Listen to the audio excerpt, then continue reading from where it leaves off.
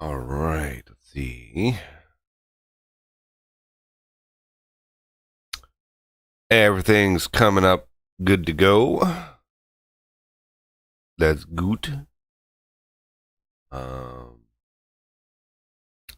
Yeah. Crazy having 3 monitors. These are kind of workstations I looked at all while growing up, and I was like, oh man, that'd be so cool to have 3 monitors. And it is cool to have 3 monitors, but it's also a pain because there's 3 monitors and there's a lot to real estate. Okay. So obviously, last week I didn't get to stream on Wednesday because I was sick, really sick. And you might be able to tell I'm still not 100%. After over a week, I still got a lot of like nasal gubbins, and yeah, it's crazy. Whatever I caught, whatever it was, is lingering. It might have been the beer flu. It might have been because I lost my sense of smell. I haven't been able to taste any food in over a week. I can't taste this coffee. It's warm and it's nice, but I don't taste it at all. So anyway, there's that. Fun times. So I didn't get any work done on the mod last week. I was sicker than a dog. Couldn't even. I wouldn't have been able to even build a Lego set, let alone program anything. So this week I got started back on it again, got back on the horse and tried my best. But I ran into a major problem. Like a big one. Because as you may remember, I'm trying to work on the electric block with fluid because there's a bunch of interfaces, all these I things. These are all interfaces. And interfaces provide you with a set of variables or functions that you have to conform to implement the interface. So anything that implements this interface, it's the primary way of ensuring an object meets the pattern of what you're expecting. It's a very, very good way to doing that. A lot of languages include a system that does this, even Java for Minecraft. They have an interface system. So these are the primary liquid interfaces, and there is a vanilla object that implements them. But the vanilla object that implements them obviously doesn't implement any of my electric block stuff, any of my wired block stuff. So it's kind of a conundrum because I'm adding some really fundamental features, really low level things that I want everybody to inherit, but the base game already has an entire tree of objects that implement a bunch of their stuff, right? So how do I implement my thing with my base class with all of the added features? Well, that's where the interfaces come in. Unfortunately, it involves a lot of copy and pasting code, which I hate doing, but there's really no way around it. But for some reason, one of the things I was kind of talking about in the members only channel here yesterday is, for some reason, the block in the block hierarchy of things, the block is the thing that includes all the liquid interface stuff, which is bizarre. If we look at the DN Spy here, the block liquid container base. This is the base type is block container, and I actually changed my base type, which if we go to electrical systems catenary, we go to wired block, you can see I've changed this one to block container now instead of just block. And I did that because block container gives you a little bit of extra stuff and things. And I thought, well, might as well have that stuff and things going forward. But the problem is the block liquid container base is the one that implements all these interfaces, right? But when you get into the code of this, something happens that breaks everything. It breaks everything. And it makes this entire effort of mine moot. And I found it yesterday. And I just my sales immediately got deflated, and I was just like really sad and angry at the same time, because this code has probably not been touched in years. You know, it probably got up, probably was working, and they probably never thought about it again, which is kind of what happens with giant APIs like this.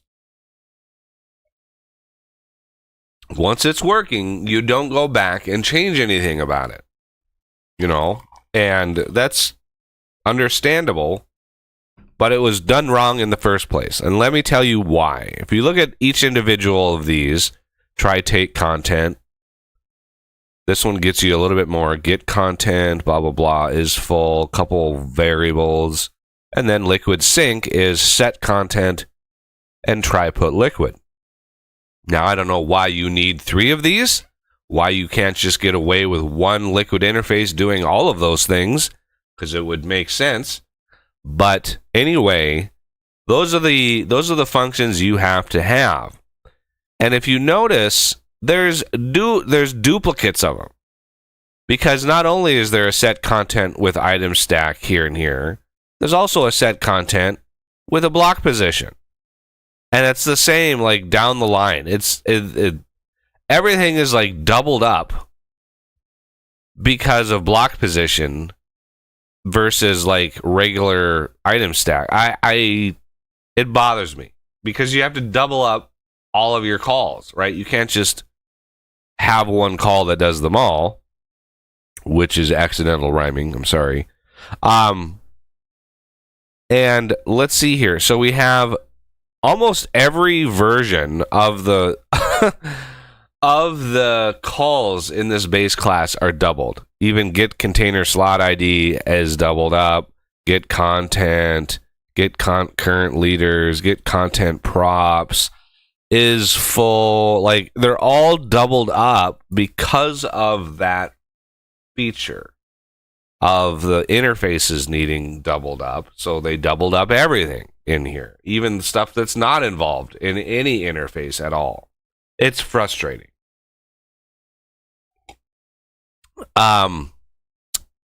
So where I ran into the problem is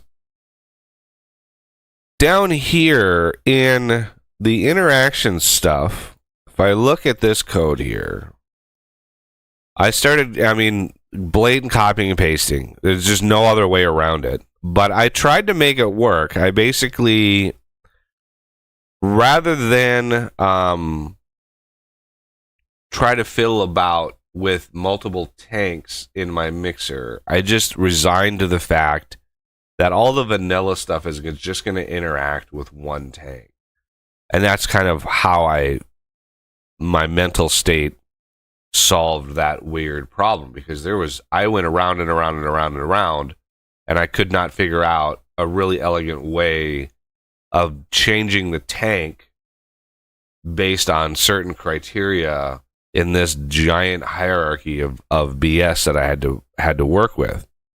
And so in getting it to compile and then getting it to try to load, I'm trying to figure out how to get a bucket.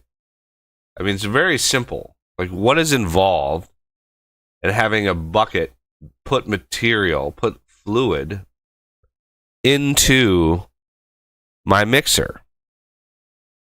And we have all this try take content, try put liquid. You'd think, hey, maybe it's that. It's actually not any of that. And then we got into this split, stack, and perform action, which is actually being called up here in onBlock interact start. This is actually the thing that does it. And so I was like, all right, well, onBlock interact start, this is what's actually called from the mixer block when you right click with a bucket in your hand. This is the function that's called. So let's put this in here. So I, again, copied and pasted a lot of this code, and I hated every moment of it, but I needed to get it to a working state. And so I got it up and running and got this in here. And then I started following this down. And then wham, there's another function here that's called split, stack, and perform action, which is really bizarre. But it passes in the try take content. Like, there's actually stuff that it's doing in here, which is important. I commented out the effects, do liquid moved effects. This is just like, this is where you get like the drips and the splashes and that kind of stuff. That's what does that, and none of that is in this object. So I was like, nope. So I got to this split, stack, and perform action. I was like, all right, well, let's look at this code. Here's this code. So copied that and pasted it in here just to see what we needed. Now remember, this is coming off of the base class block liquid container base, right? And then there's another class derived block liquid container top opened, and that's actually what the bucket is involved with. But this block liquid container base, the barrel, this is the base class of the barrel. So I knew I was in the right place.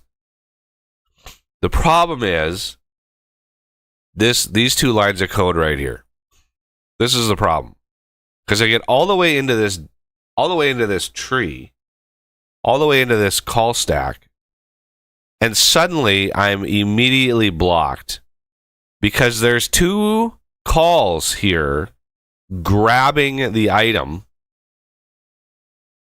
and it's assuming that it's a base object, not the interface.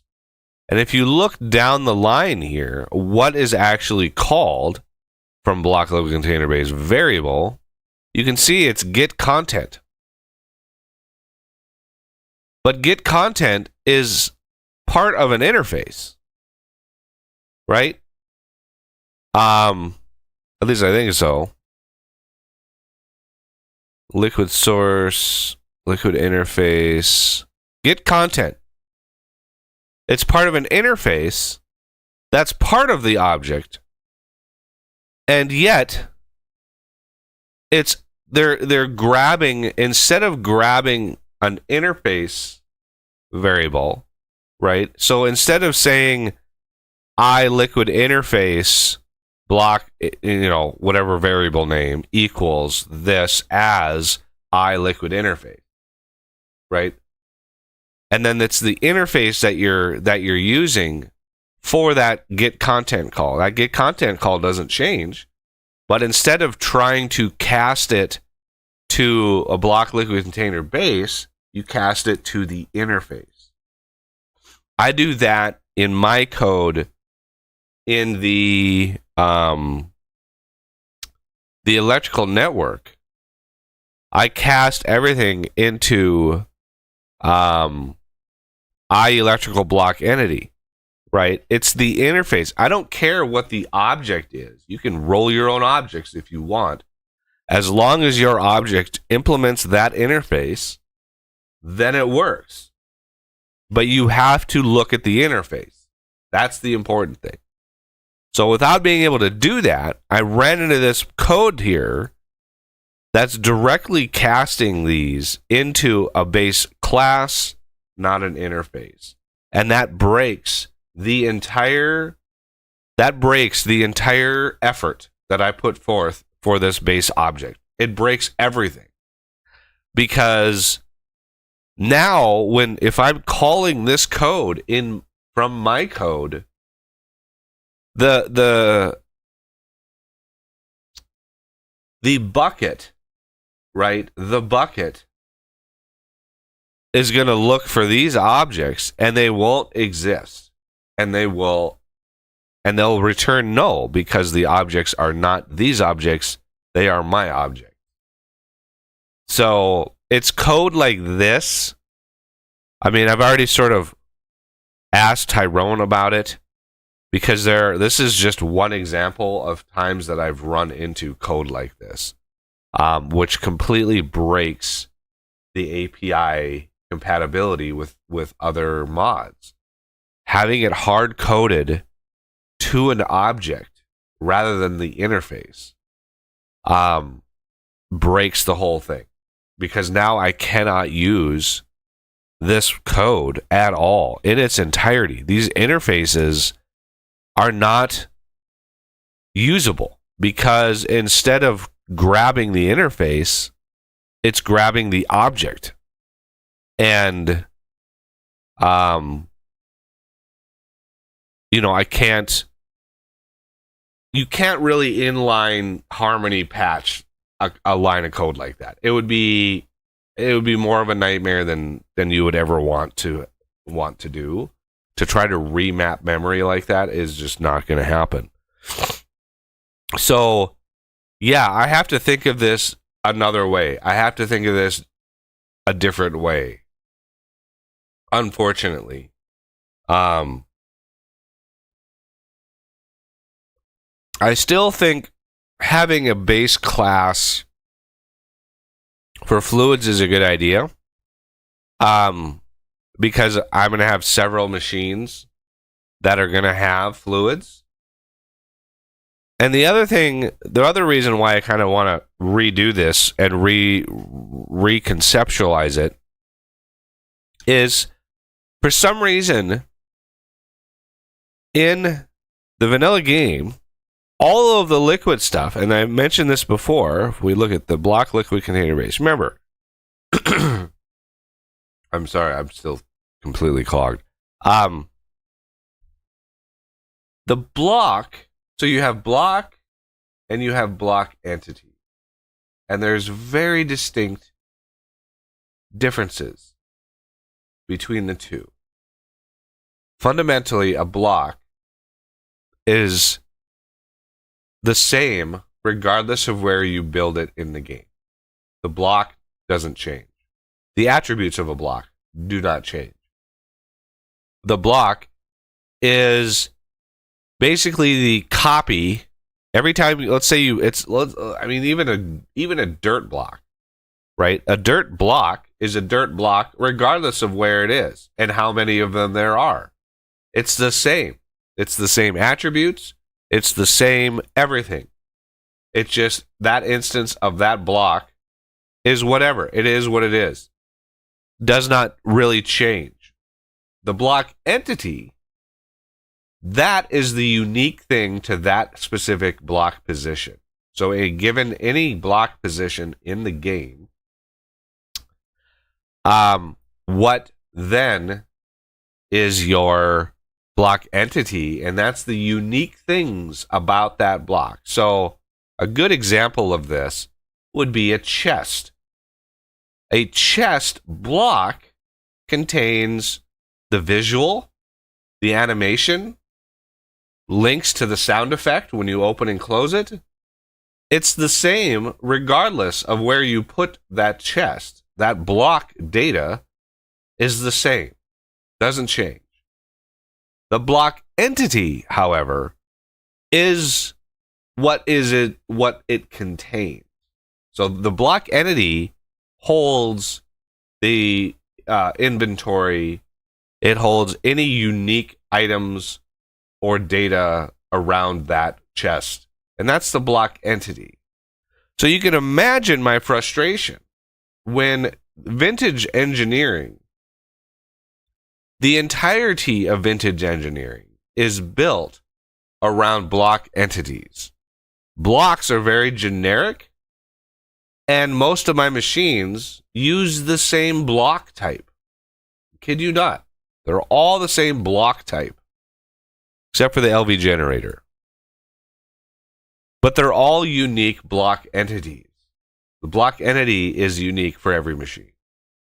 So now, when I look at this code from the vanilla game, I see the block containing, for some reason, the block contains all the liquid stuff. Why?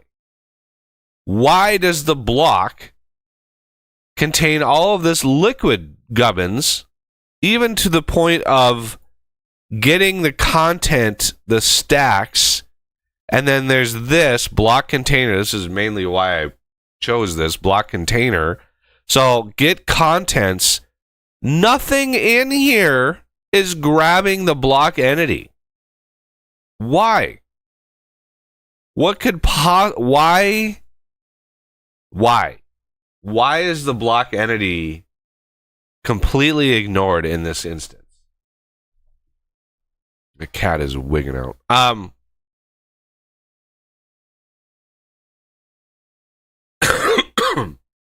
I have no idea.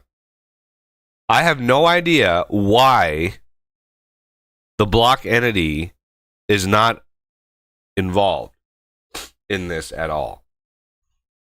It makes no sense to me. Resolve I have no idea why there's multiple tiers of shit in here. Like, get me the inventory. Like, all you need to do is grab whatever position the block is at, whatever position this instance is looking at, grab the block entity from whatever interface you implement, and then get me the inventory. Boom. You've got now the inventory of the block entity. What is all this dealing with the actual block attributes? Right? Get tree attribute contents. This is not how most everything in the game saves and transfers its inventory. Right? If we look at block container, there's not really anything in here regarding tree attributes, because the tree attributes are unique to the block entities. For some reason, this is saving contents. I don't know to what extent and where it's saving them. Unique attributes, like unique attributes to the block. It doesn't make any sense to me at all. Maybe somebody out there knows what the heck is going on, knows what I'm missing. But if I do a search for like barrel, and we go to the block barrel, block liquid container base, block barrel, as you can see, overrides several functions and has mostly base calls to the block liquid container base. So there's not really a lot. And then there's a little bit of mesh generation for showing you what's inside of the barrel when there's stuff in there. So there's a whole lot of custom code for that, which we can ignore for the time being. But on block interact start, this is again what is called when you right click it with a barrel in your hand or a bucket in your hand. And like the base call here, this is why I went down this tree, because this call is actually what opens the UI. That's what this call is. So if the fluid was transferring it, it would be in this call here. Right? And that's why I went down this rabbit hole of getting this function as well as this function, because I saw that as the most likely. But if you are moving fluid from A to B, there is there's a ridiculous amount of code in here for doing that. And I don't know why it's so much more complicated than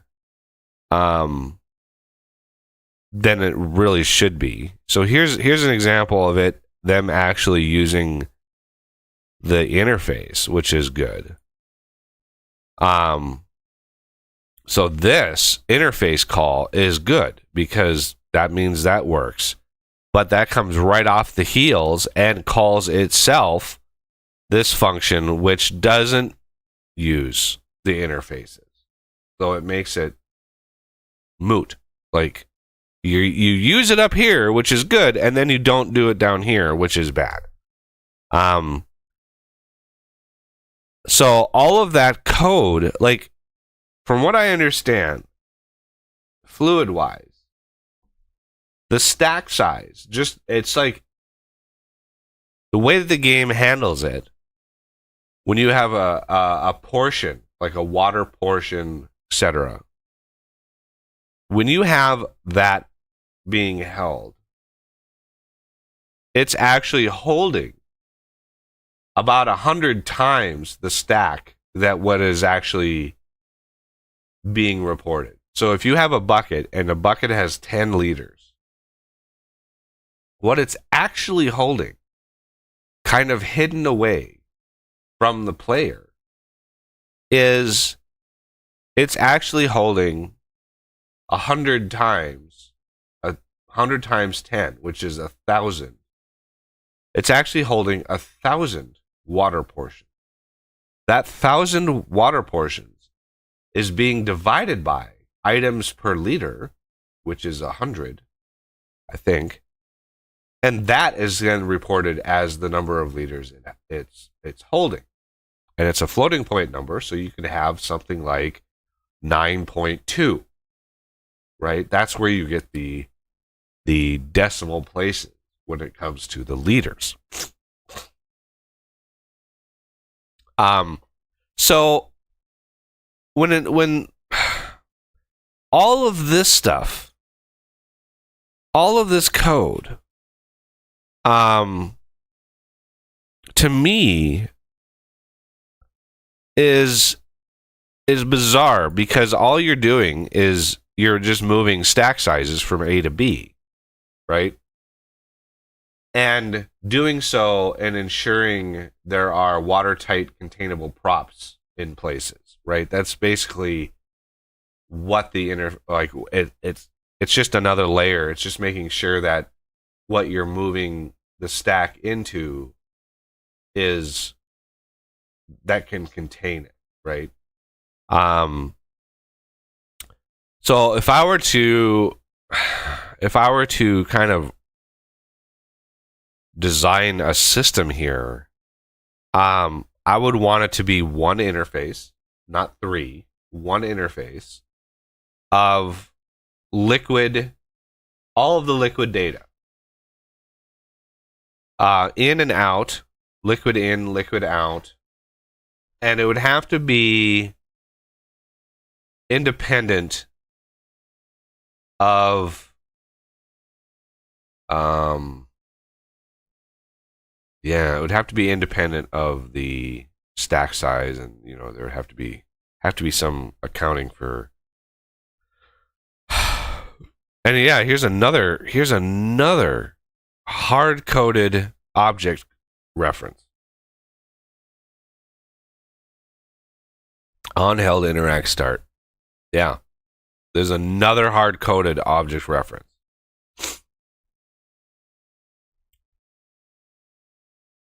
And I get that if I was doing a simple machine or something simple,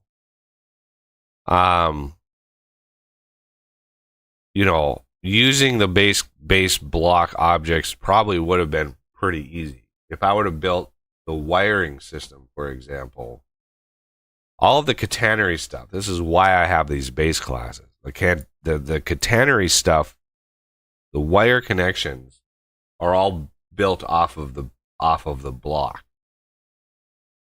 That's why the wired block is the base of everything. the electric block is derived from wired block, and it just includes a couple extra little tidbits regarding the electrical network compatibility. But I could have possibly built the wiring system not as a implemented in the block, but implemented as sort of like a block behavior, where you could just tack on the behavior onto a block after the fact, include all of the variables that are associated with it, and then somehow use it that way. But that would be a fundamentally different way to approach it. And I decided against doing that for stability reasons, because somebody could just willy-nilly add that behavior and do some, not fully flesh out the variables, and then, it's so much easier adding a behavior. It's just a line in JSON, and not fully understanding what it takes to get that compatible kind of breaks things pretty fast and easy, and I wanted to avoid that. So, yeah, at this point, I think that I really think that the only way around this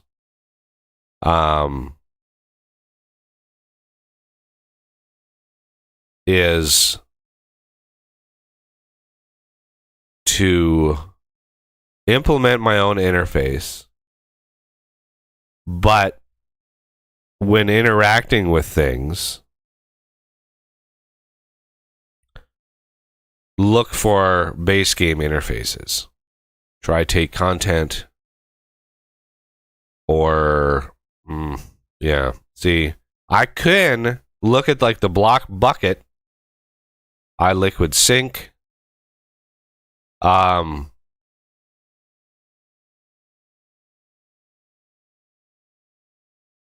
I just don't know why. I don't know why the block has to store everything. It makes me think the reason why is because you can carry the bucket around. And so the bucket, while technically a block, the bucket is a block. And the fact that you can carry it around means there's no real block entity to that unless you drop it or place it on the ground. So the bucket itself has to store what it contains. It has to. It's like literally the only thing in the game. The only block in the game that has that functionality. Because it's the only block in the game that can have unique data and not be placed in the world. And so all of this stuff, all of these interfaces are built on the block side just to cater to that functionality. When they could have handled it a different way, I think. I think they could have handled it when it's in your inventory. It should be able to have an entity associated with it, or at least a unique, it's unique and it's in your inventory. Could be an entity at that point. But anyway, that's splitting hairs. Yeah, the interfaces here: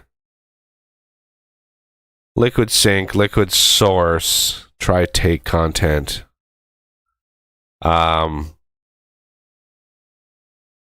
Set content.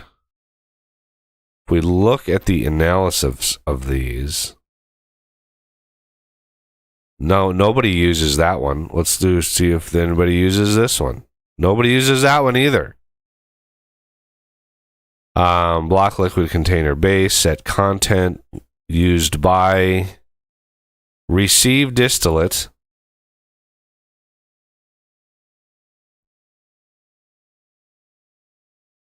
Yeah, here's another. Yep. Receive distillate. Another hard-coded callback. Even though it's calling the interface function, it's still trying to grab that hard-coded object. That's a no-no. That's a big no-no with an API. If you have interfaces, use that's the whole point of the interface. The point of the interface is to avoid a line like this. Depending on the functions you want access to, you want to cast it or call it in terms of the interface, liquid container source or whatever. And then if it's valid, then you know that object is or implements that interface. And then you can call the function. And then if you need access to a different interface's function down here, you recast it as that new interface. And if it's still not null, then you can use it. But casting it to an object obliterates the ability for people to come in after the fact and implement their own objects using those interfaces and still have compatibility. So it just breaks compatibility. So the only way that I would be able to create another block that would be able to receive distillate from a distillation thing is to ensure that it has that base class, or that class is part of its base class, that it implements that. That's the only way to do it. There's no other way. The code is hard coded for that.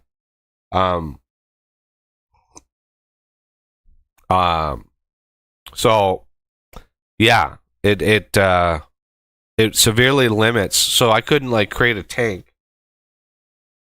and then have that tank implement my code and then have that receive distillate and be able to pump it out of a tank or something like that, because it wouldn't have this base class. It wouldn't have this base object, because it would have to be derived from whatever base classes I have. So yeah, a lot of that exists in the API that I've found. Now, don't get me wrong, the API is still brilliant. It's still amazing. But this really put the brakes on my progress, this kind of stuff. Because now it's like, okay, well, I'm going to have to roll my own code, and it's going to be severely limited on what I'm able to do. So if we go back to my code, and if we go to block mixer here, so this is my block mixer. This is one of the few blocks that I have. I have the LV generator, the electric block, which is the base block for all my machines. This is one block. And then electric block with fluid is my attempt at the next at extra functionality. And then the block mixer is what this is trying to figure out how to interact with the bucket, because this call, when I right click the mixer with a bucket in my hand or with anything in my hand, right? This is the call that's run. I've verified that. And if I debug this, it should run.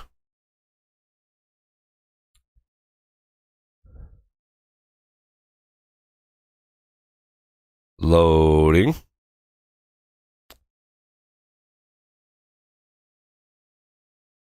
I've even got look at that, two mixer recipes loaded. Got the recipes actually loaded. I haven't been able to test them yet because reasons. This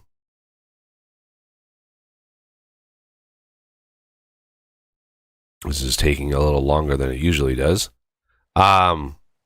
I'm going to put a breakpoint there. I'm going to pick up the bucket.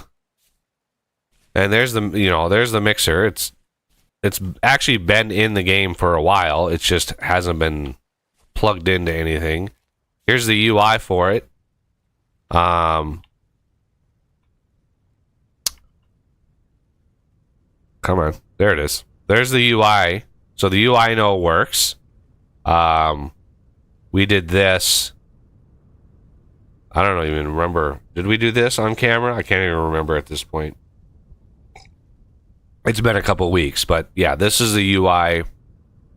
Good to go. It's even got power. You can see the power is there. That system works. And then I'm going to put this back. And then we're going to right click with the wooden bucket, right? Boink. So now, if we look at our variables, oh my God, come on. All right. Stop with the things and the please. All right, locals, not so much. Watch is what I want. Watch. Okay, so as you can see, by player, which is, you can see on block interact start, by player is one of the variables that's passed to me, which is the player that right clicked. You can see by player.inventory manager.active hotbar slot is that wooden bucket, right? So if we look at that wooden bucket, stack size is 1 dot inventory is the inventory of the hotbar slot, right? So that bottom bar, that is a separate inventory. That bottom bar. And the 3 backpack slots, the 4 backpack slots, that's a separate inventory. Your offhand slot, that is a separate slot. So yeah, everything is a slot. Okay. The item stack.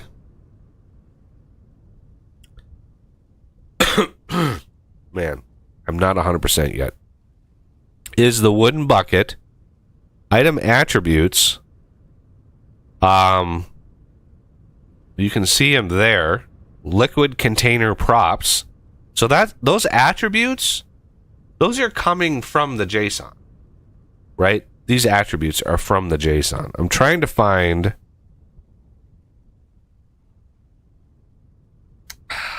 temp attributes. Trying to find where collectible.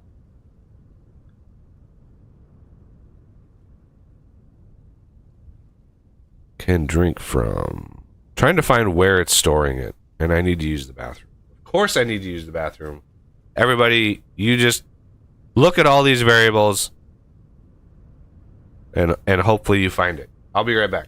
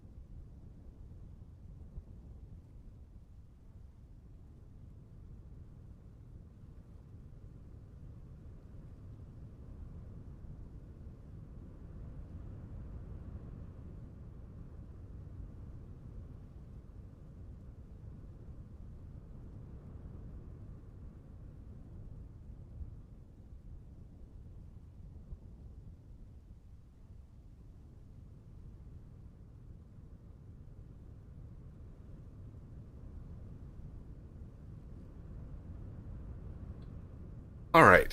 I apologize for that, everybody. There's only so much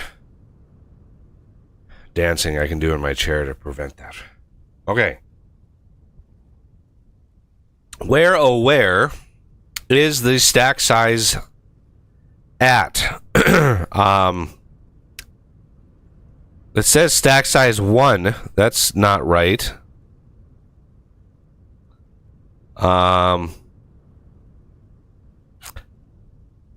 Active hotbar slot. How about we do active hotbar slot dot item stack. Okay. So where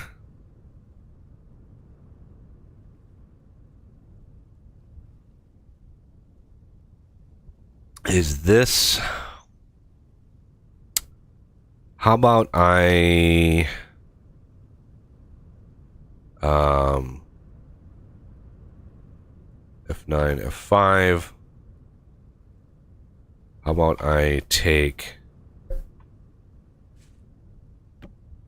this, and I should have a couple bowls on me because I've been testing the clay former. There they are.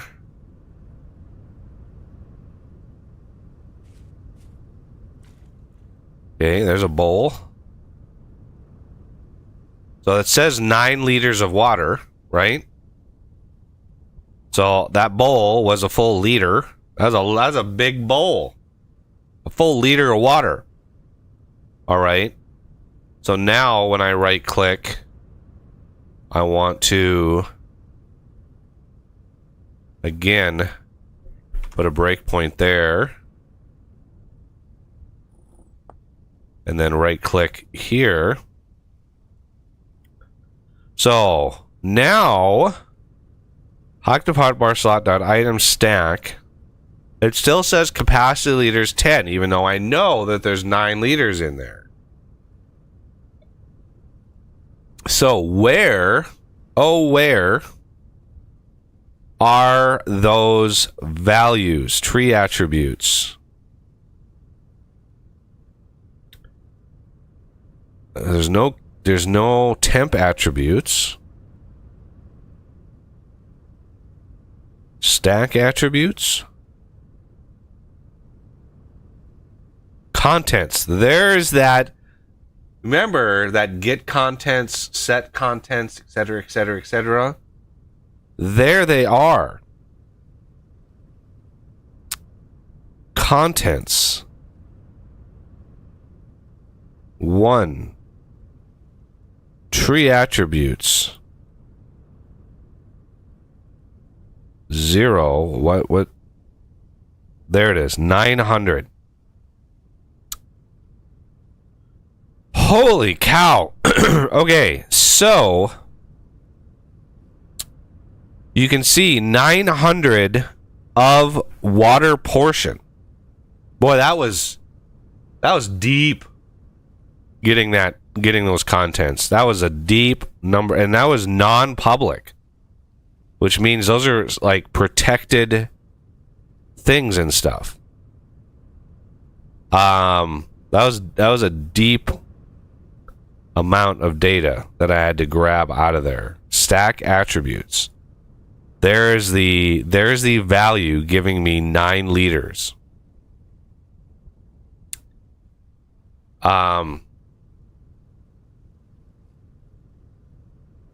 So I wonder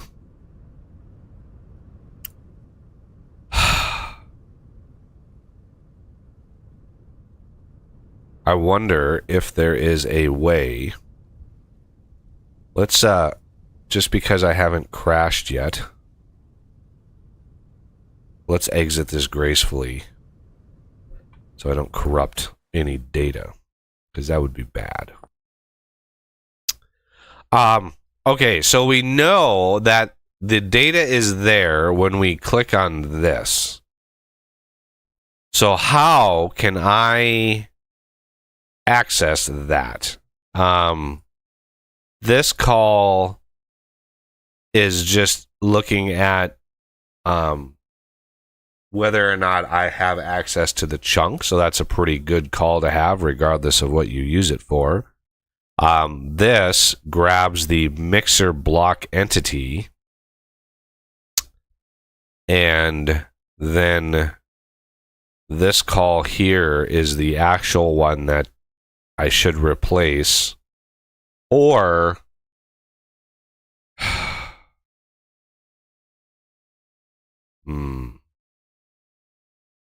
yeah, we're gonna need some custom stuff and things in here. As you can see, I've started like, what are my inputs liquid slots? 4 and 5. My output liquid slot is 7. Container slot, this is a old one. So I think what I'm going to do, I need a clean slate. I need a clean slate. These interfaces are completely worthless to me, as I've explained in the first 50 minutes or so of the stream. It's the reason why these interfaces are pointless to implement.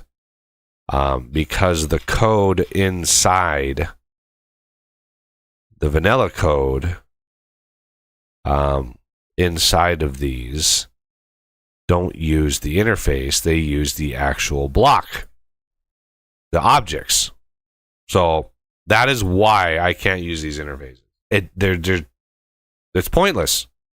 The vanilla code already tries to cast things to block objects, ignoring the interfaces. So there's no point in implementing the interfaces if they're not going to be compatible anyway. Because no matter what I do, I can't cast my electric block with fluid into a block liquid container top opened and have them be equal, because they're not equal. They're very, very different objects.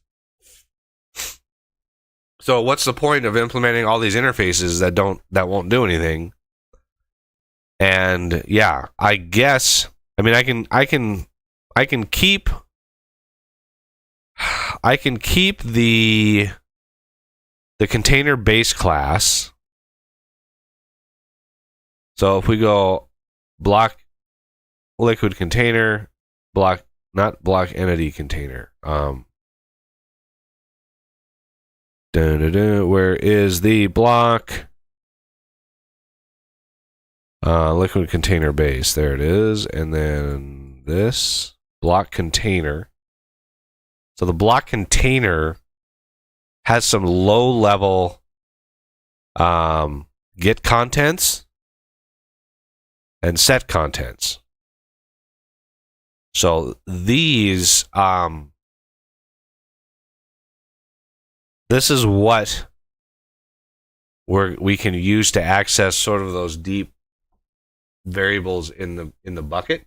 We can get contents, and it should return the item stack, and then we can set contents to interact with the contents of said bucket, like basically like removing the contents. Like if we're transferring water into the mixer, then we can just do that. Okay. I think we have an idea of what we can do. If anybody out there has questions, whether or not it regards what I'm covering, if you have a generic modding question, pop in and ask during a stream. It's the best way to do it, because then I can show you an answer, if I have one, right then and there. It's a lot easier visually to show you what to look for or where to go for a solution than it is after the fact when I can't interact at all. So if you have a modding question, regardless of the context, Now is the time. During these streams is the time to ask.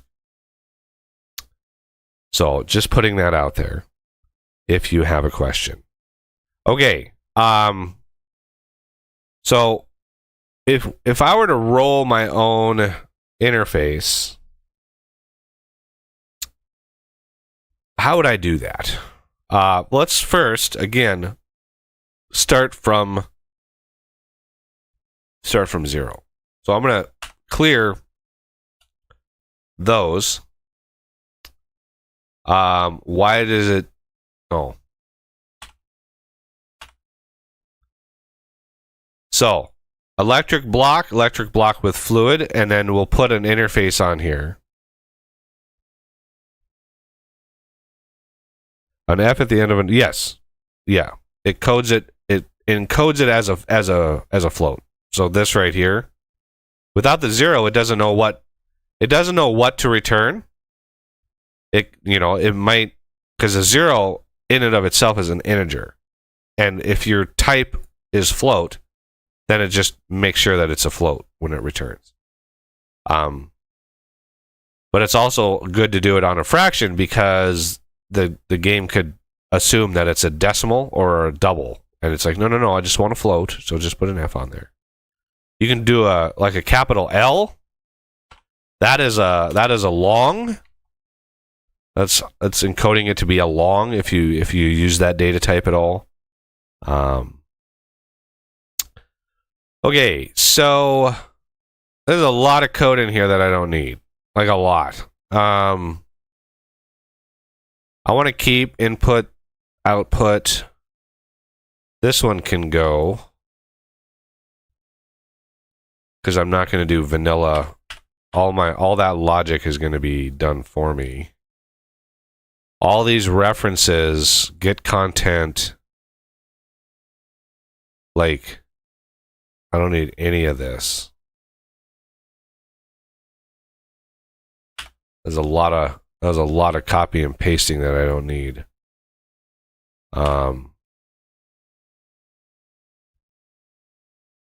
Okay, so transfer size.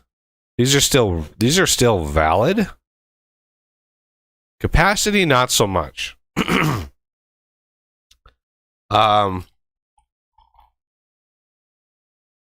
Capacity is valid for single tank instances. But the mixer has got 3 tanks in it. So what is your capacity? I might not need this one, or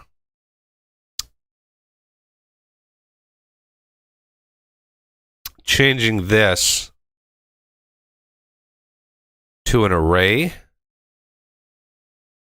So allow held liquid transfer. That's still pretty valid.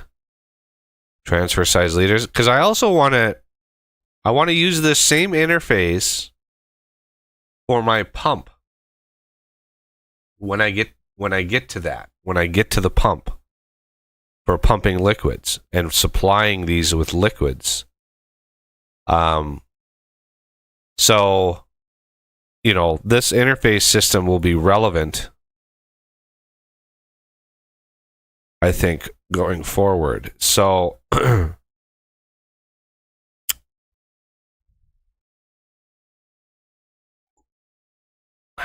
capacity liters, I don't know an elegant way of doing this.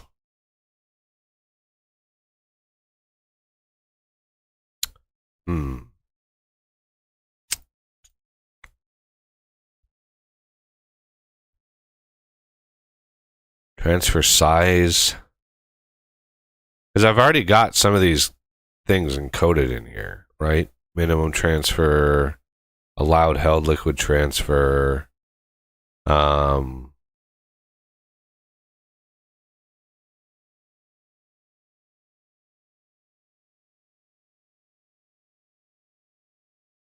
So where would we put? Probably in the API.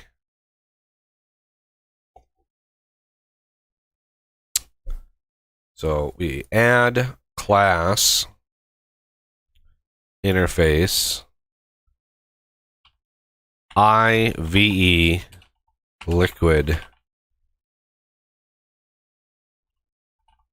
interface.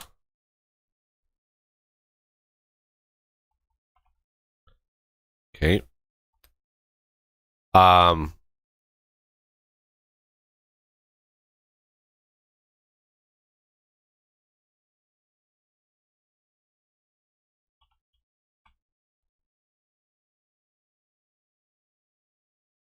Now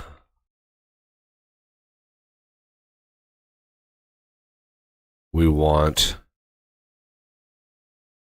probably transfer size leaders.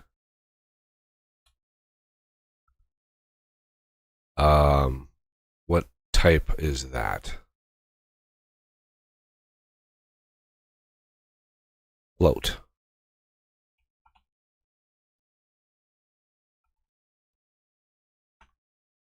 Right. So the thing with interfaces is they don't actually have code that runs. All they do is give you the footprint of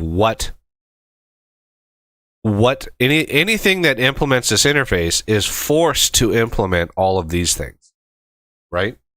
So, that's the important bit. Yeah, I think capacity leaders is going to be not really needed. Bool get that. We're going to do bool allow pipe liquid transfer,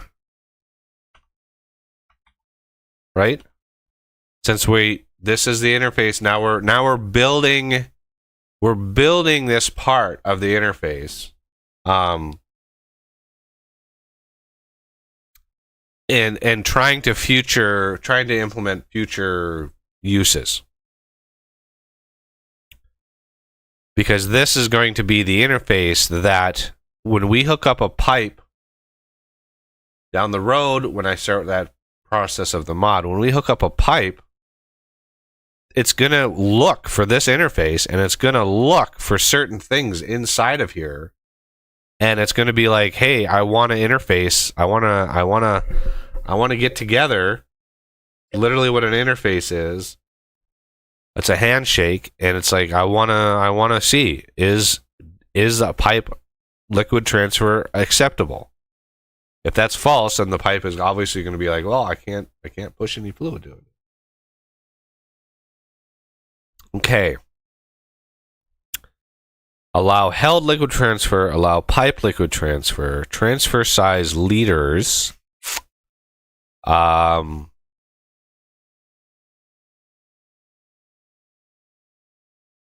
Is the amount probably per tick? The limit per tick of the transfer size? What do I have that set at? I mean, it defaults 0.01. Minimum transfer liters. Yeah, 0.01. So that is literally like one portion. One water portion. Not sure what a good value for that is, but okay. Ideas, thoughts. What do we need to do with this? What do we need to allow with this when we interface?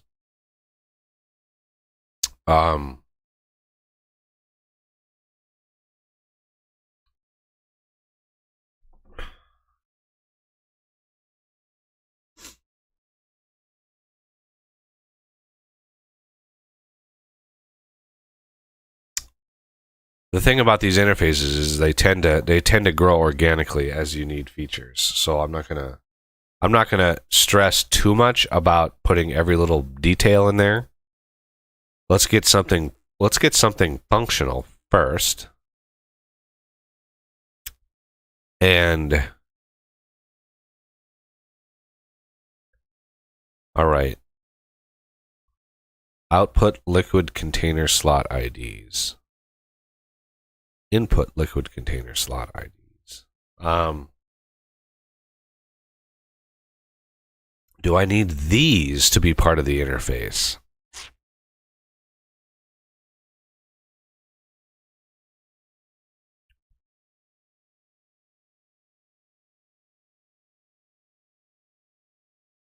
How about we do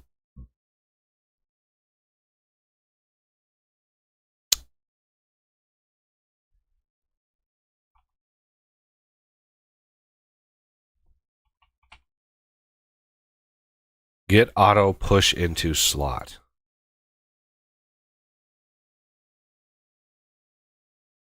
Get auto pull from slot.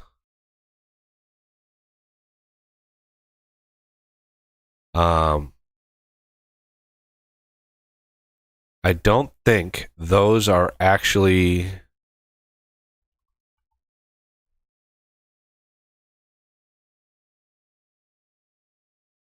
block shoot.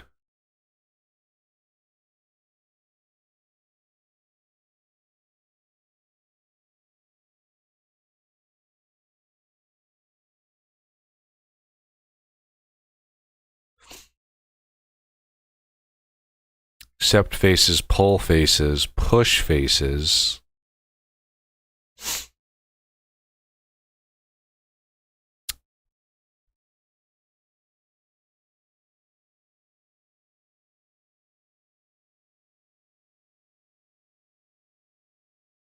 There's a block entity shoot. Initialize.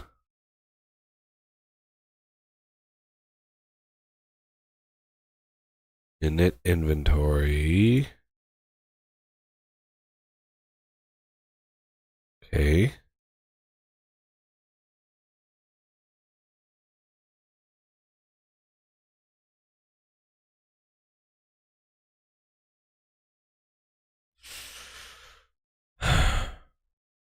I'm not sure what simulates the shoot. What simulates the shoot?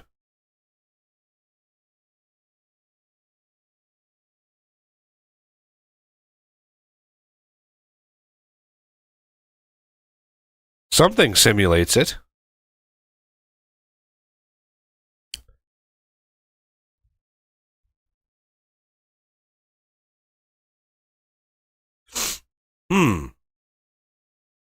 Something has to simulate the shoot. So the block entity is not simulating it. There's nothing in here regarding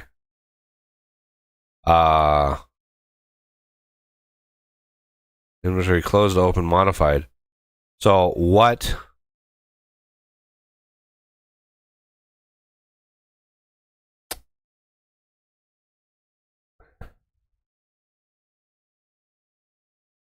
Get auto pull from slot. Inventory base.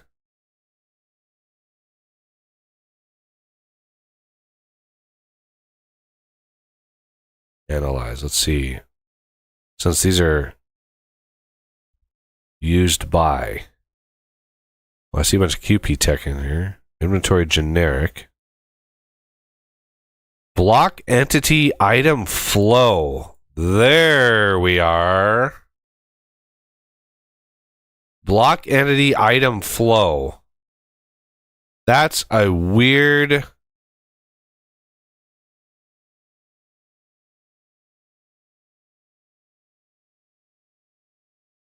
That's a weird thing.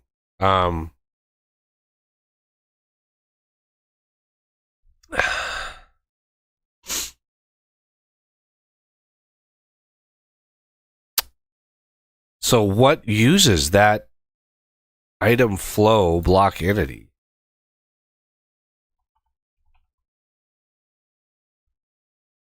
Entity class. There it is. Item flow. So, so the chute, the block entity of the chute is not the block entity chute. It's block entity item flow. Interesting. And that is what this item flow is, what actually moves the material around. Okay, well, that mystery has been solved, thank goodness. Very, very interesting.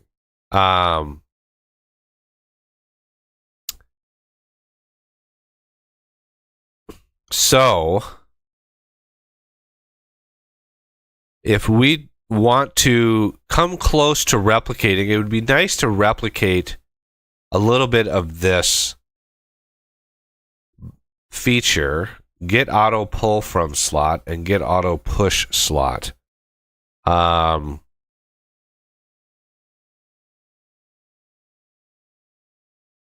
Okay, so we go to the interface and then we go int get auto push into slot. Block facing. Okay. And then we have int get auto pull from slot block facing. Let's see if my get auto pull from slot, yep, is the block facing, and then get auto push into slot actually passes in the slot from slot. Okay, so item slot, this is push into item slot from a slot. Trying to replicate the vanilla get auto push into get liquid.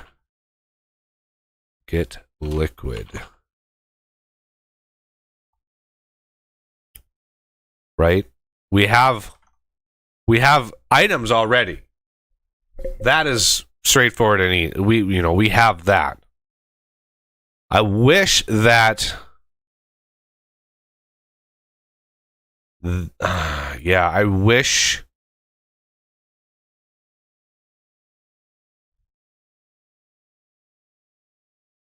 this that pull faces.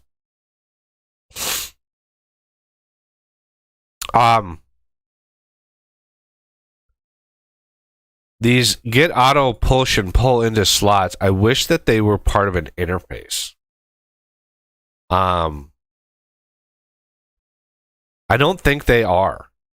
If we look, we would have to do inventory generic. Yeah, you can see inventory base. Okay. I inventory. Let's see if they're in here. A lot of open close, get best suited, activate. Okay, not in there. Read only, I doubt it's in there. And then IEnumerable, it's definitely not in there. So there is no interface that defines these. All they have are the fact that these are virtual, which means you can override them. Get auto pull from slot, get auto push into slot.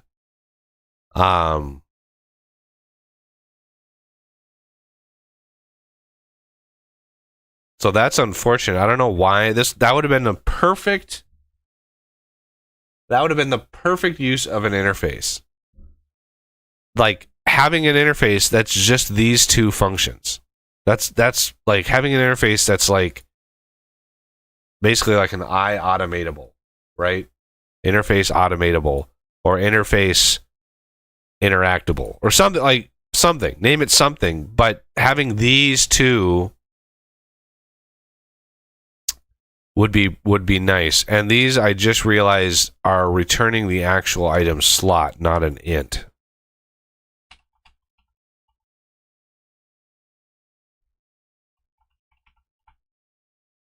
So they're actually returning the slot rather than the integer slot ID. Okay. So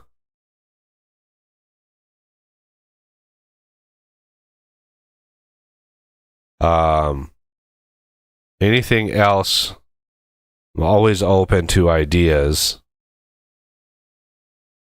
If you're sitting there thinking, is he going to implement this? No, yeah, let's definitely bring it up. Try flip items.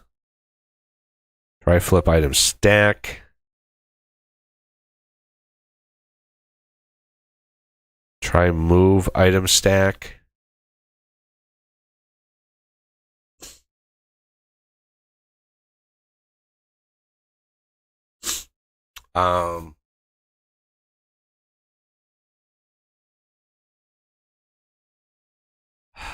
Not 100% sure what we're going to need and what we're not.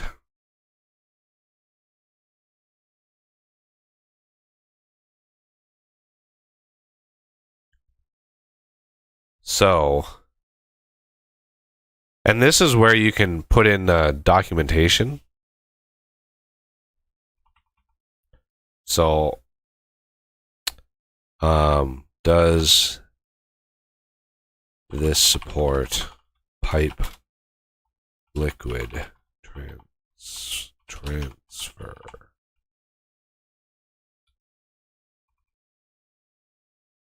Does this support hand filling tanks?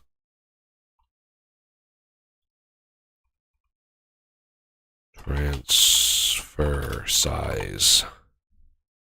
Transfer liquid amount per tick.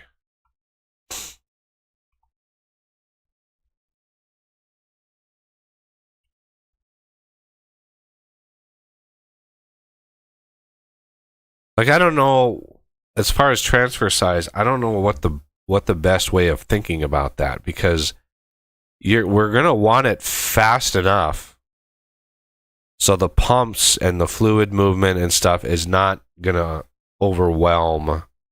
Because if it's just moving like one portion per, even if it's per tick, remember my machines tick 10 times per second. And the fluid system and the item transfer pipes, I don't know what's a good tick rate of those. Not very fast. Again, I'm trying to focus on performance. So we're going to have to tune. We're going to have to tune that.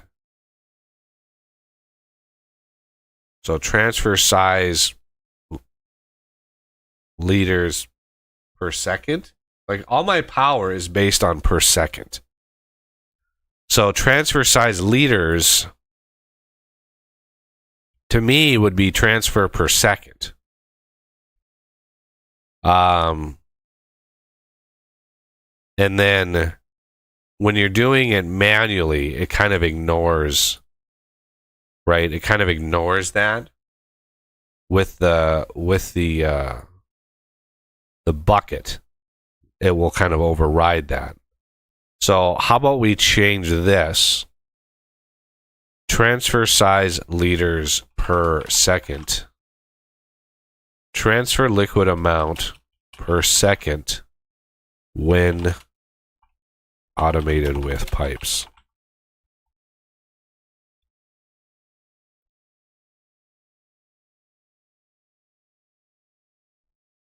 Will transfer rate similar to pouring a crucible? That's a good question.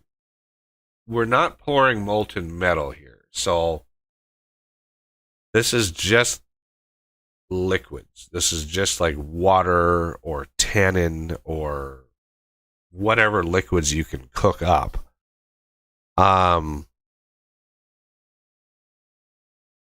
We will handle the liquid stuff later, but it's still going to be a liquid. Well, yeah, the crucible stuff, while it reports as like molten iron, there's not an actual fluid in the game that's molten iron. The metals, so the crucible is a very, very specifically coded object in the game. And the things that it reports are just like, they're interesting because it's reporting, hey, it's molten iron, but it's actually just X amount of iron at this temperature. And it's just reporting text. You can't actually pour that iron into the world and have it pool sort of like you have water or lava, right? There is not a liquid for the metals in the game. We would have to add that. We would have to add like molten iron portion, molten copper portion, and then do all of the liquid-based stuff on top of that. You know, a number of things per liter, et cetera, et cetera, et cetera. Like, all of that would have to be built and added as liquids in order to be able to move the liquids from A to B. I haven't figured out how I'm going to do the alloy oven quite yet because of that. You're going to be able to put things in and get things out, mainly ingots for now, but I want to get that up and running, obviously. But I want to, you know, I knew that the mixer was going to be a Royal Pita. I knew it was going to be a Pita. And that's pain in the ass, by the way, Pita. I knew it was because of the liquid stuff. So that's why we're tackling this now. The mod in bulk is usable, right? It's on the ModDB. It's usable. It's stable. People can tinker with it and play with it. So now that that's usable, I can focus on some of the bigger features, namely the liquid stuff.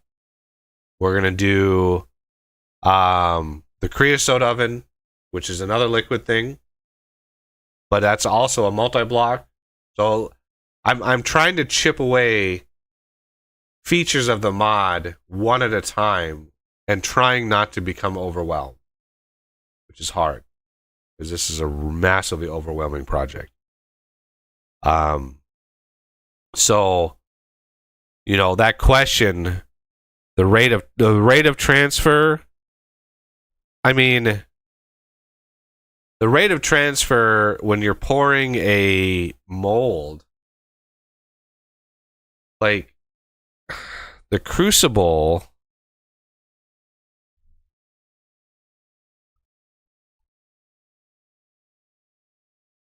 so the crucible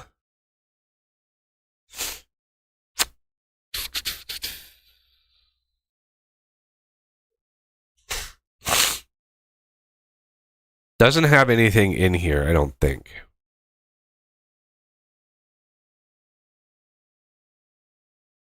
For transfer rate. I think it's a hard-coded value.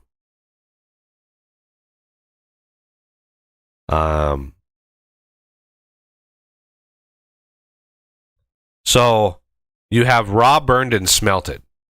Raw, obviously, is just the clay version that you need to fire. Burned is when it's smelted and ready for action. Smelted means it actually has metal in it of some way, shape, or form, which is why you have a different class block smelted container when it's smelted. So it can be it's actually holding the liquid or the molten material or solidified. If you let it cool, it will solidify, right? So that's all contained in the block smelted container. And then the burned version is the one that actually has the inventory that you can put nuggets in, and that's how that simulates. So it's the block smelted container that you want to actually look up.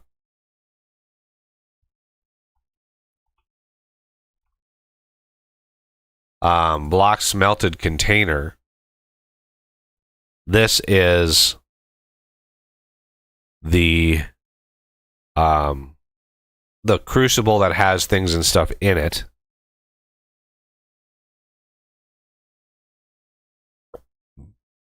Whoa, let's see. I don't know. Has solidified. You can see there's a bunch of stuff in there. On held interact start. These are start, step, and then stop. Those are the things that happen when you're pouring.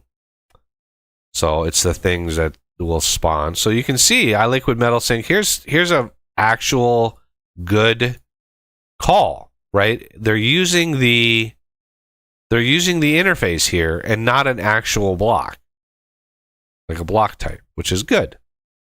So begin fill. So iLiquid Metal Sink is begin fill. Let's see if we can find where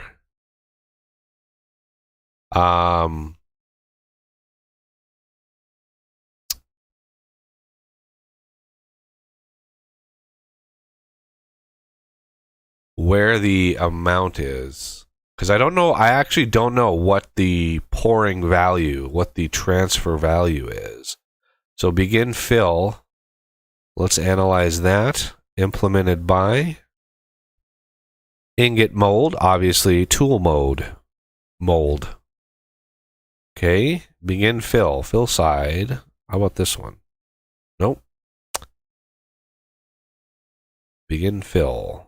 So, on game tick.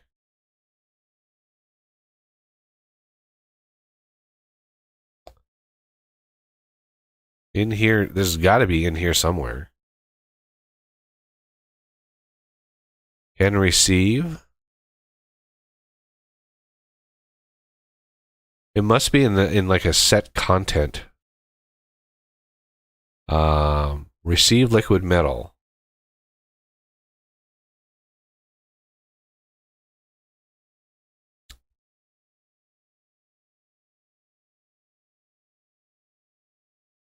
Contents left. So obviously each mold amount to fill. There we go.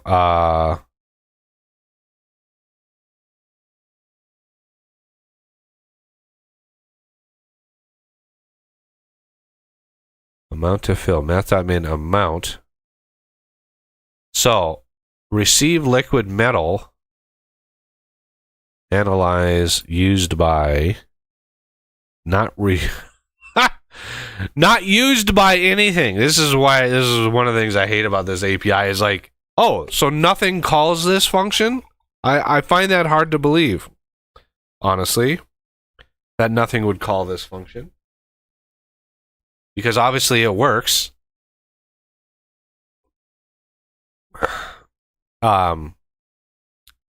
So receive liquid metal. You gotta analyze.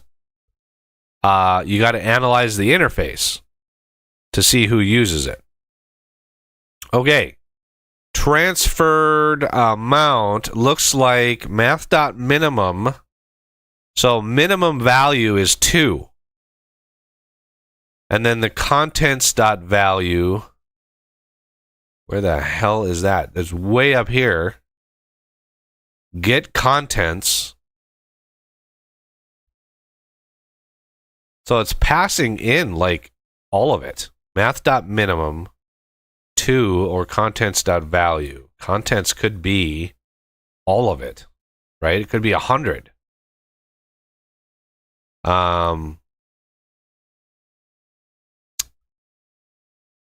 So amount is 100 minus fill level left.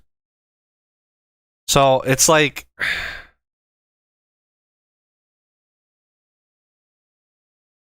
I don't even know like what the minimum would be, what the amount. Yeah, because like an ingot, if you're pouring into an ingot mold, an ingot uses 100, and so it can't be 100, right? It can't be 100 per tick, because the ingot mold would instantly fill, right? It would just be like, it would empty and then boom, it would fill. So you couldn't do, you would have to be some fractional amount. It has to be. 100 minus fill level left. Yeah, I don't know. At this point, I don't know. It's so hard to, some of this code is just so gnarly that it's like, I don't even know. It's like they programmed it like crazy on purpose. Because it's like, I don't, like, you would think there would just be like, hey, 25, I don't know, 25 units per uptick or something. Like, why is it so why is it so crazy to find how fast it pours? I don't know. It's a good question. The short answer is I don't know. Transfer liquid amount per second when automated with pipes. Let's do a BR here.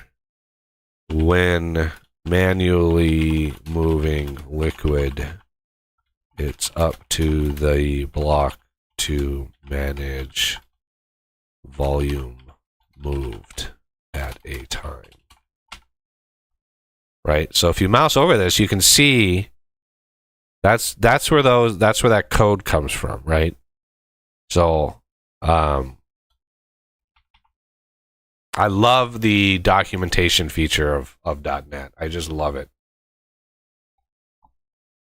It's so nice, and it's been a part of it since the very beginning.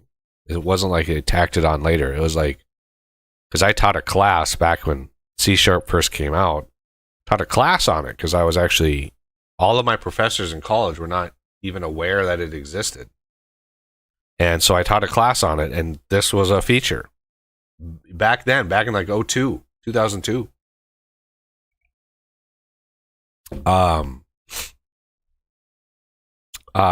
Get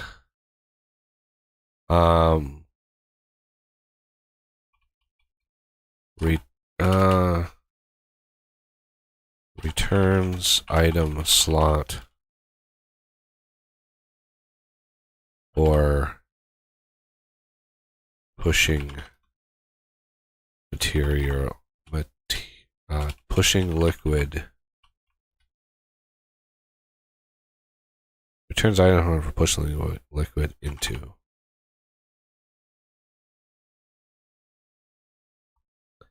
Block facing.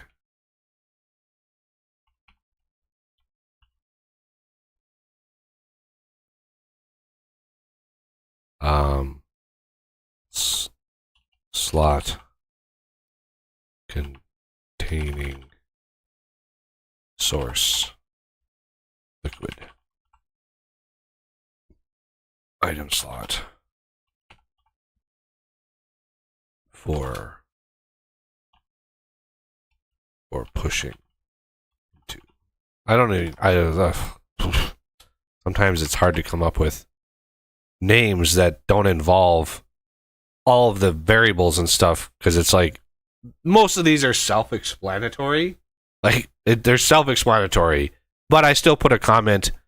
I still put a description in there. Returns item slot for pulling liquids out.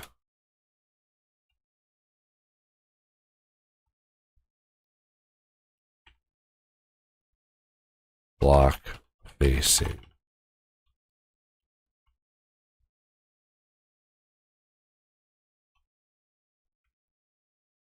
Item slot to interact Item slot to pull.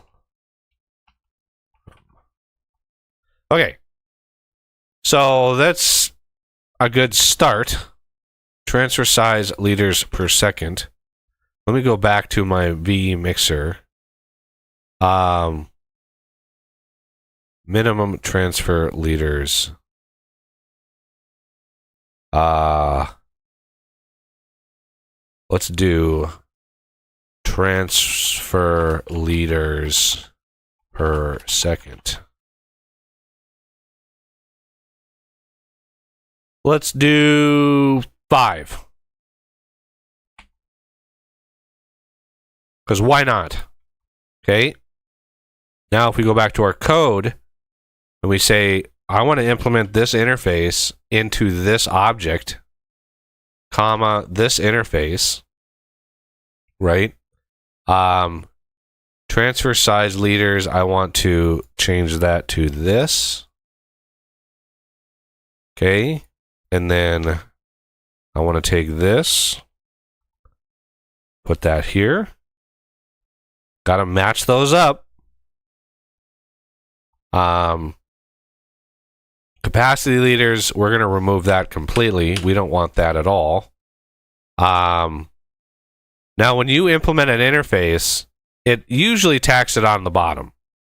Usually. Sometimes not so much, but usually it does. Let's make sure that it does. And then you can go here and implement interface. And bingo bango, we've got an interface that was implemented.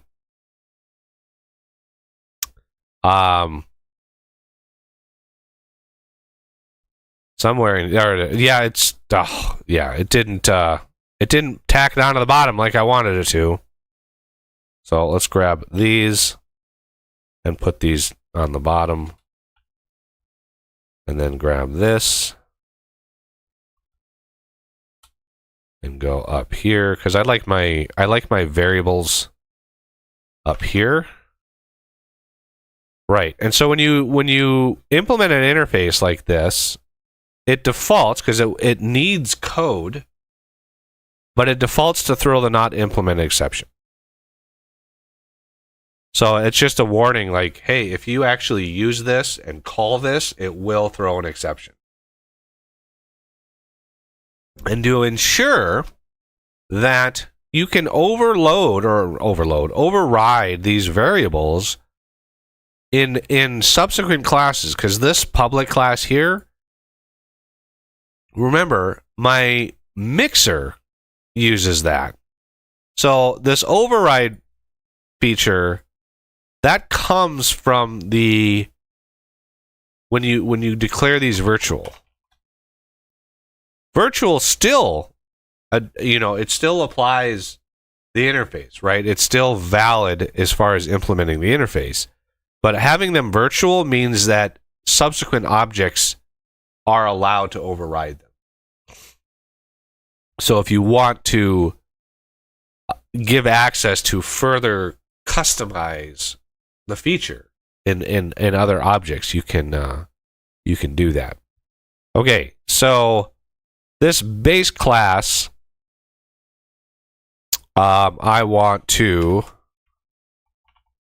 We're going to set that to true. Allow. Well, I should do this.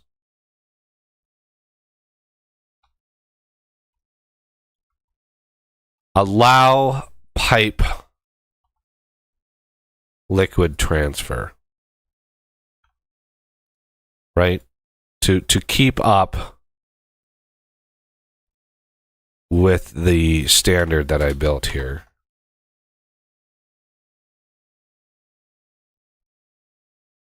Okay. It's still, you can still override it, but the base class, right, is going to look at the attributes, which is nice because in subsequent classes, if I have, let's say, first of all, I'm going to have the mixer, and if I want to have that with the mixer, then I don't need to change anything because it's already pulling from the JSON. And then let's say I have the creosote oven, which also has some liquid, If I want to disable that, I don't need to do anything. I don't need to override these because they're already pulling from the attributes. So all I would need to do is put like false here. And boom, you're done. Because the creosote oven, you know, I may want to restrict input outputs to certain types, but or down the road if you have a refinery, or if you have like whatever it is, you can restrict it.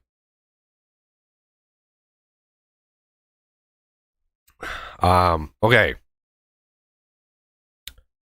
So the other things, get liquid auto push into slot. I want to make sure that these are virtual.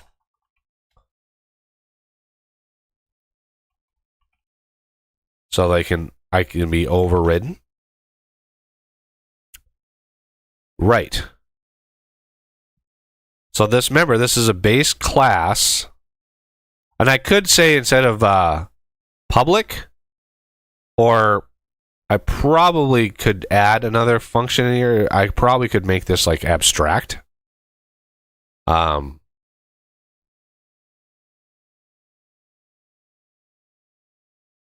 I'm not going to do that.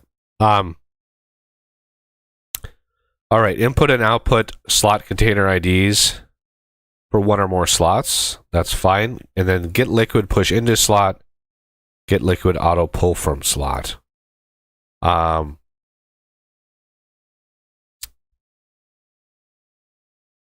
So what you can do, because these can be overridden, and I do override them here, is I can use these variables down here and not have to reprogram this every time I have an object. So get auto push into slot. Well, let's do auto pull from slot first, because this is the output. This is easiest. This is a pretty straightforward way of doing things. For each int slot in output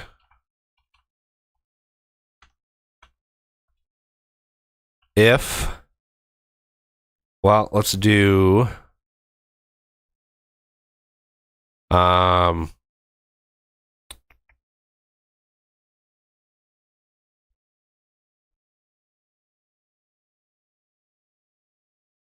because remember, these are blocks. These are not containers like a bucket.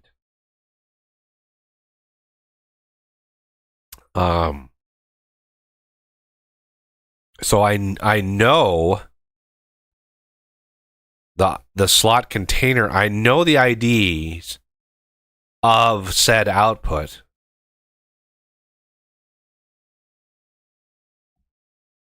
But I need access to the block entity. So we're going to do block entity container B contain equals API dot world dot block accessor dot get block entity.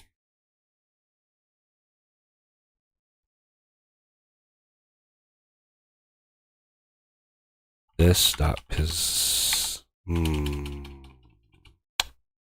How am I going to do this? Because remember, we are in the block.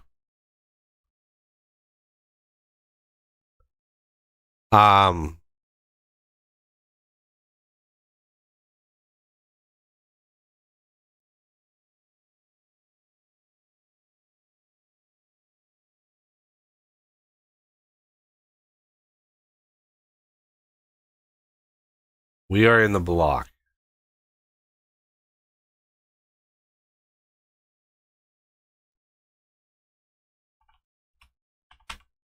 So what do we have access to is terms of like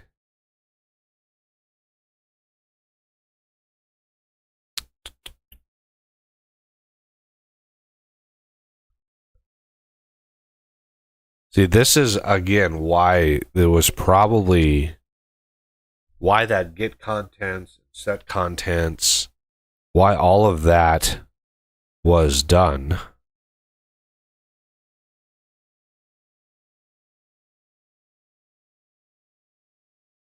Because this is going to, every other place that I've done this, we're in the inventories of the blocks. If we look at the inventory of the mixer, you can see get auto push into slot, get auto pull from slot. It's in the inventory, not the block.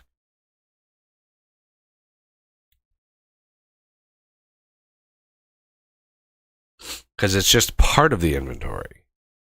So how do I get the position of where this is?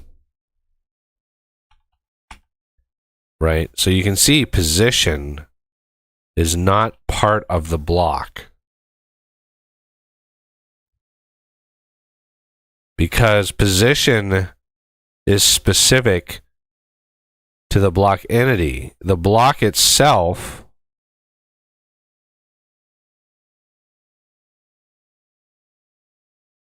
contains no such specific data. But I thought there was a way. I thought there was a way to do it.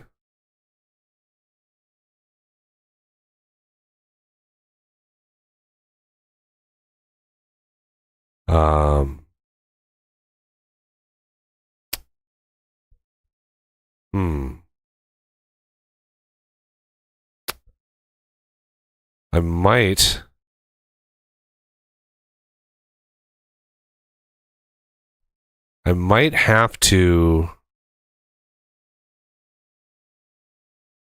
use this interface on the block entity side, not the block side. I think the block is just, it literally, yeah. I honestly think that running down on the block side is a mistake. Because there's no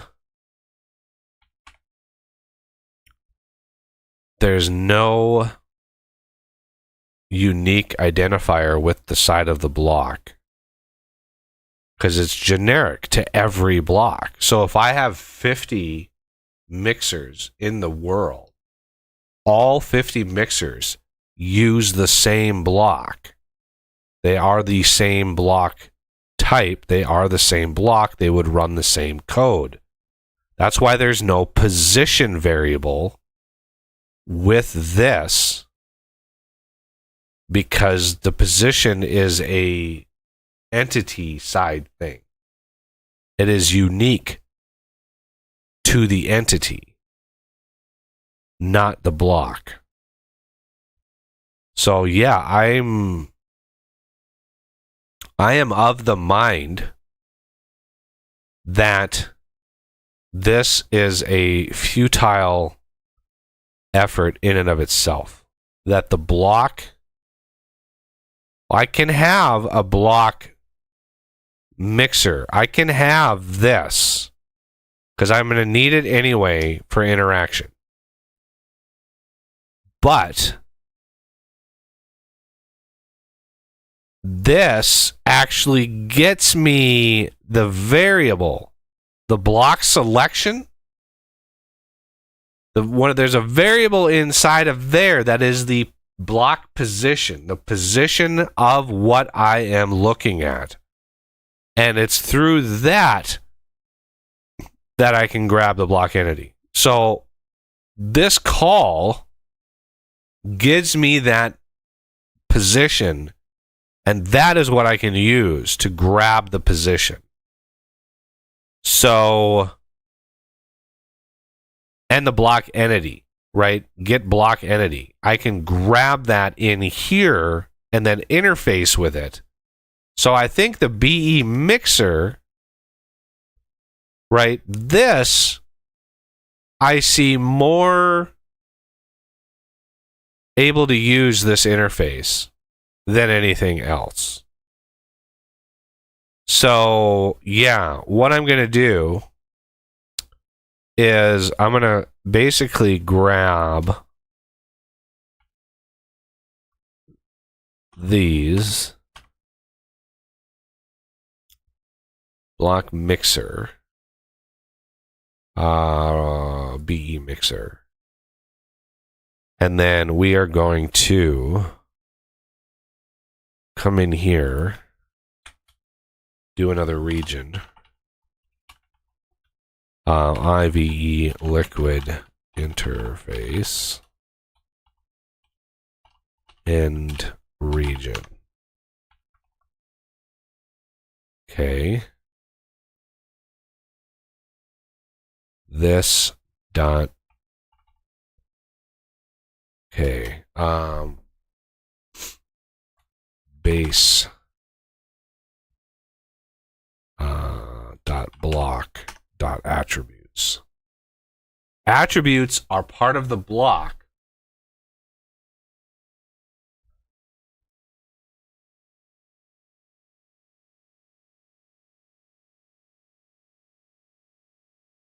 So we have to change the domain a little bit there, but now we've got all of those done. So that will still grab those values on the block entity side. Now it's unfortunate. I could try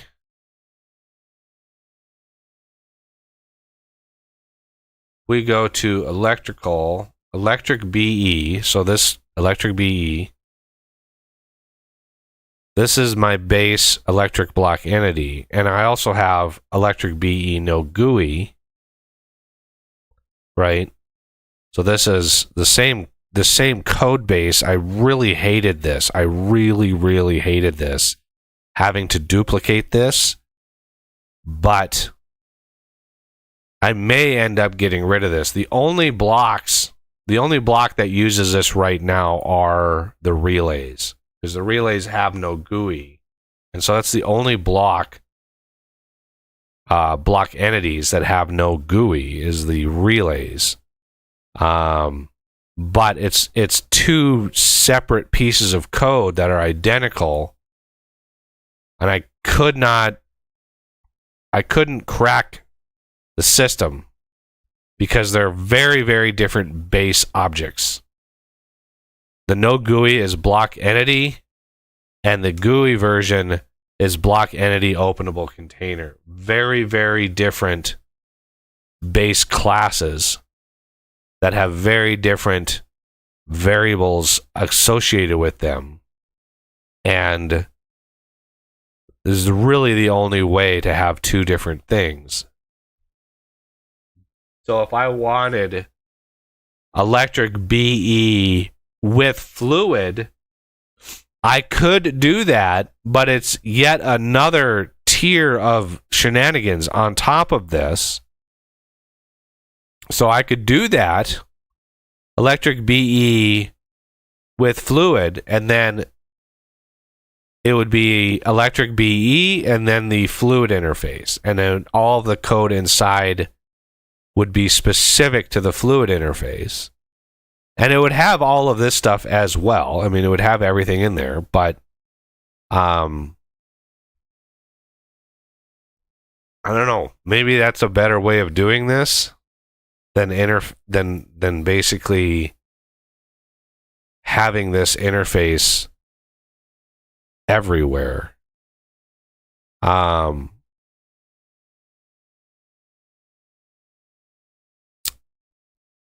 Block mixer.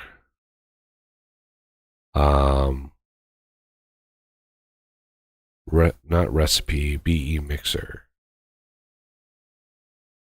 And I've already got an iHeatable here for for the thing to heat up. I haven't done any of that code yet. God,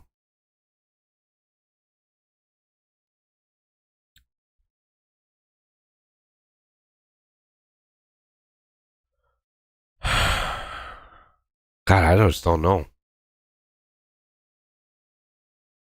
To me, it makes sense that everything is done in the block entity because that's what interacts with everything else in the game. Everything, literally everything else, is block entity. The block is just a generic thing.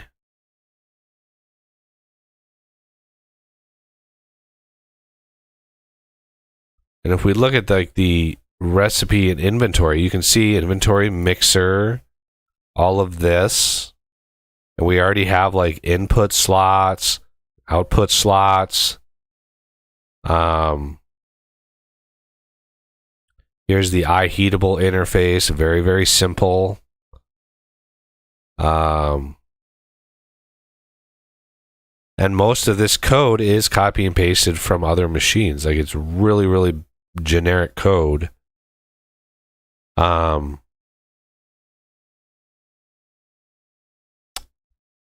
So if I were to just not use this at all,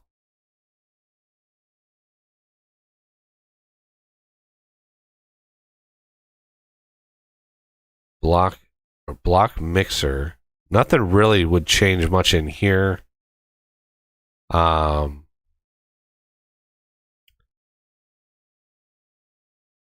These would go away.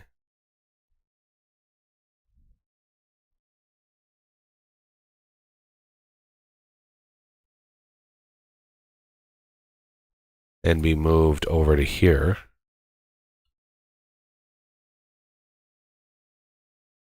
Yeah, it says there's no overwritable thing, which is fine.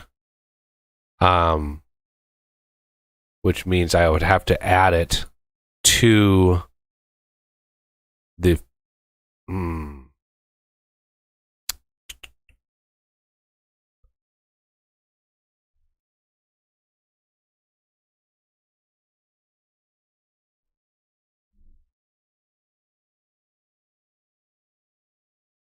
if I did the base class electric BE with fluid,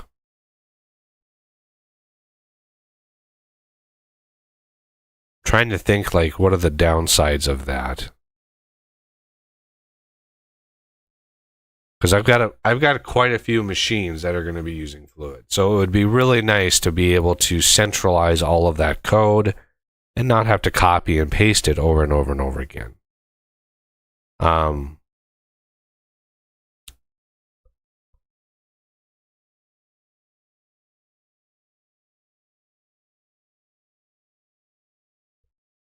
But if I did something like that, it would be a base class, right? So I have electric BE. You can see it's abstract. And it implements these interfaces, which are all working. All of this code is working. I know it's working because if it wasn't, I'd be in trouble because the whole mod uses these. So fluid specifically, all fluid is basically a more unique way of moving item stacks around. It's really not a complex system. And this automatically has inventory that it is grabbing, right? Inventory.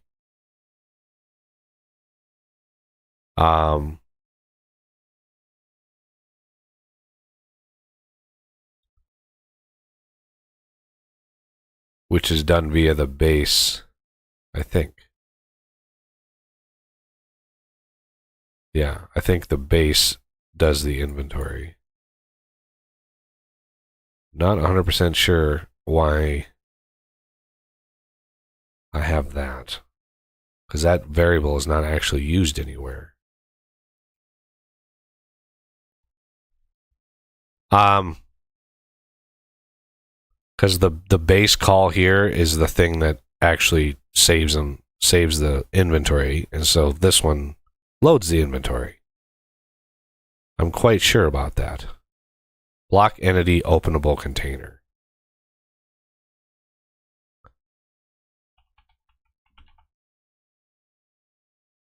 Block entity openable container. We look at. Let's see. No, I guess.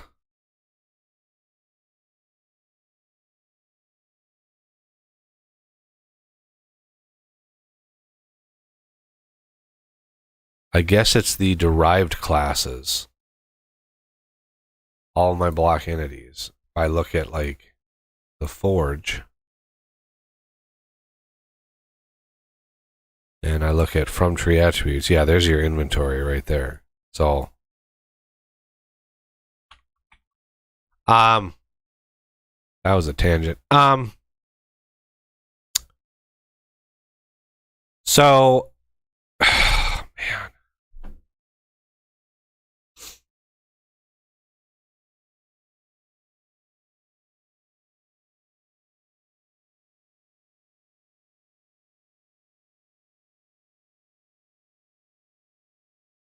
I know there's going to be other things that I add to this interface eventually. More specific things. But interfacing with liquids is really not that complex.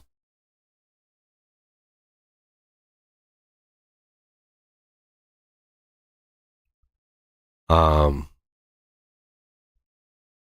to think of how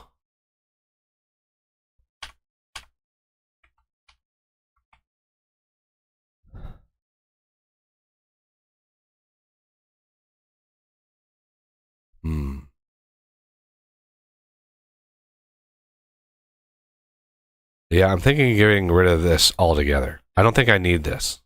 The electric block with fluid, I don't anticipate ever needing that functionality. Because everything is done via the inventory of the block entity. So the block entity is really where this interface needs to be. And I'd like to make it generic so I can just make the BE mixer here. Instead of electric BE, block entity, it would be electric BE with fluid. And that would integrate all of the base stuff with fluid. So, let's look at what that would look like. Electrical add class electric BE with fluid.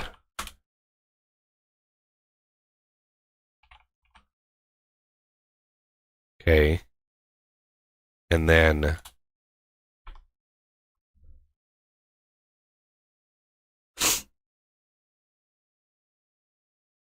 we are going to derive it from electric BE.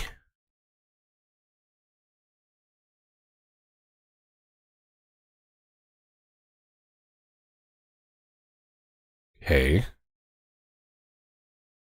Does not implement inherited abstract member on player right click. Inventory.get.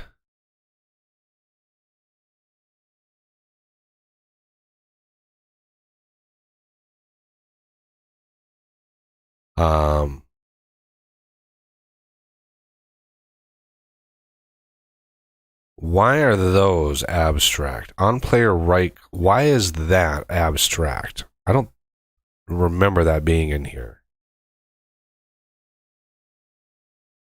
There's virtual.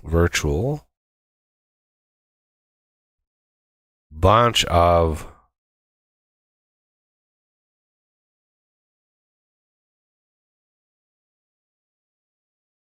virtual.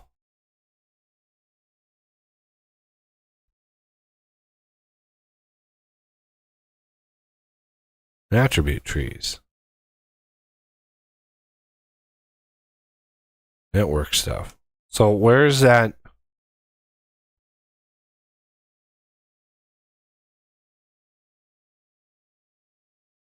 If I then make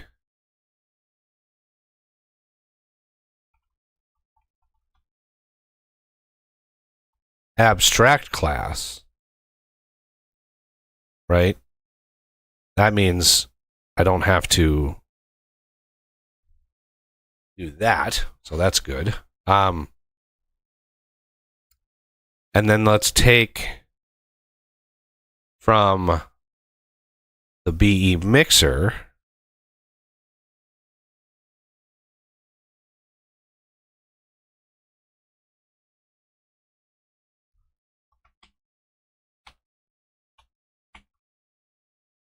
and go over here.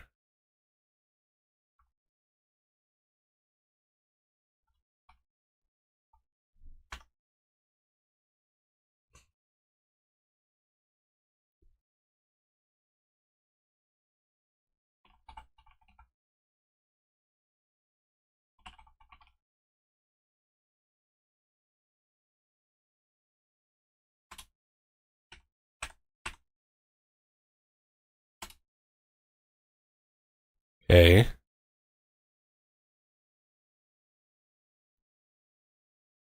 And then implement the rest of that interface. And there's your two functions. Now, because I'm in the block entity side of things, I should have access to a lot more stuff, a lot more very specific, useful things. Namely, like the inventory and other relevant things. Let's close that. I don't need that anymore. Electric BE, I don't need that anymore. And basically, this interface with this stuff, get liquid auto pull from slot, get liquid auto push into slot. These still are there, good to go. So I don't need that. These are virtual.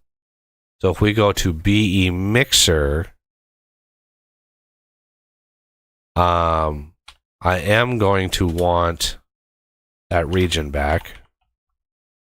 IVE liquid interface.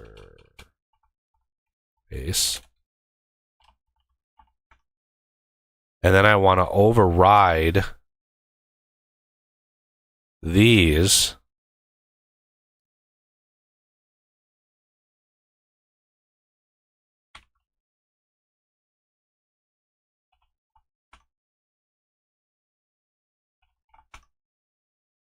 and then set these to 4, 5, and 7. Because those are the actual slot IDs. Okay, and then coming in here,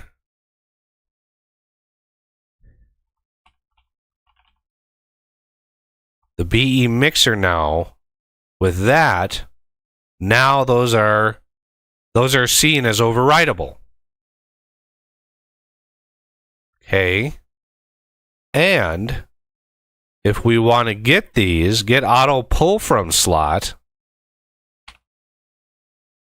for each int slot in output if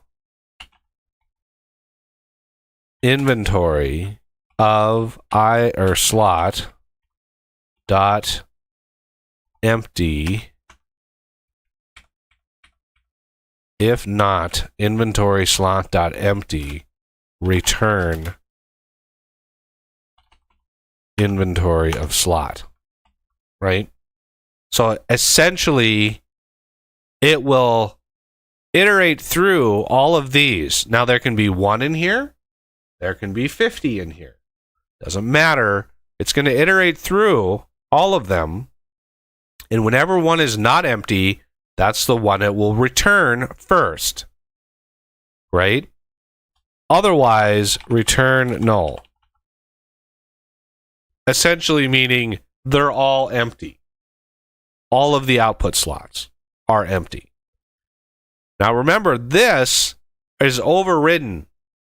So when this gets called, like from my mixer, this value will be the overridden value, not this value. This value gets overridden. So this get auto pull from slot, this is just draining one after another, one tank at a time. And it will do that regardless of how many output tanks there are. The push into slot is a little bit more complex. How do we handle this?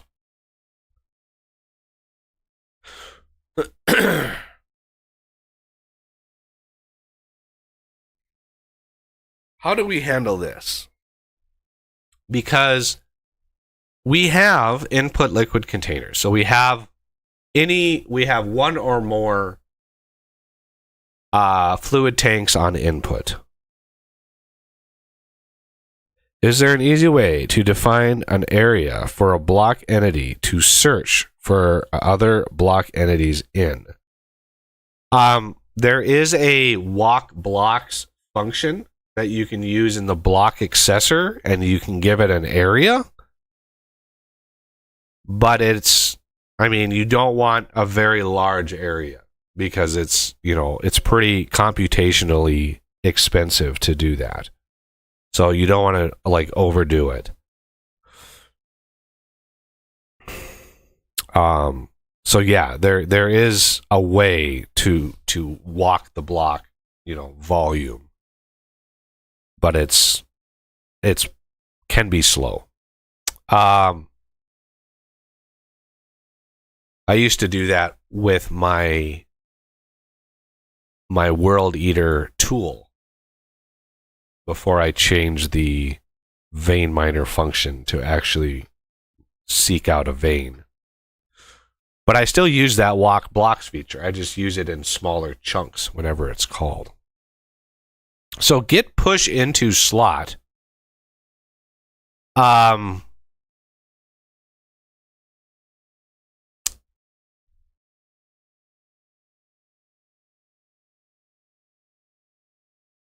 are we going to handle this?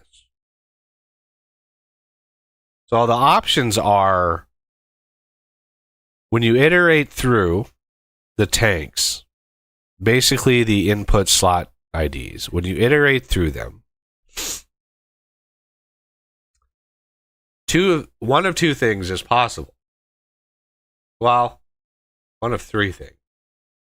The liquids are equal, the tank is empty, and the liquids are not equal. So that's three options for every tank as it's iterating through. And you're not necessarily guaranteed to get the first tank first and the second tank second and the third tank third. You might get them in a different order. It's not guaranteed. So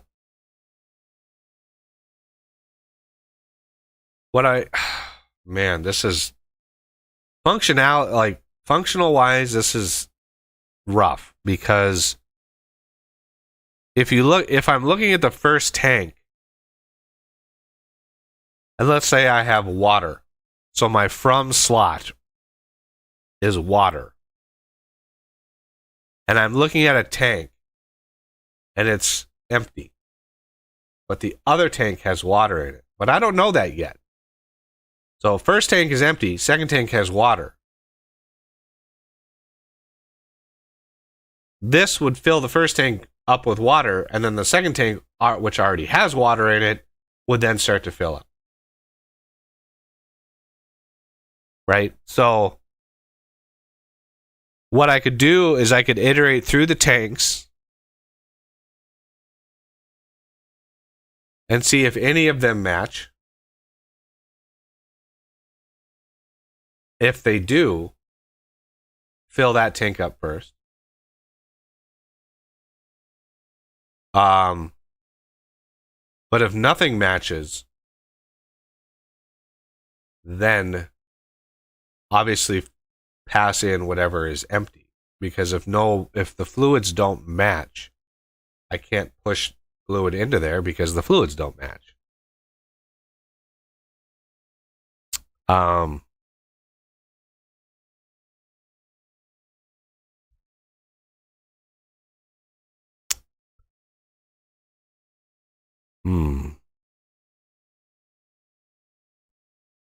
Get auto push into slot.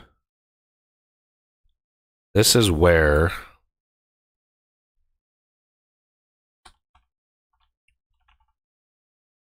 liquid container base.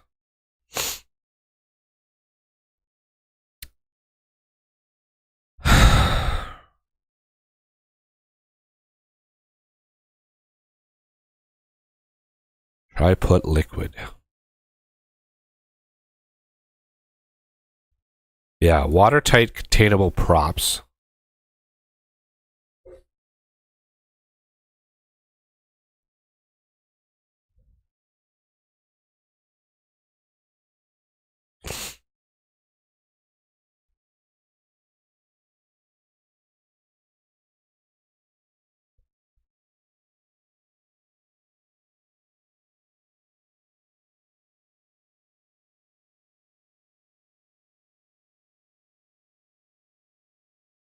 So items per liter is your important one out of that.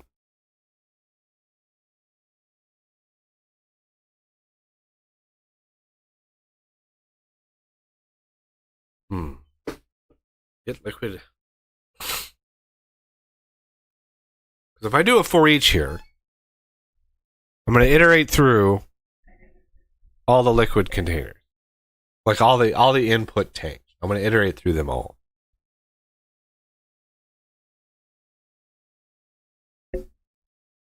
So for each int slot in input container slot IDs, if, well, I need to know what I'm looking at.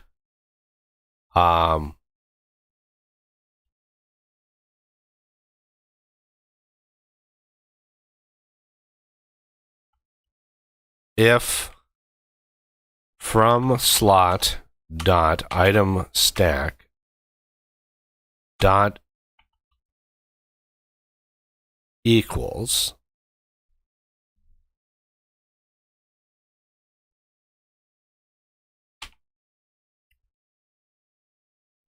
this.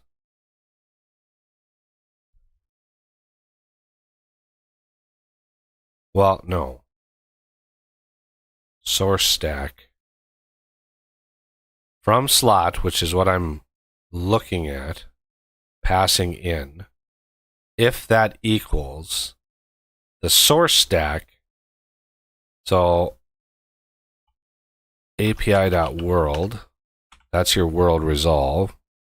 Source stack is inventory of slot. And then this is global constants.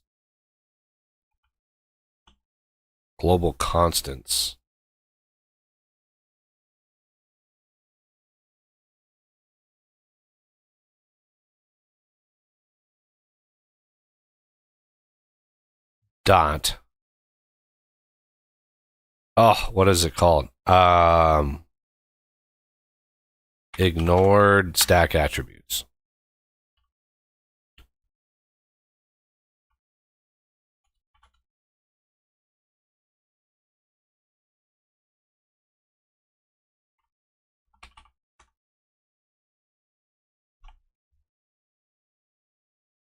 Okay. If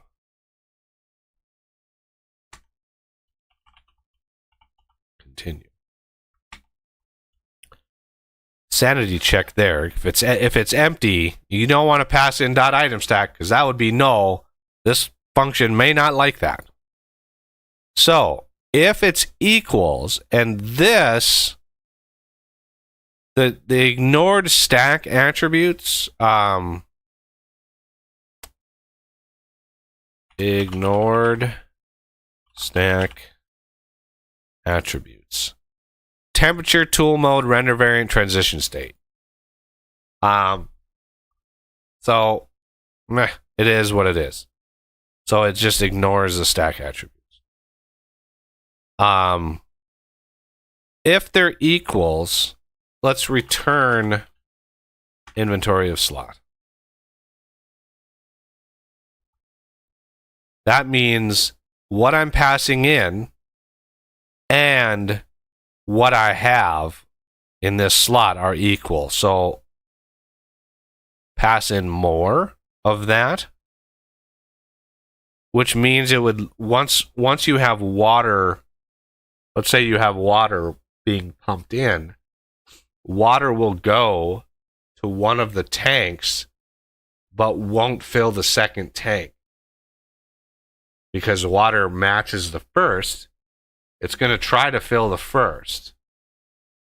It won't fill the second because the first matches.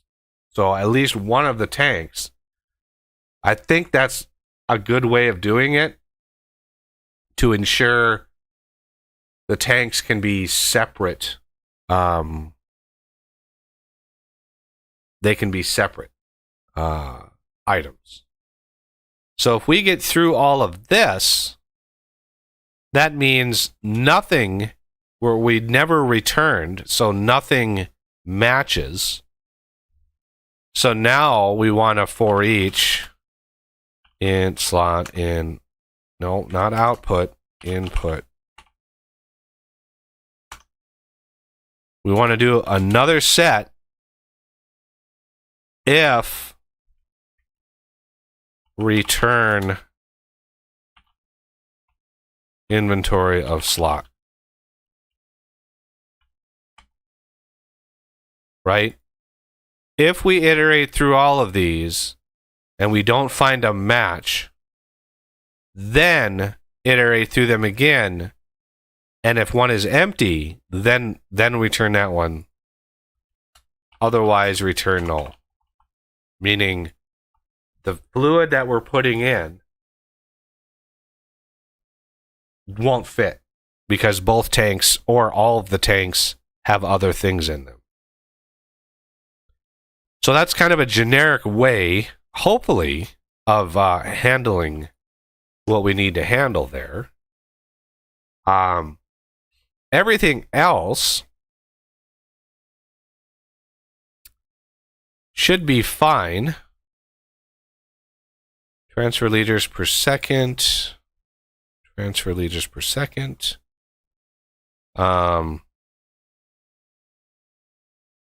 So the BE mixer here, we now have electric BE with fluid. The block mixer, we're going to remove that electric block. We'll deal with this function in a second. Electric block with fluid is literally pointless now.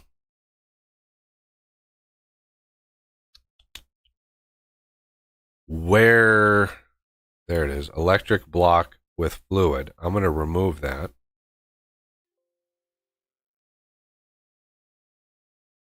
Because we don't need it. I'm going to go to the, that's going to cause an error in my mod because, well, maybe not. We have a block mixer here. Okay,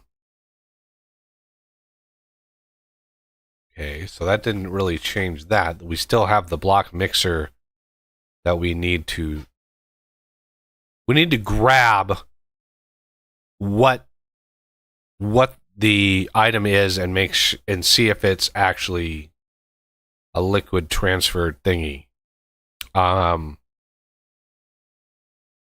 Transfer liters per second. The interface, I think, is good for now. I might add on to it as I go. And the new block entity here, I think, is as good as it's going to get for now.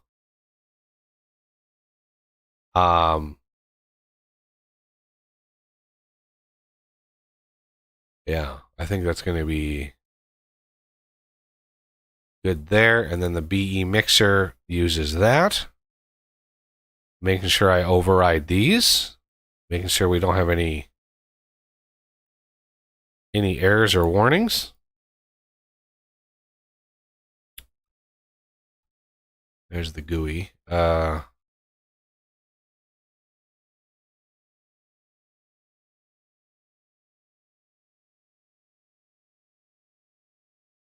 Good to go there.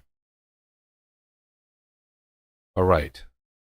So now we need to think with the block, because remember this, we actually can grab the mixer. We do grab the mixer here. So we actually have the mixer. And so we could now interact with the mixer in some way, shape, or form.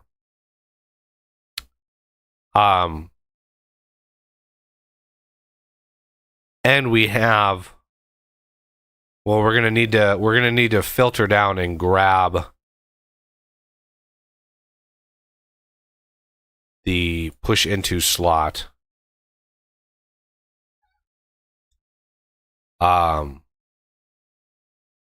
we're gonna need to use that function, get auto push into slot. So let's look at block selection dot facing. Yeah.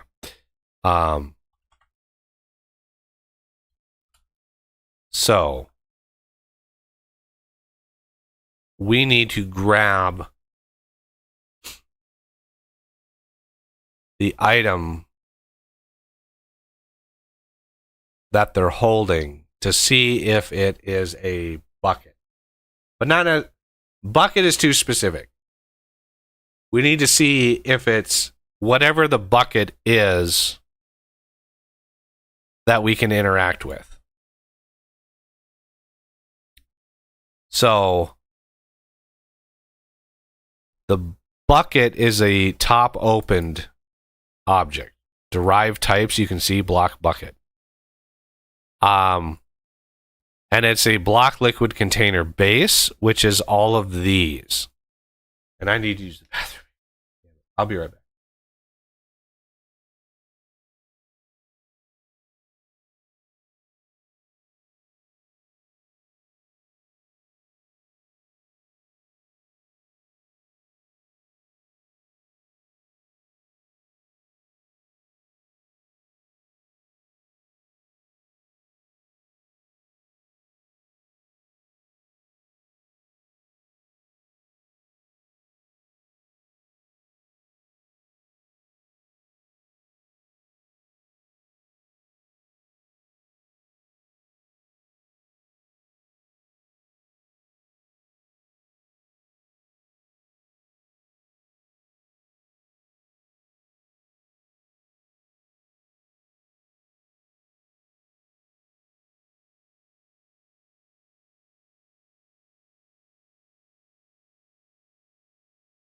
All right. Now that I can concentrate again, we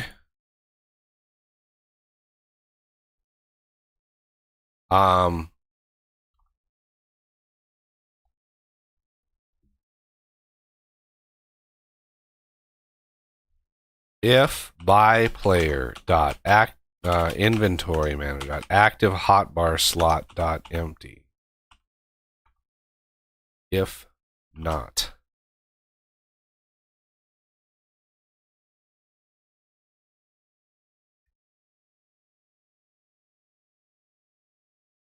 if not by player dot inventory manager dot active hotbar slot does not equal null, and if not by player does not equal null, and so it's kind of cascades the if statement here Nope.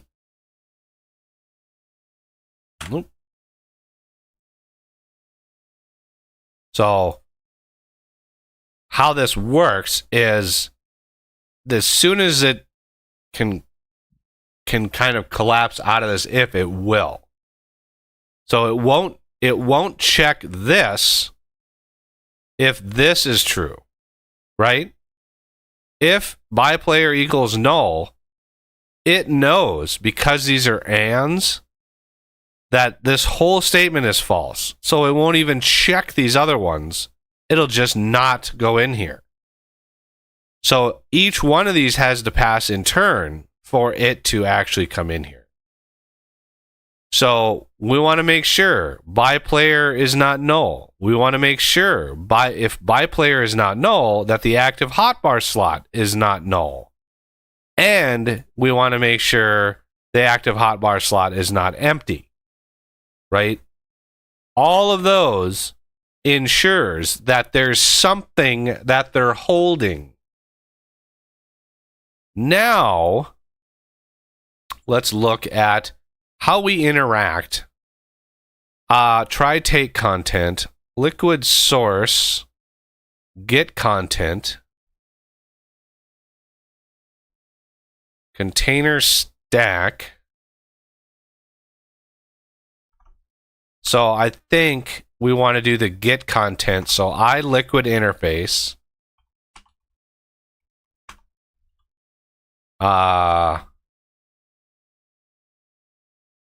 Bucket equals byPlayer dot inventory manager dot active hotbar slot dot item stack as iLiquid interface. Right? So maybe this works.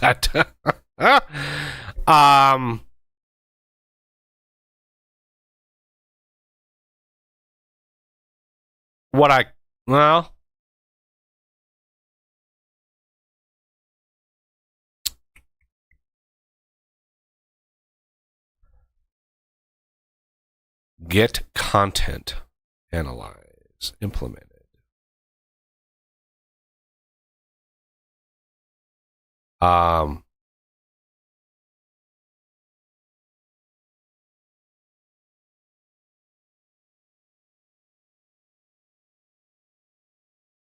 I can see QP-Tech on block interact start. Yeah, see, he uses the thing here. Try put liquid. Yeah, I should have talked to Quentin about all of this. He's done a lot of this already. Figured some of this stuff out. Try put liquid.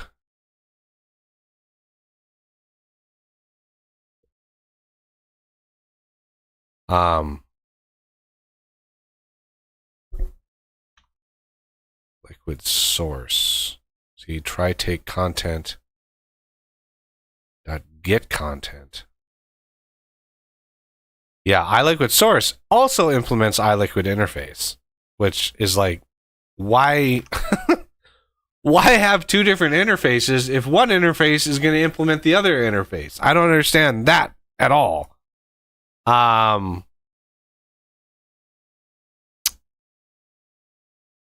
Hotbar startup.item stack. Is the item stack the iLiquid interface, or like which one of those things is the collectible object? Okay, item stack.collectible. Item stack.collectible. Now,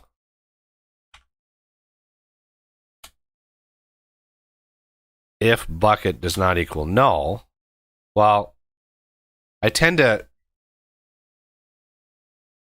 Yeah, okay. Let's just do that for now. I'll step through the code and figure out how gnarly this is going to be. So I need to grab an item stack contents equals bucket dot get content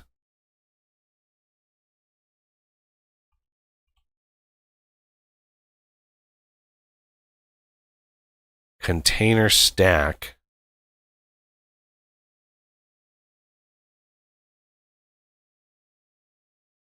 by player dot inventory manager active hotbar slot dot item stack. Okay, so maybe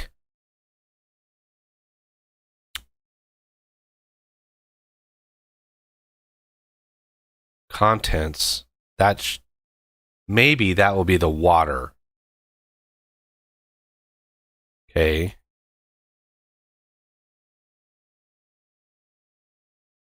And what I'm going to do, I'm going to put a breakpoint here. And,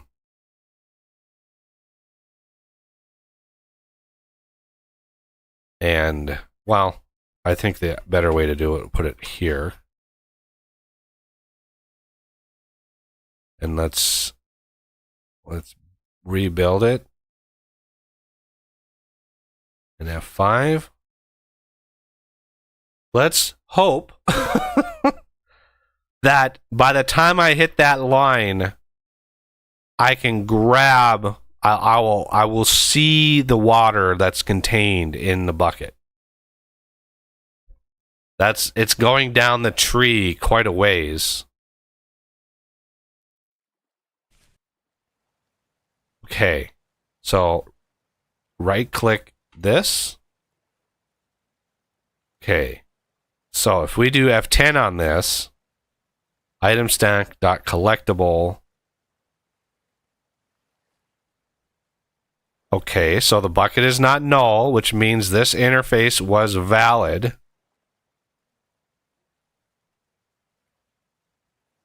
So the get content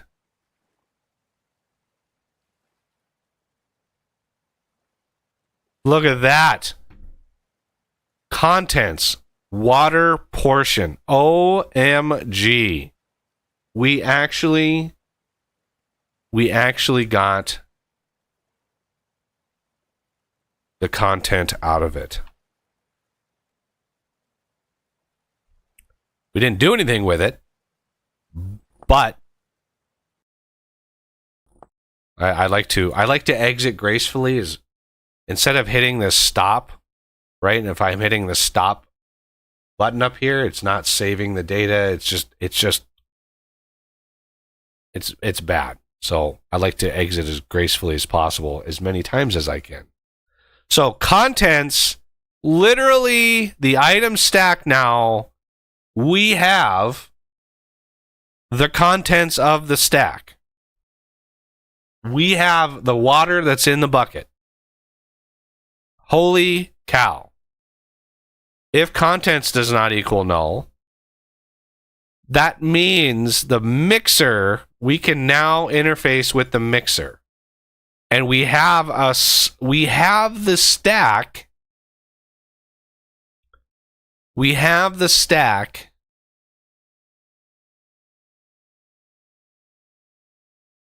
We could do here. So I would like in the block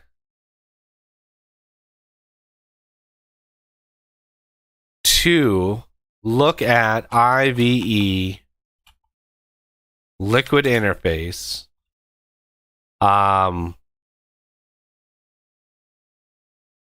IVEL equals API.world.block accessor. Well, I've already got BE mix as that. Right? that is casting, essentially casting the mixer as this interface, which gives me access to the interface. Now, I don't have to do this.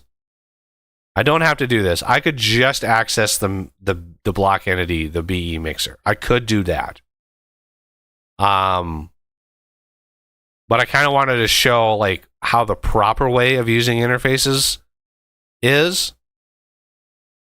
This is the proper way. Using the interface calls. Okay, and then if we're looking at this, I want to get liquid push into slot.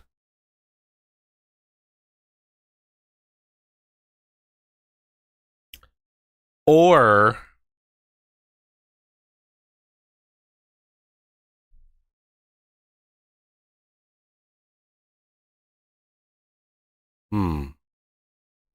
let's do item slot push equals IVL dot get auto push into slot block selection dot facing item slot from slot.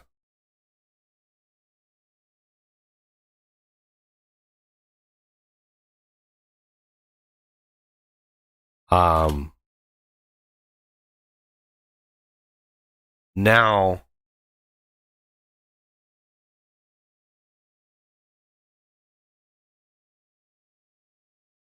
this is the tricky part, is taking that cat. Seriously? Yeah. I'm talking just as much as when you jumped off my lap an hour ago. You've been sleeping on the bed, I bet.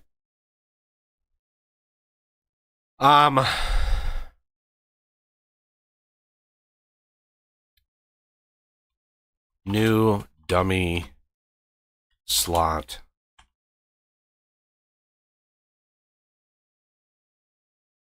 contents.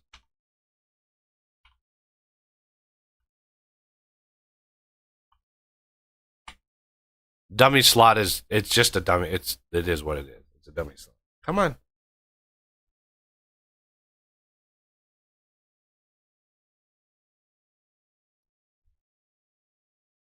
Enter the tail. Yeah, there's the tail right here. There's the tail.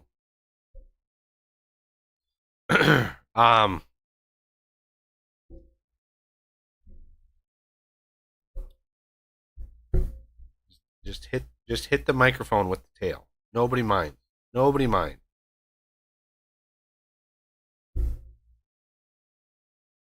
Yeah. Nobody mind.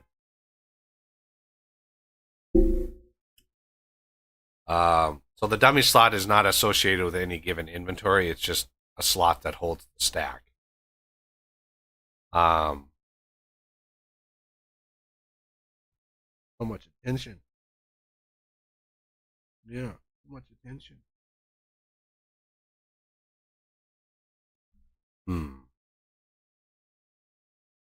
So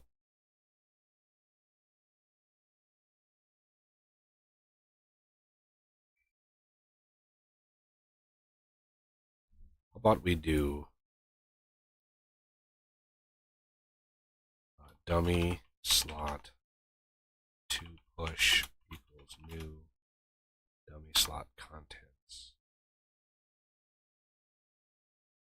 to push.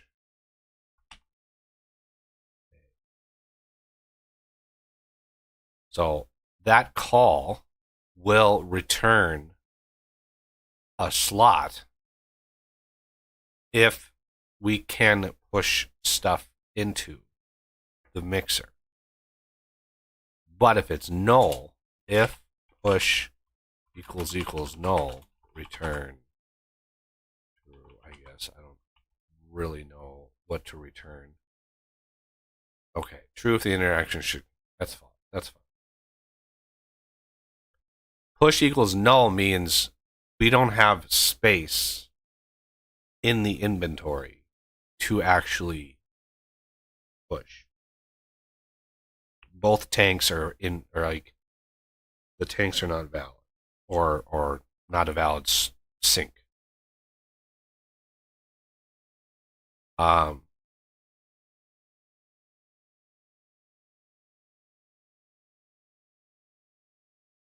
so now, um,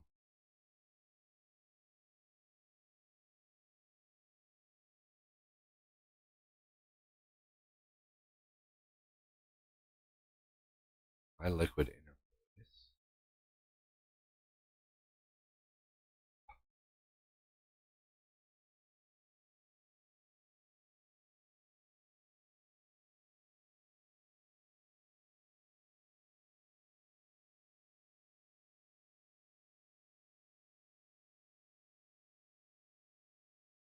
Okay. So which interface?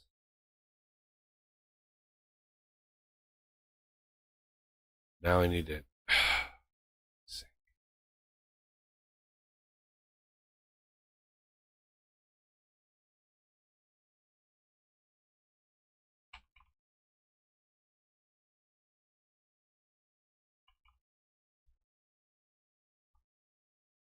Technically, it should, because this is both interfaces. Technically, it should, maybe, possibly work. I don't know. I don't know why he has get content and set content in two different interfaces. It's kind of weird.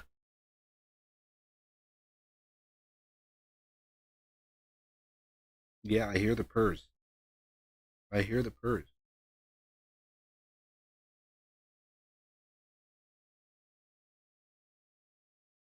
In scritches. Um,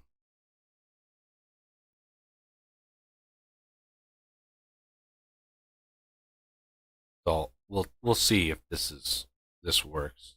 Obviously, this call here still works, so should still work. Um,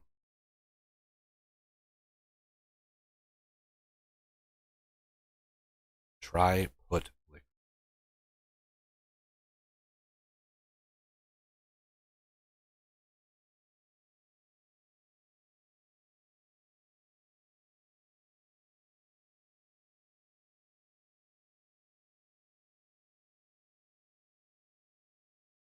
Hmm. Interesting, interesting little problem here.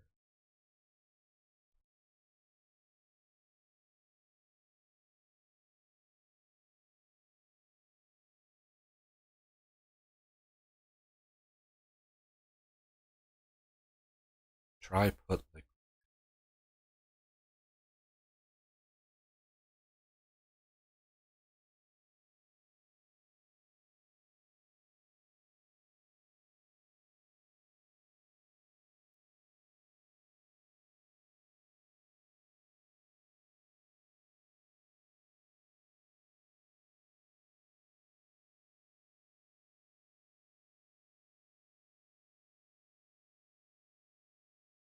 Okay.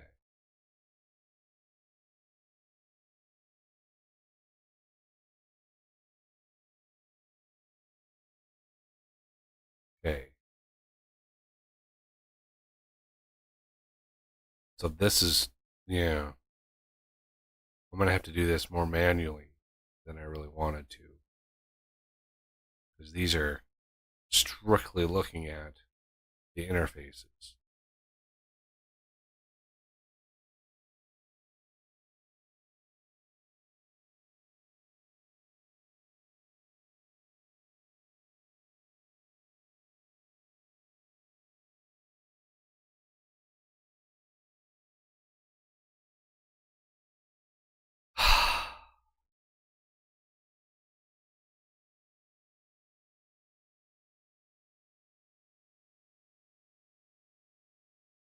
All I'm trying to do is take liquid out of a bucket, put it in the machine. That's all I want to do.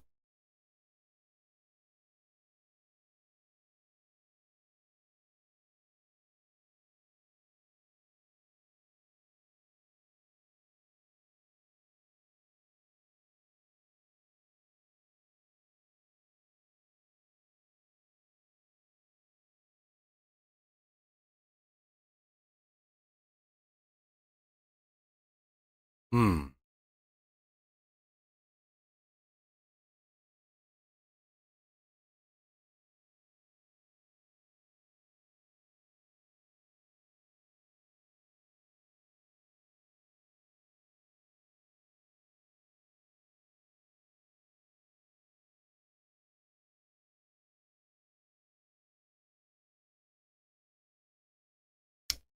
Let's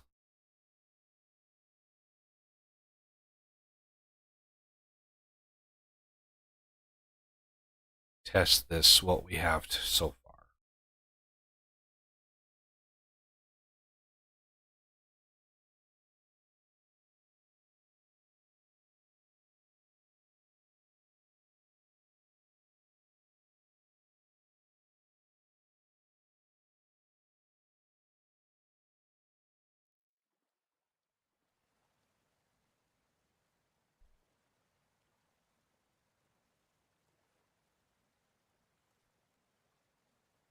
$900 water portion.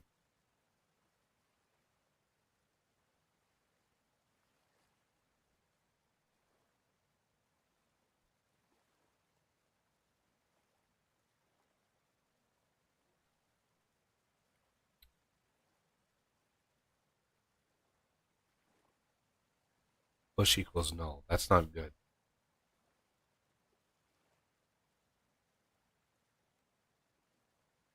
That's not good.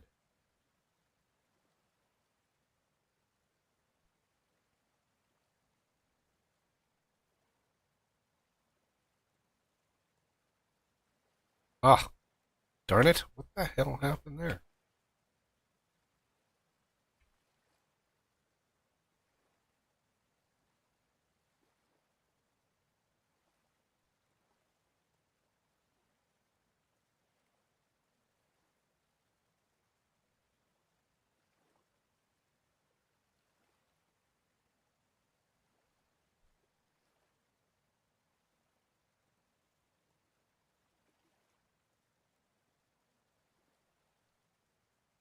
Wait.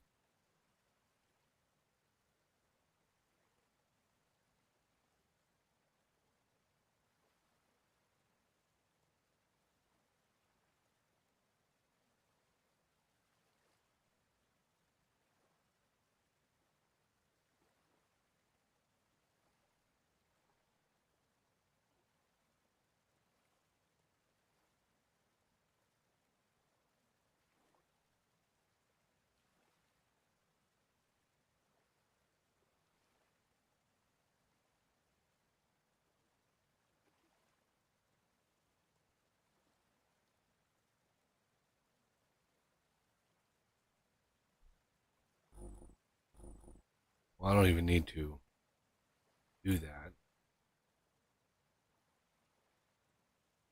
If that. If it's empty, continue. Because it's obviously not equal. So I'm going to hot reload.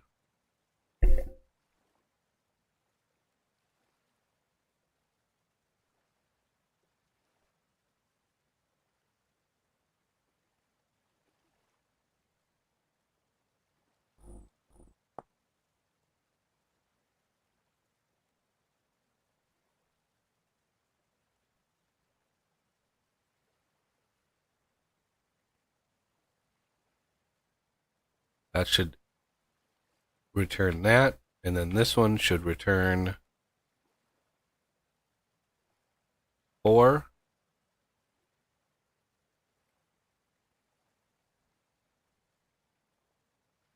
Oh, man. I did it again.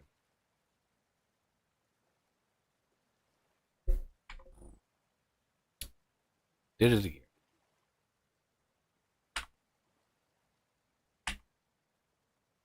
Hot reload. Now.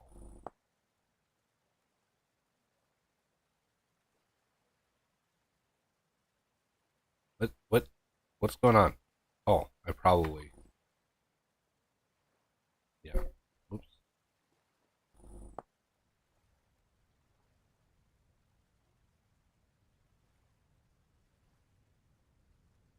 This should return An actual item slot now. Yes. And it's liquid only. It was good.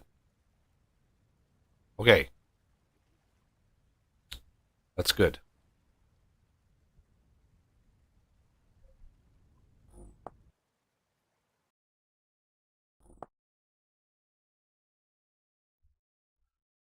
So now we just need an elegant way of swapping or of pushing the fluid in there.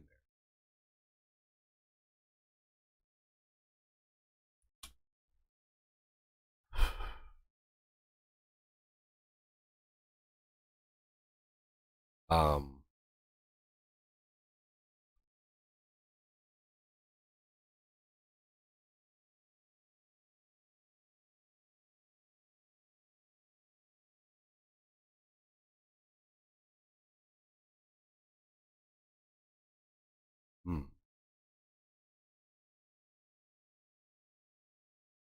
I can't really use this.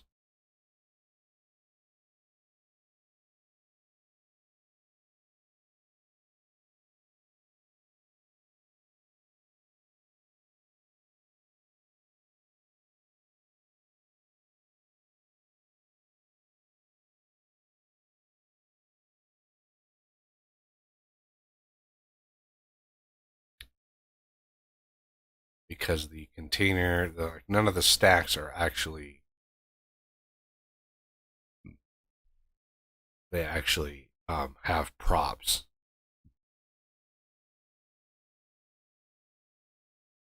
I mean, they do, but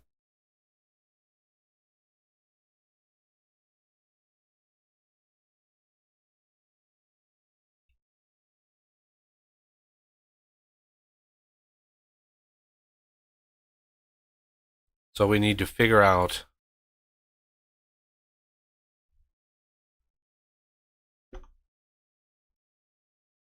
um,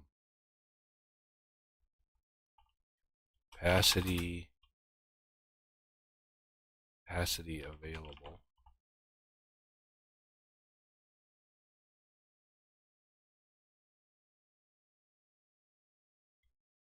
equals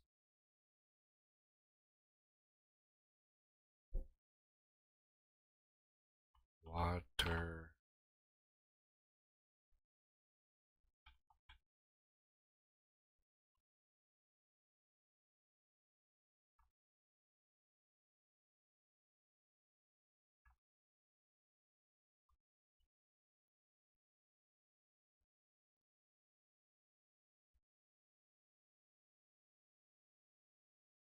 item stack. This call here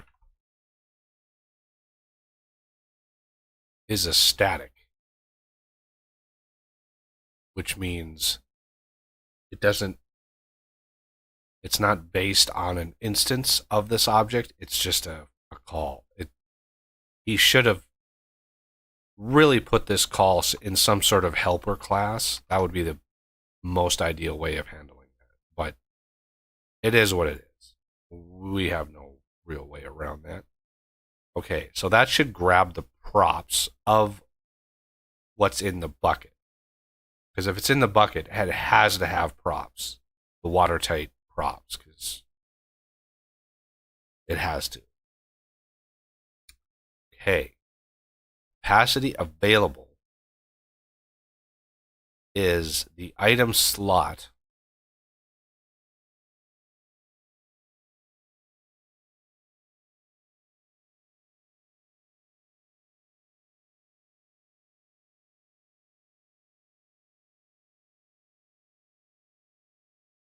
capacity available is the slot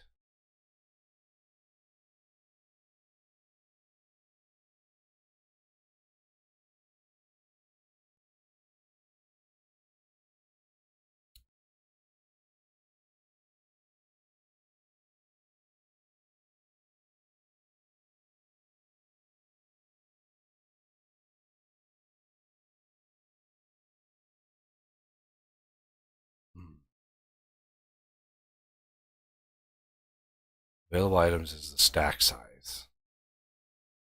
So in this instance, it's 900. Capacity available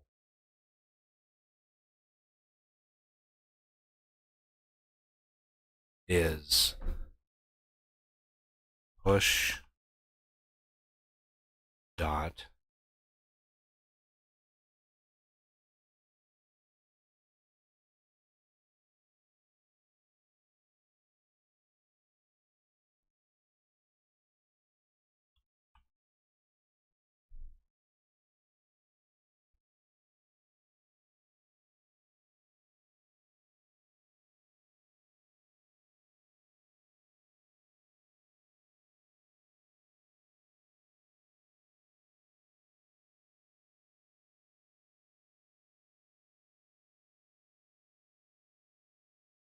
thinking about this. This really should return an item slot liquid only. Ideally, that's what it would do.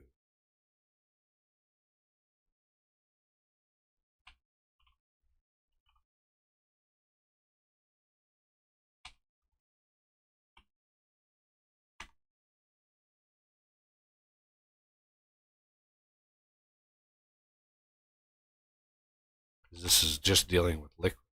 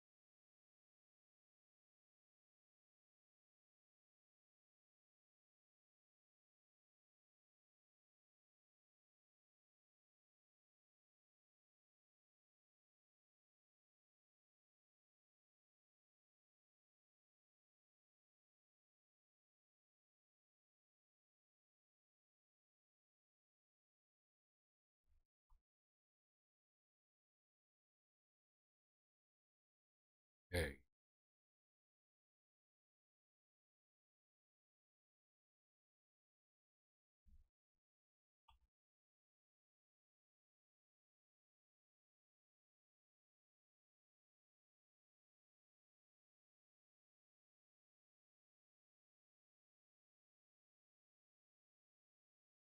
Okay. Capacity liters.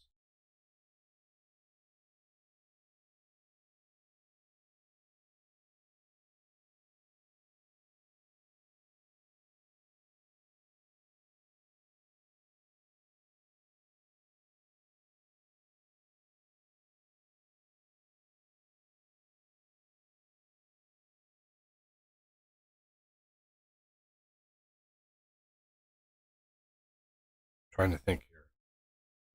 As I'm streaming, it's a lot harder for my brain to really figure out step by step what to do.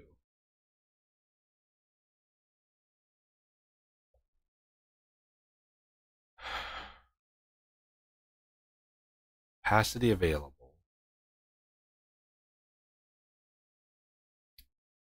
is capacity liters times drops.items per liter.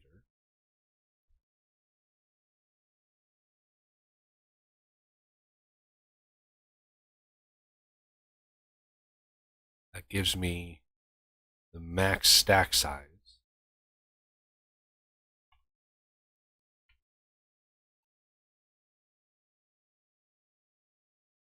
minus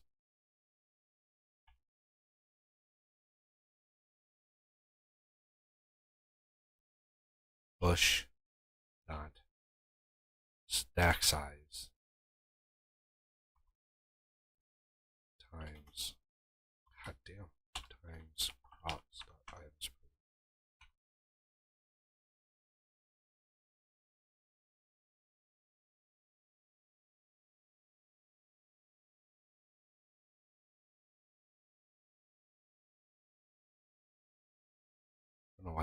I don't know why items per liter is a freaking floating point number. It shouldn't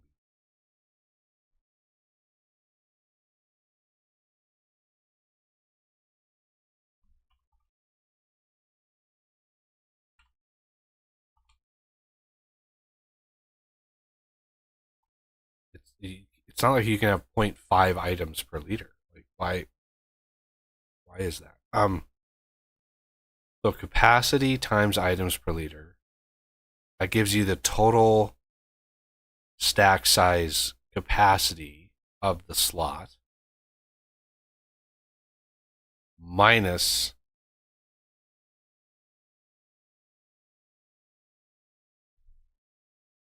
the actual amount in there.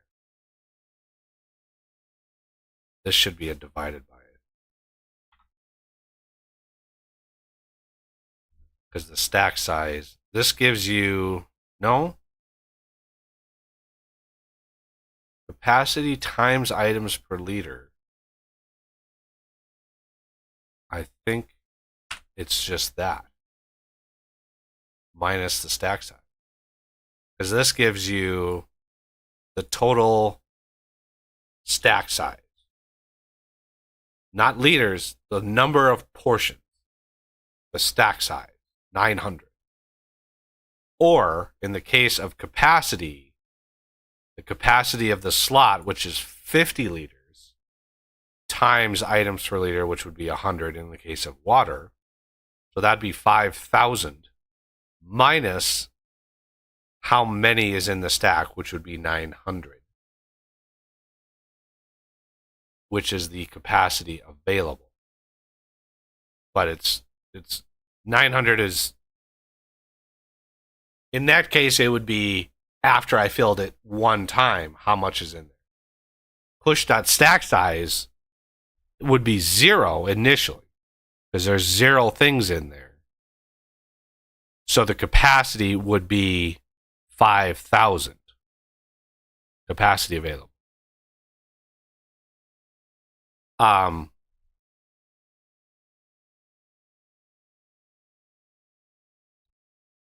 So that's how much is available.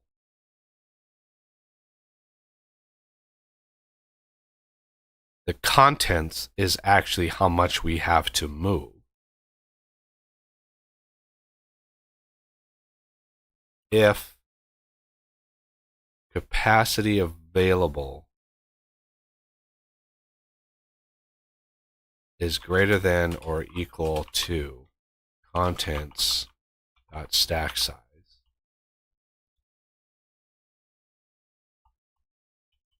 else. So in this case, we have enough capacity for the entirety of what's in the bucket.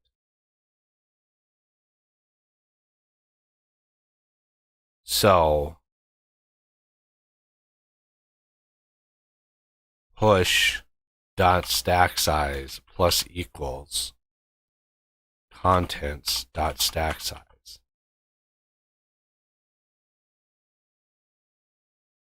Is read only.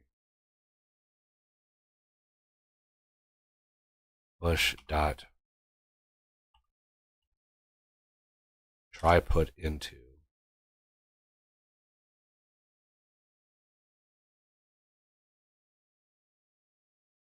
okay, we can't do that. So to push dot try put into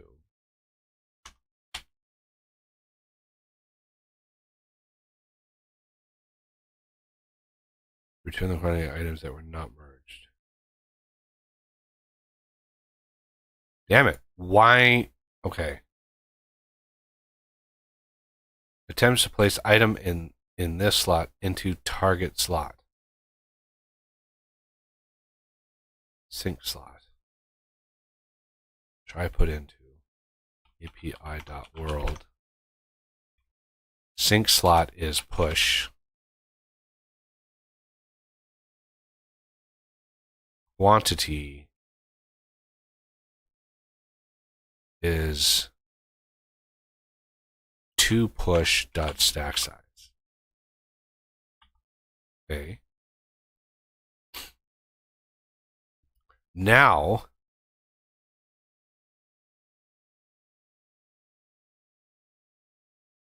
amount of moved items. So it's not returning how many items it didn't move, it's returning how many items that it did. In this case, it should move all of the items. To push dot stack size, it should move them all in there, 100%. This one won't. So int moved equals to push dot try put into a, let's do API.world push to push dot stack size. Okay.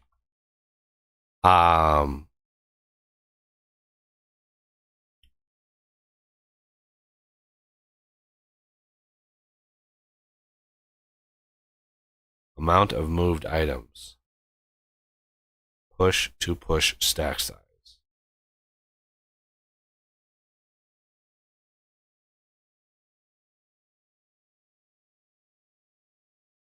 Okay.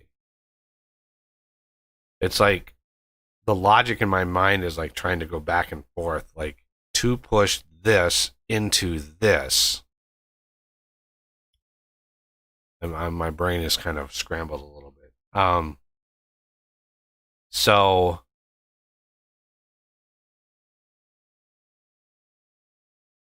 amount of moved items, which means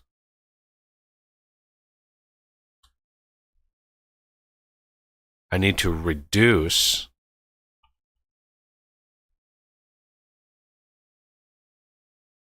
I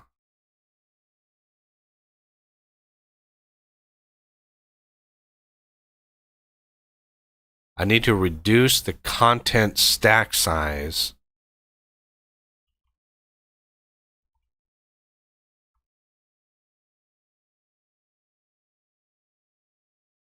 minus equals moved.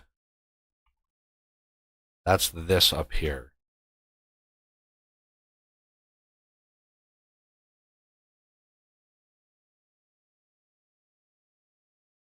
And then the bucket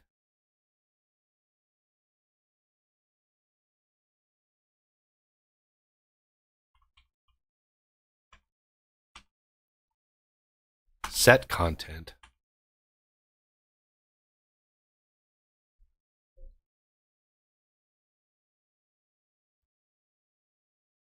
container stack.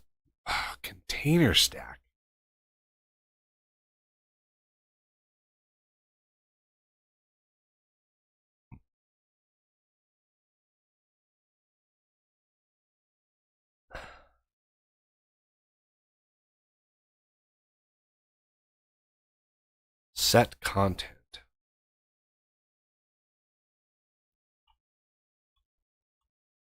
I gotta look at that function.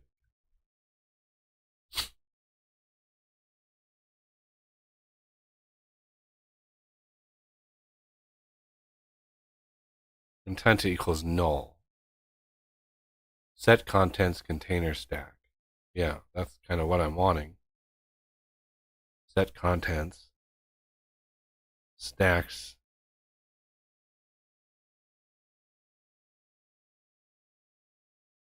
oh. Okay. So it wants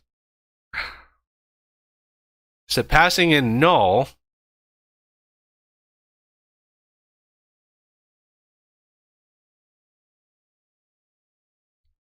can't pass in null. Okay. So set content is by player dot inventory manager dot active hotbar slot dot item stack. That's the container. That's the bucket. And then the contents of the bucket is the contents here. So that will ensure that we set the content. Now, I'm hopeful. I'm hopeful that will act. Damn it. Control S.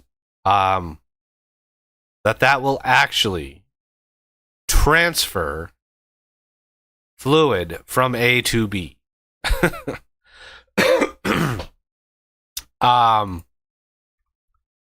Will it work? I don't know. Let's see. Let's just kind of run through it logically. We grab the content of the bucket. First, we determine whether it's a liquid sink, etc., making sure that it actually is a thing that we can interface with. Once it is, we grab the contents. The contents exist, not null. It means that it's not empty or anything. And contents does not equal null. I'm going to have to test with an empty bucket and see how that breaks this call. But coming in here, we set up a dummy slot because everything is transferred via slot. So it's always, we need to use item slots regardless of item stacks.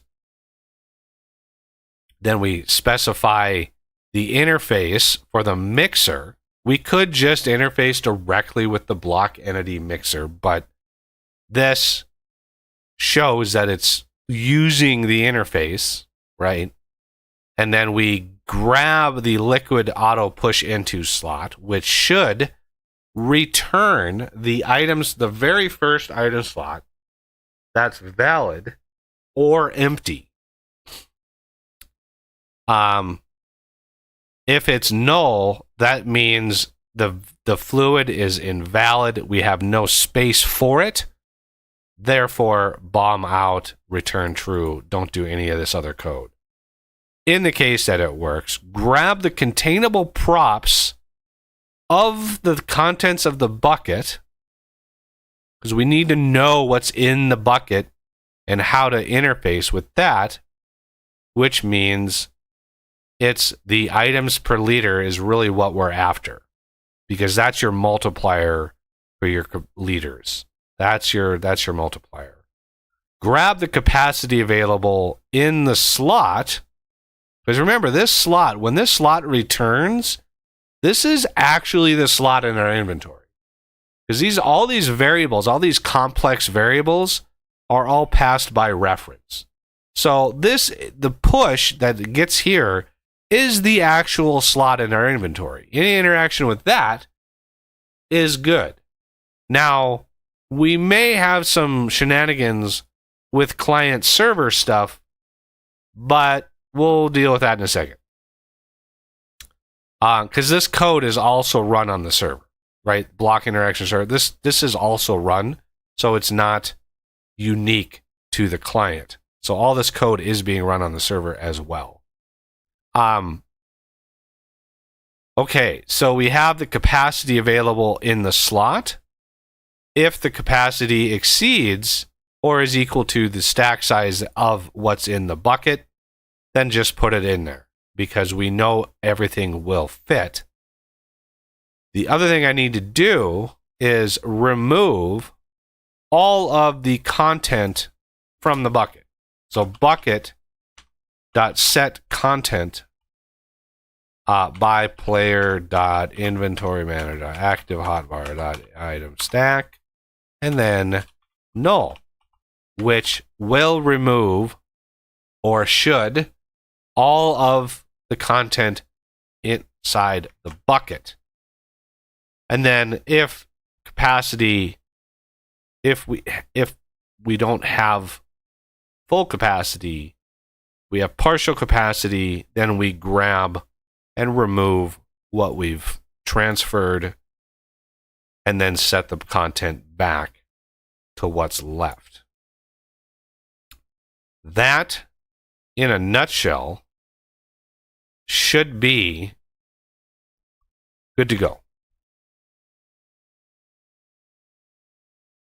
I'm hopeful. Are you kidding me? What? Why the hell would that come up? Did they just did their server just crash? Unbelievable. All right. Well, let's see if I can remember.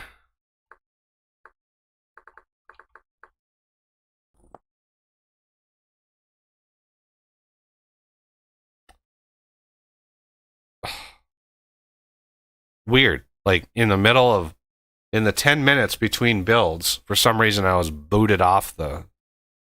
That's weird. That's the first time that's happened. Period. All right. I want to fill this up. So it's 10 liters. All right. Let's go through. We got the bucket. Good to go. We have the contents. 10 or 1,000 items. Good to go. Dummy slot is fine. Liquid interface is the mixer.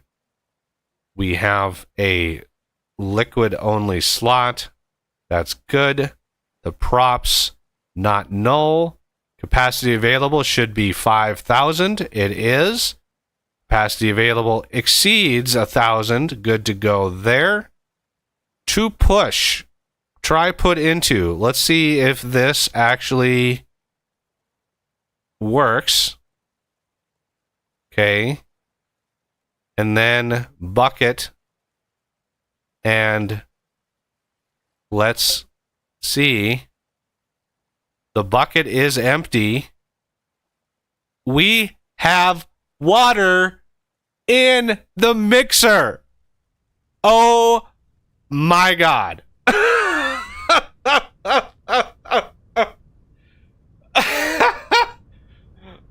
Oh my God. I have pretty good timing. Oh, I can't believe we have water in the mixer. Now, the big question, can I put another bucket in the mixer? And there it is. We have now 2 buckets. Unbelievable. Now, the real question, if I go to the block entity, I need to check, because one thing I have yet to be able to test, and hello us, find matching recipe. This is something that I have I've not actually been able to test yet.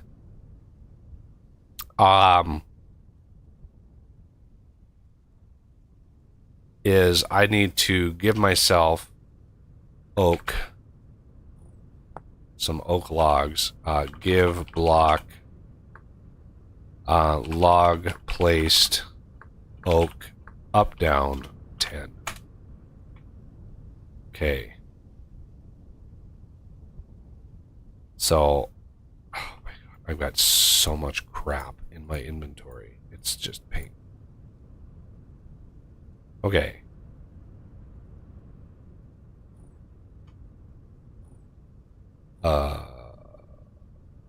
Okay.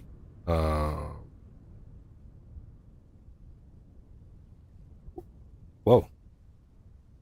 That was weird. Okay. Recipe mixer. All right. Which recipe? M recipe. Recipe. It is a recipe mixer. Oak log placed oak up down, water portion. It should actually validate. It does.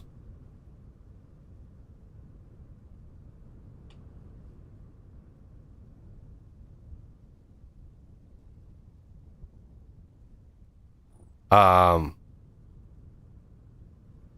okay, so this is wrong. But you can see the water dropped. Crafting strong tannin. Okay, so it crafted it. However, it did not appear in my output. Possibly. So if we go there,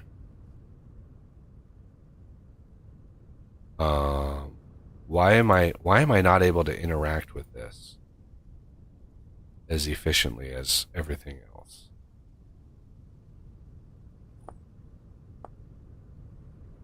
Which is weird.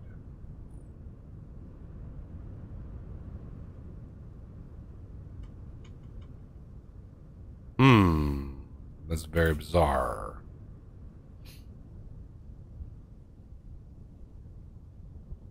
I mean, it shows it's crafting strong tannin.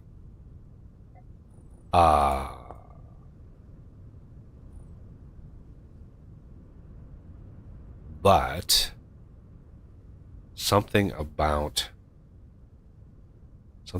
this is not quite working right.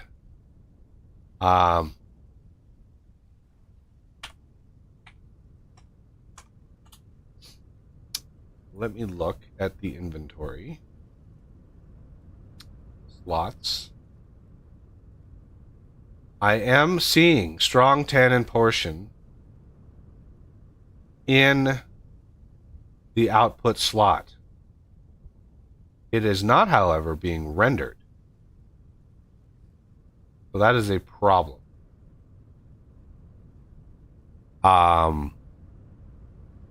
That's weird. Okay. So why is that not working? We go to the GUI, go to the mixer.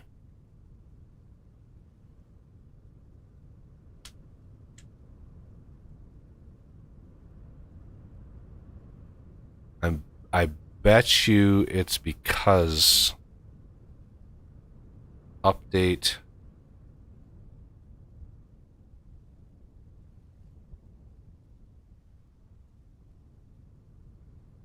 Yeah.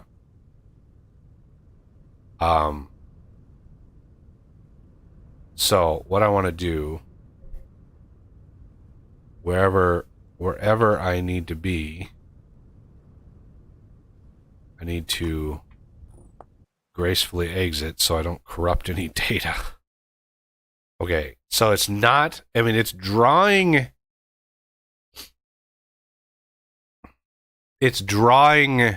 the first bar, but it's only drawing it once. I need to actually get this to run because I have 3 custom draws in here. Okay, so draw tank 1, draw tank 2, draw output tank.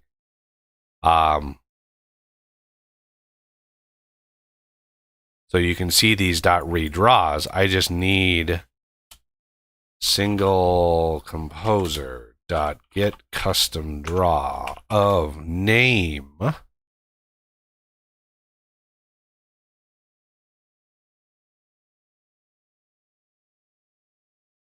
There it is. Fluid tank 1 dot redraw. Fluid tank 2. And then fluid tank output. Okay. Now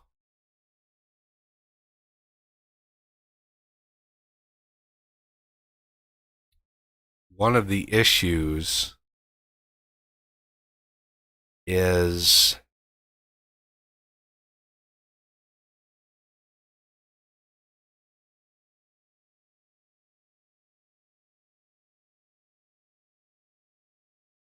that item slot input.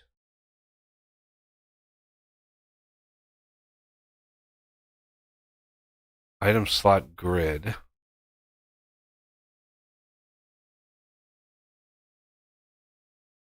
Send inventory packet. 0, 1, 2, and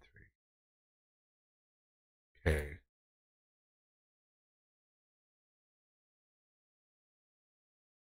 This is working. And it should be sending that inventory packet.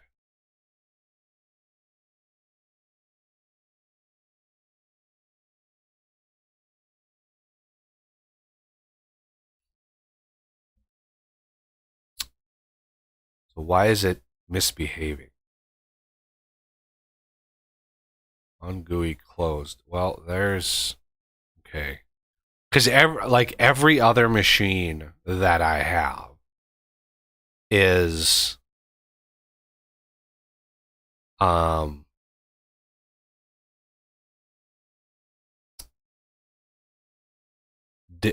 just one input.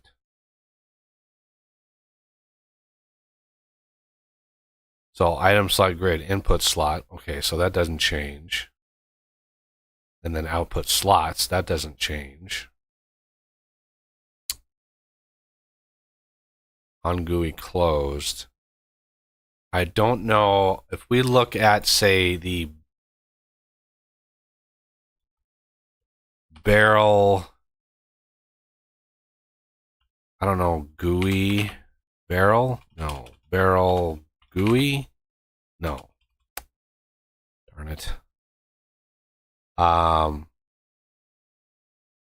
GUI dialog. There it is.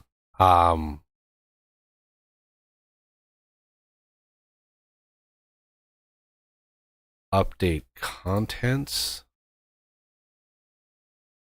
There's your redraw. Set text, that's fine. Setup dialog, this is pretty standard.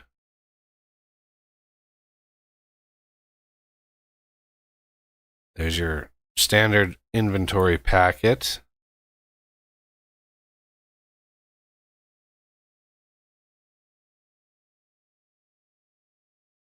On GUI closed. Base.free. That's one I haven't seen. So the slots we have to call closed, but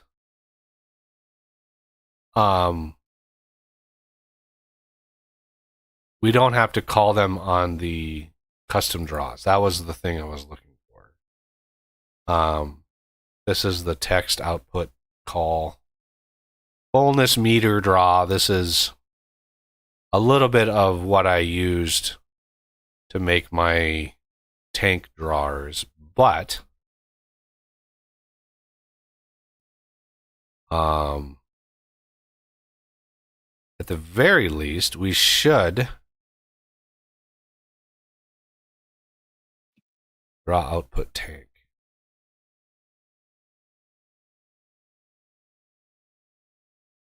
We should see the material in there.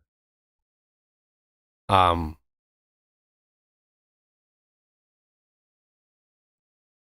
hopeful.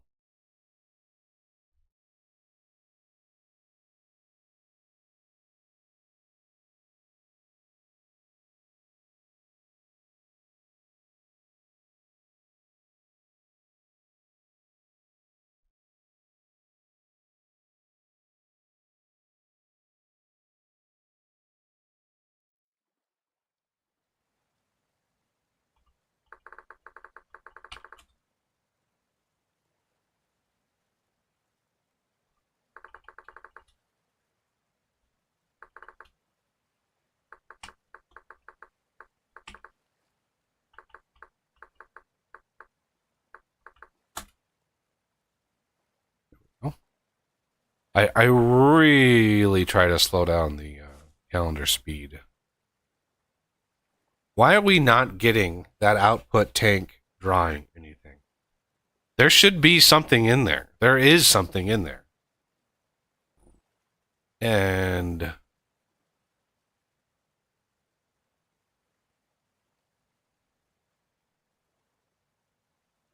why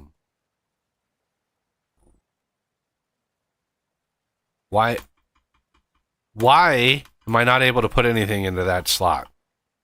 That's very, very weird. And there should be something in there.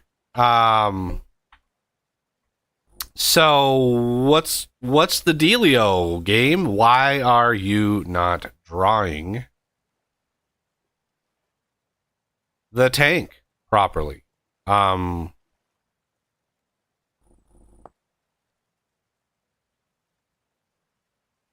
Draw tank, int slot number, F11, liquid slot, inventory of slot number, liquid slot, strong tannin portion. You can, oh.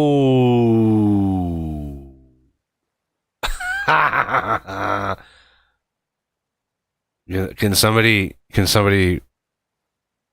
look and see what's the problem?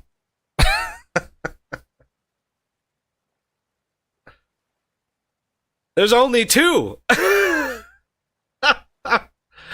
Okay. The problem then is my recipe. F9, F5. Let's break this because I need to reset the inventory. And let me grab. Oh, I bet you I'm not going to have enough. Nope, I'm not going to have enough because of things and stuff. So I need to literally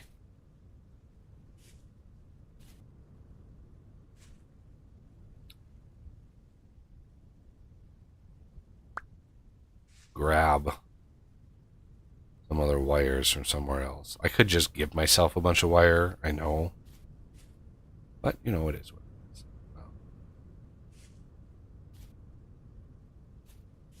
Okay. So, let's go back. Save and leave.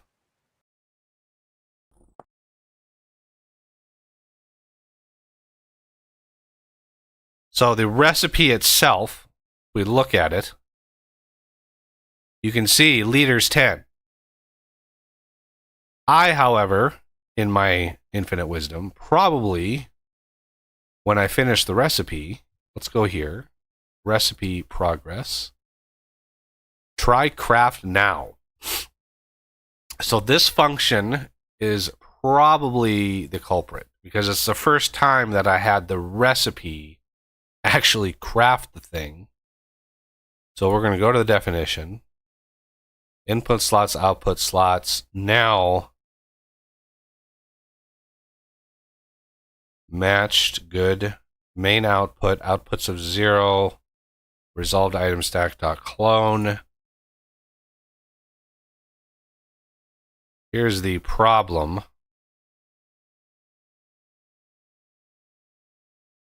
Main output dot collectible dot is liquid.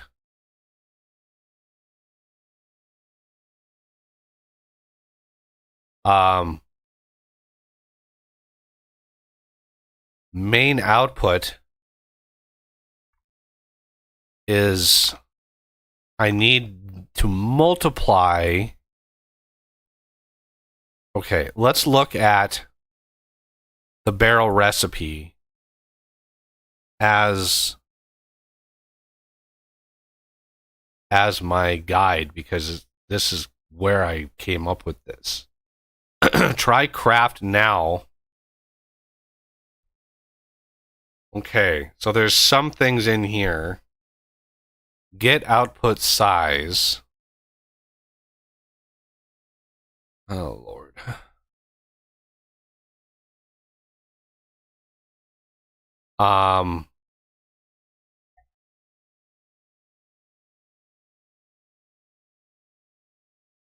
Ingredient. Consume quantity. The difference with what I'm doing with what the barrel does is each iteration of the recipe, so each iteration of ingredients and outputs takes that much power. It does not matter if there's 50 liters in there ready to go. It will only do one iteration of this at a time.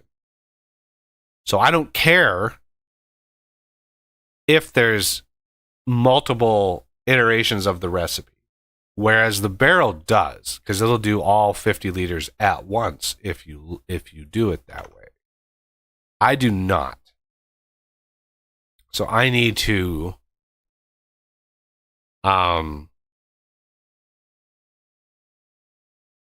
outputs of 0.resolved item stack .clone.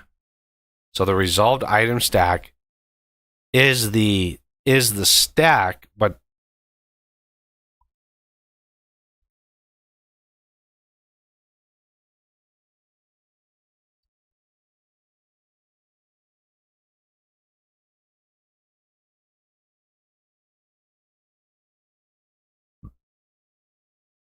if outputs.length is greater than 1. There can never only be two outputs. There can be an item output and a fluid output.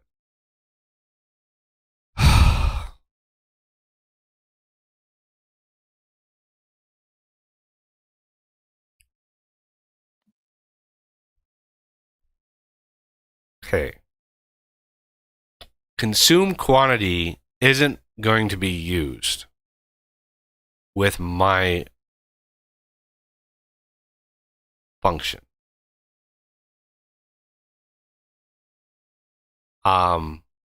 So key.takeout item slot.takeout.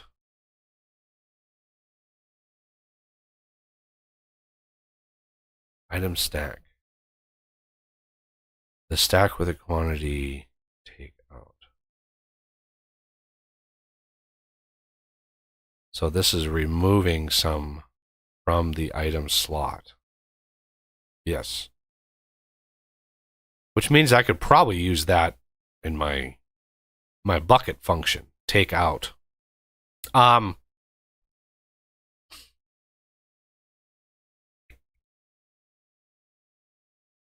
So consume this here is not even being run because I don't have consume quantity at all.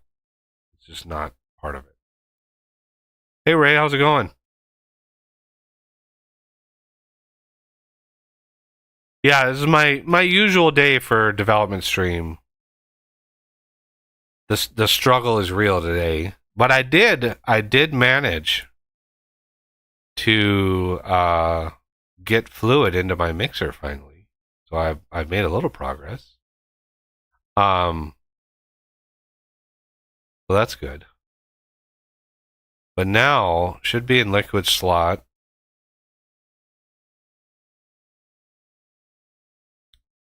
Output slot.item stack .stack size. Okay, if the slot is empty, output dot okay.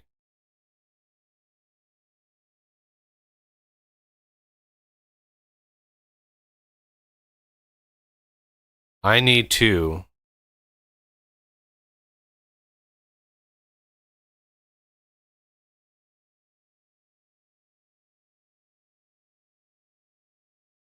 look to see get output size.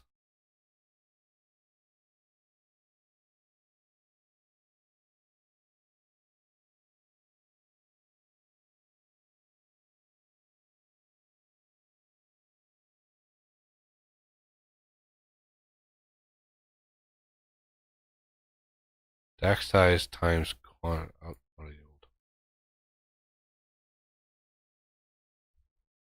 They can't just make it simple. They just can't make it simple. It has to be some weird convoluted, let's do some math, let's do some freaking what is going on in this function. Jesus.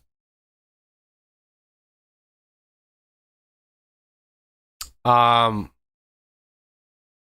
all I all I want all I want is liters multiplied by whatever the props are for liters for items per liter. That's all I care about. Okay, that's all I literally care about. So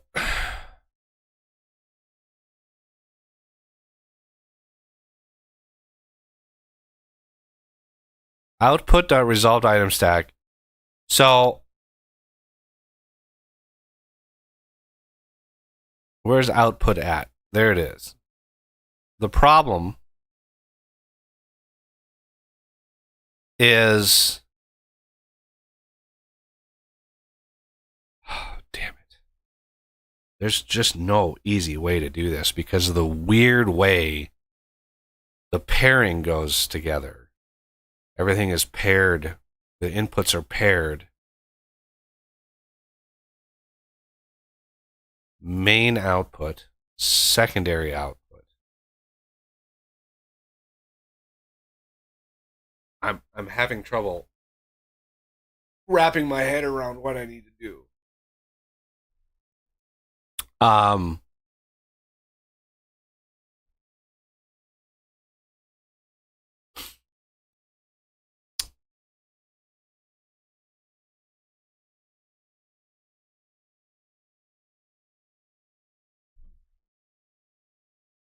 How the hell can I do this as simply as possible? This should be in liquid slot, right? Output.resolved item stack. If this is true, that means we need to multiply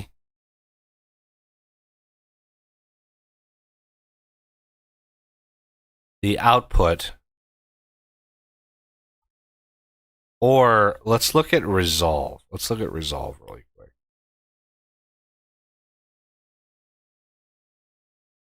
Outputs.resolve.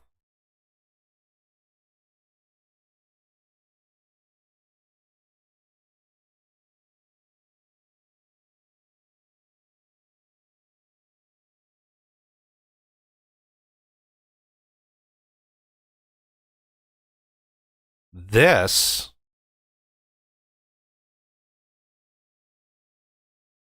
output.quantity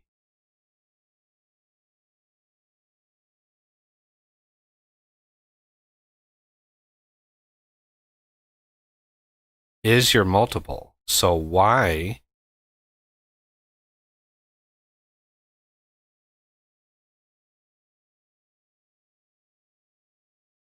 if we're up here, that's the resolve. When the recipe loads into the game, this runs. Outputs.resolve. Okay. I know that the recipe is loading. If okay. And then I set output of I per liters. But only if it's a watertight, only if it's a liquid do I run that. Okay.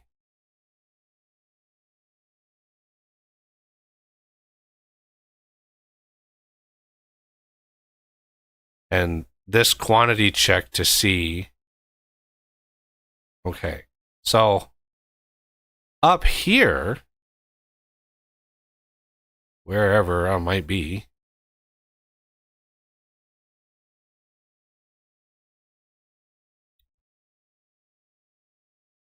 .resolved item stack, you'd think that the quantity of that would be right.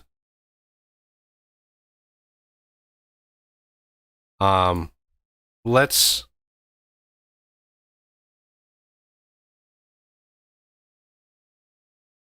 I'm gonna take that And we're going to debug this. Hopefully.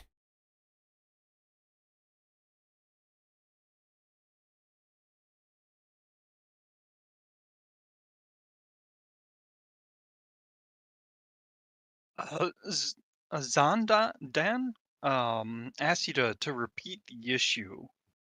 The issue is the craft is taking 10 liters in of water and converting it into just one tannin. So it's not carrying over the actual quantity that it should be. That's the issue. Okay. There's my water. And here we are. Try craft. So, matched is right. Main output. You can see 1x strong tannin. That is wrong. That should be 1,000. Right? So if we look at... God, I did not want to dock the damn things. Jesus. Stop trying to do that. Okay, so output here. I just want to see how that, there it is, quantity, right? So the resolved item stack, for some reason, is not inheriting that quantity. So there's that. Let's get rid of locals. Locals are, it's rarely helpful. So I'm gonna actually stop debugging there.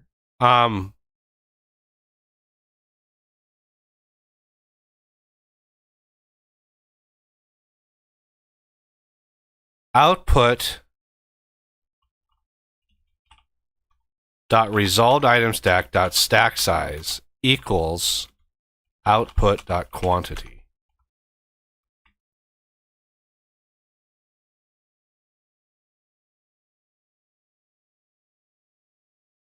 That is essentially what needs to happen.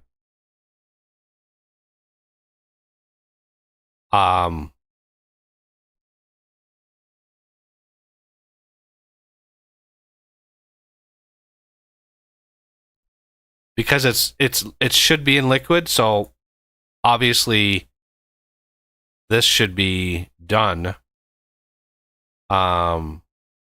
Okay.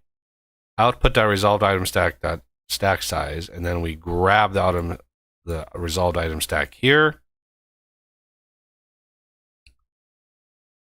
And then we else increase it by that stack size, which we already edited. So that should do it. But then you get 1-to-1. We actually, without doing this, we actually get, it's 1,000-to-1 because of how the liquids work. Liquids are way different in terms of like stack size and how they actually function. So if we do it this way,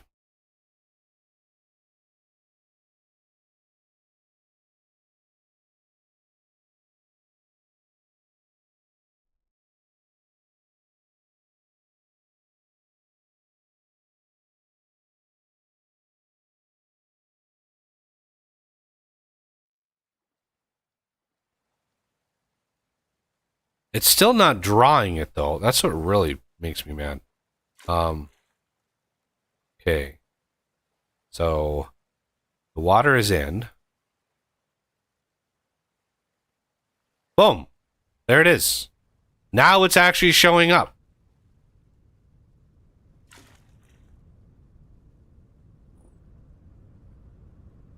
Bingo bango. There it is. Good to go. Now, need a way to get this stuff out of there. Because of this is very different from how the vanilla game works, where there's just one tank and everything is involved in that tank. There's actually separate tanks on this one. Very, very different to how it works. But I need to figure out why I can't put this into that slot. That's very, very weird. So let's look at the actual inventory first. Inventory mixer. Get suitability. It's got to be in here somewhere. Target slot equals slots of 0, or target slot equals slots minus 1. I honestly don't know how any of this works. I don't know how it functions. Let's hot reload that. Let's open this up again. No, that didn't do it. I can put it in these 3, but just not in this one. Why is that? Let's look at can contain. Slot ID equals get slot ID. Okay, so slot ID blah blah blah. Let's look at this line and do that. Slot ID equals 0. So that's good there. Is it liquid? It's false. Slot ID.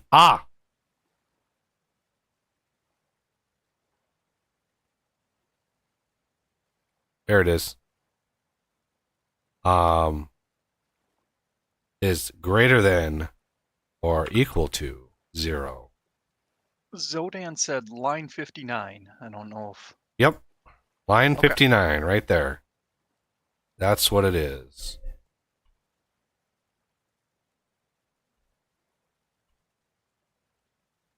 There it is. Yep. Nice catch. Very good eyes. Very, very good eyes. Okay. Now I need to be able to bucket out. Recipe mixer is done. Block mixer. Now, now I need to do something in here. Because I need to be able, with an empty bucket, grab the items out.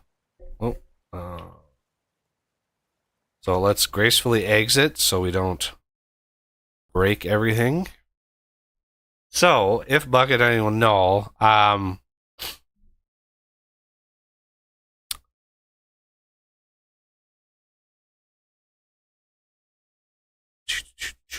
now, capacity available,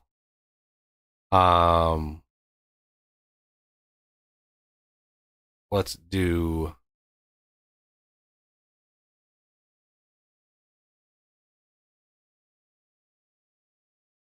BE mix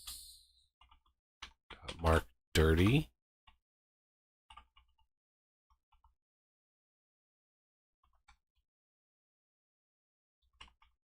And then return true. Okay. So if contents does not equal null, so I need to do a breakpoint here, because I need to know what the contents, what happens with the contents when the bucket is empty. Because with an empty bucket, I want to pull out of the mixer.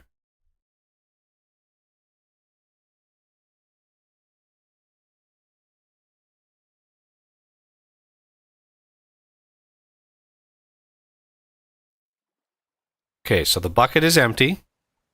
I'm going to right click. So what happens with the contents? The contents are null. Okay.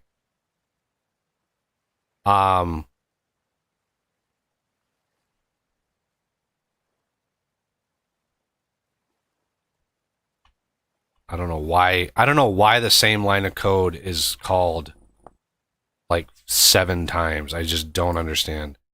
Okay, so we know if we're in here, the bucket is empty. Right? The bucket is empty. Which means we need to grab out from the mixer into the bucket. So IVE liquid interface IVEL equals BE mix as IVE liquid interface.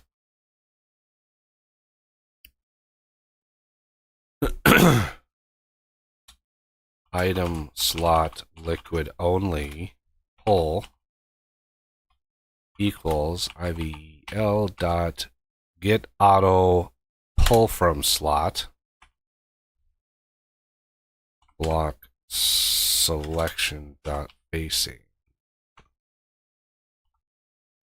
So that should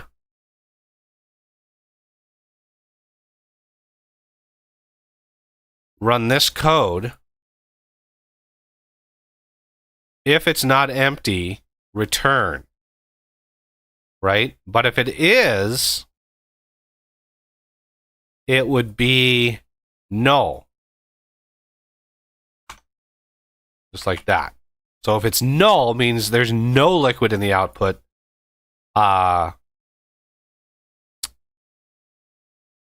Basically return.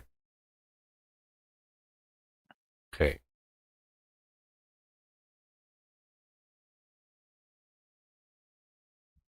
Now, we should have the slot to pull from. We already have the bucket up here.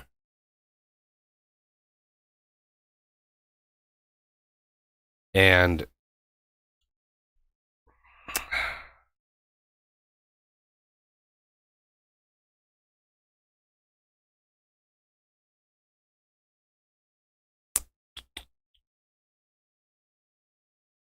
yeah, I just want to do this as simply as possible. The bucket is empty. Try to grab the liquid. So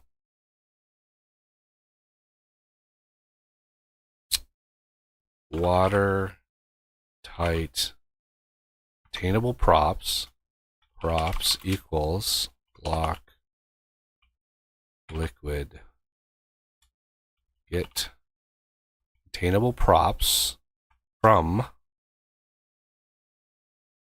pull.item stack. That's the fluid that's inside the output slot that we grabbed, right? We know that it's not null, so we know there's something in there. So this should not break. Should being the operative word. Okay, that will give us that should give us access now to the multiplier of items per liter. Right? So we want to go pull dot try put into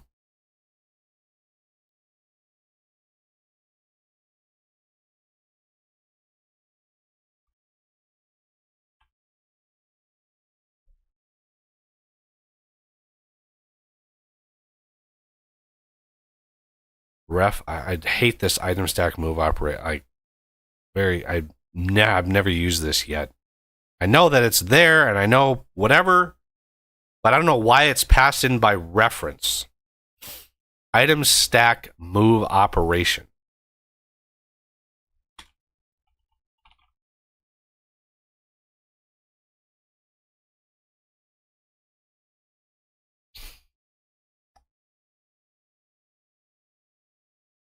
Like,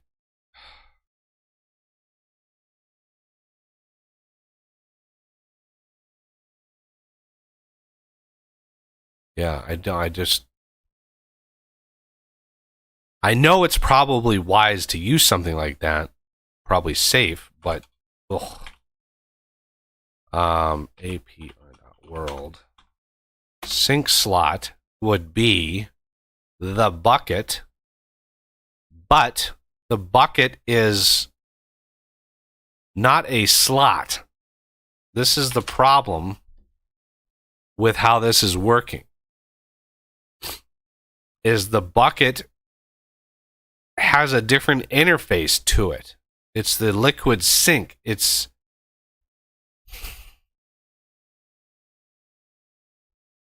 I need to know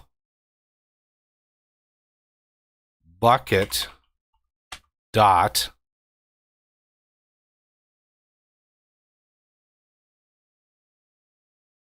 capacity liters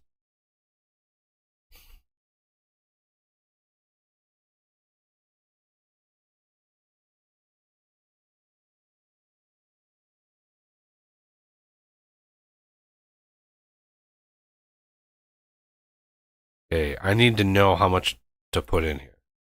Now I know the bucket is 10 liters, but I want to make sure that we're using the interface sort of things rather than just like a hard-coded value. So int contains or can contain. How about that? Can contain equals bucket dot capacity liters times props dot items per liter. And then we can do this with int on that reasons.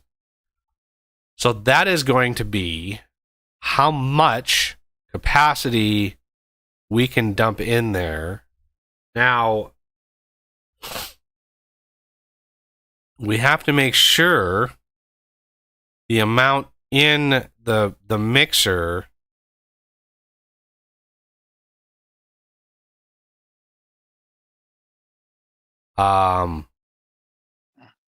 if can contain is greater than equal to pull dot not capacity items stack size, right? That's the item slot. Item stack dot collectible dot stack size. No, not max stack size. Item stack dot stack size.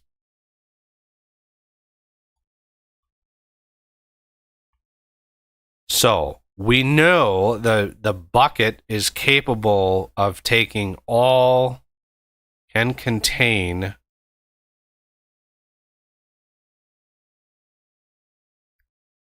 all of what's in the output slot.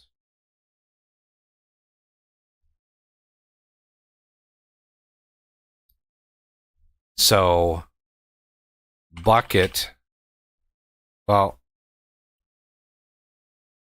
bucket dot set content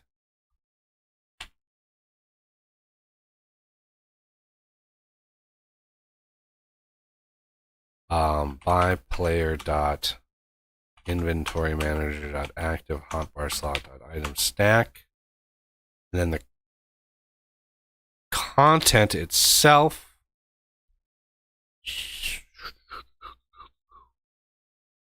this is the thing, we can't interact with the bucket like we do all their item stacks because it's very, very different, which is, if you watch the first hour of this stream, you'll see how much frustration I had with the interaction with the bucket, because unlike everything else in the game, for some reason, liquid interactions are done on the block side, not the block entity side. And that breaks literally everything. Because the entirety of my mod is based on the block entity interactions, not block interactions.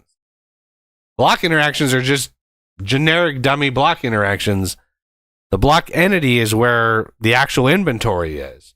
But for some reason, fluids are done on the block side. And so that you have this set content and get content, which is super frustrating because it's not on the block entity side, it's on the block side. It makes no sense at all. So the content item stack that I'm trying to set this is pull.itemStack. Right? That's the content I'm trying to set.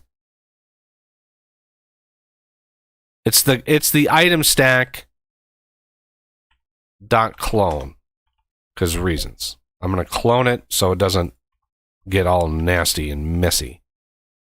And then I want to do pull dot take out whole like that. I want to remove it all because it can contain all of it.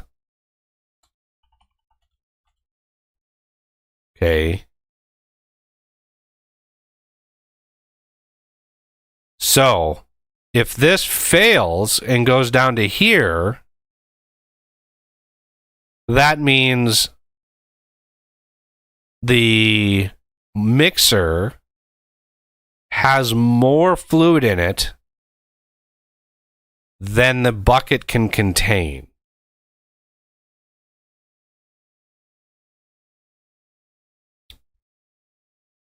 Right? Yeah, I think that's okay. So if we're down here, we need to still do this. I think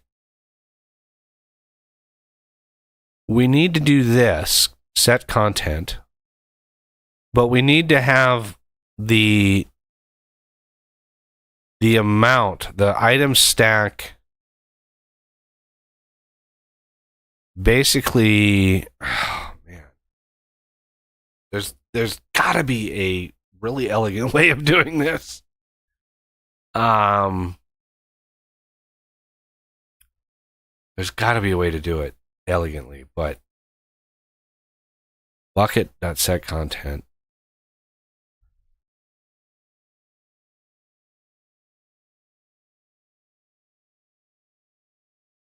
Item stack.clone, yeah. Pull item stack.stack size minus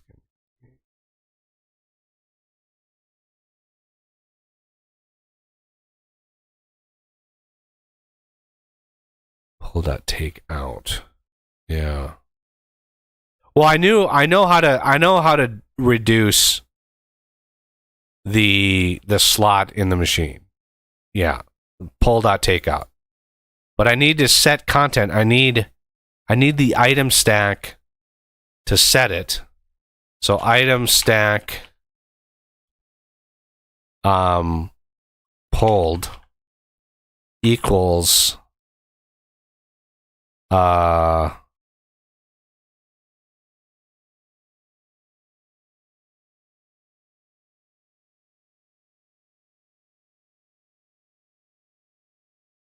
God, there's just no.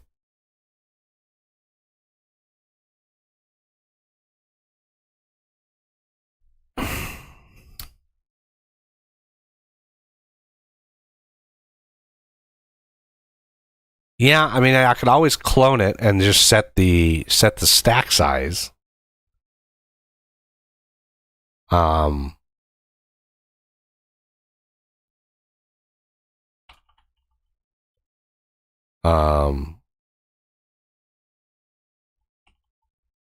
Equals pull.itemStack.clone pulled.stack size equals can contain, right? Limiting it to how much the bucket can hold.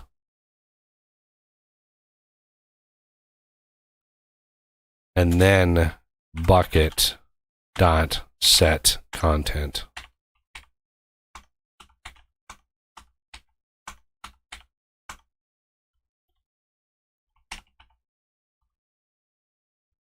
Pull.clone, why not? Who cares? And then we do pull.take out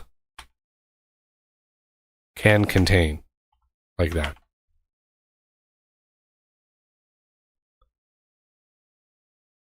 And then come down here and go be mix.markdirty. Return true. Okay, what are the odds? What are the odds that this works? Anybody have the over under? Like, what are the odds? It's programming, so 1,000 to 1. It's my programming, so it's about 5,000 to 1.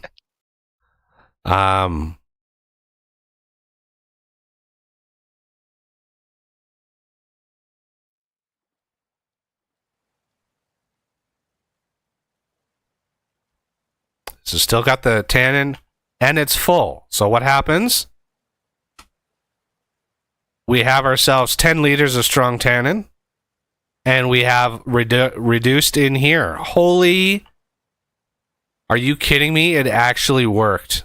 Nice.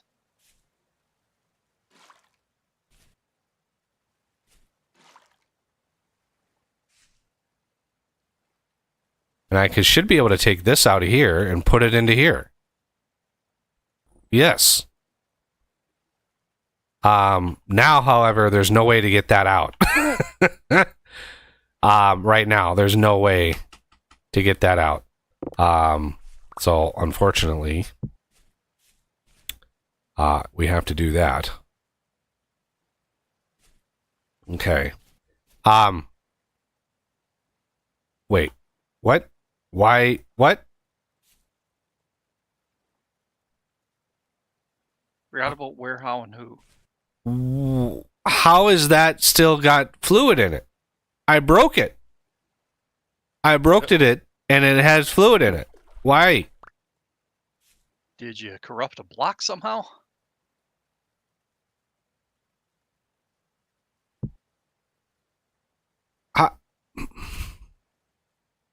But how? What? Where is that at?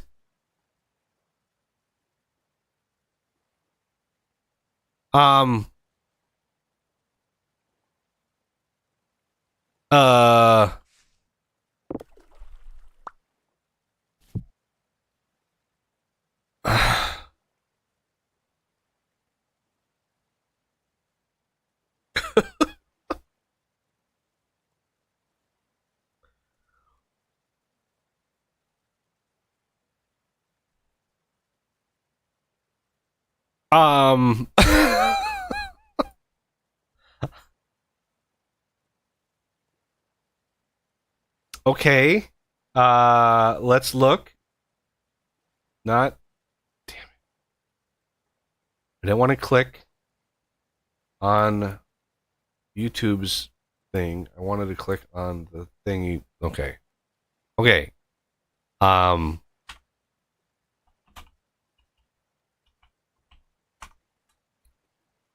Here's the inventory.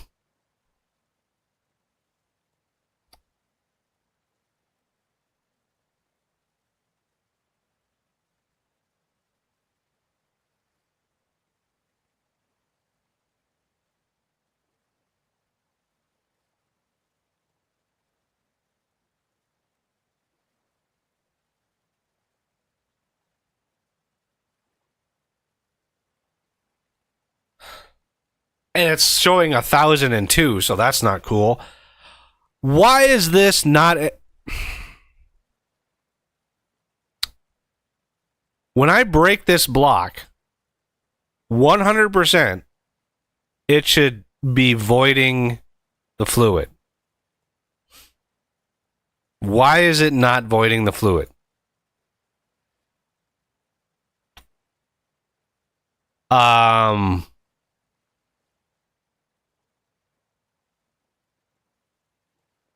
Replace it. Well, replace it with what? If I give myself another mixer, that's going to be a different iteration of a mixer.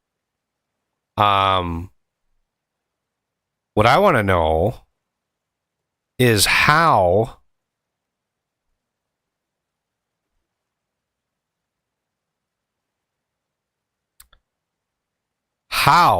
this is saved when I break the block. Because if I break this, contents, yes. When I break, okay, very interesting. When I break the block, because I wonder if that's true with all of these now. Because I set I'm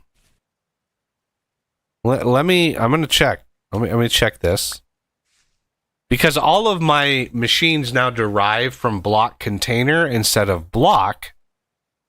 What it looks like it's doing is automatically running set contents behind the scenes. No, it dropped. Okay. So it dropped. Nope.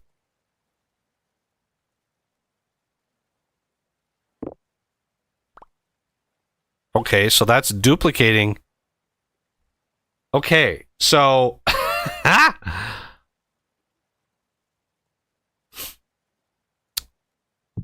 it is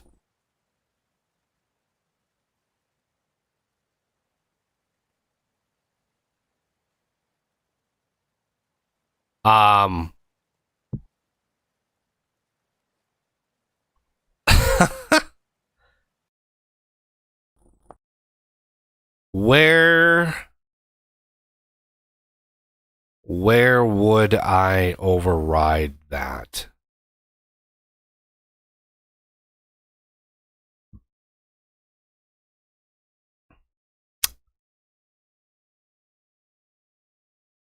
Unbreak. Yeah. I understand the problem.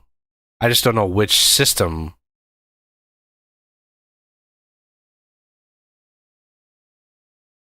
We go to wired block. This is the base block. That is the block container.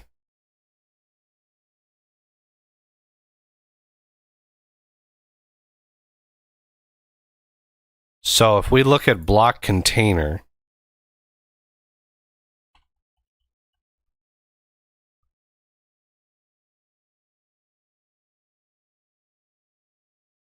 on block broken, this is what's being called when we're breaking these blocks.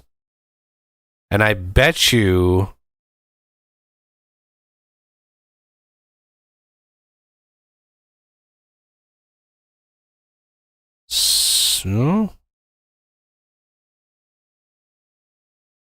entity, block entity.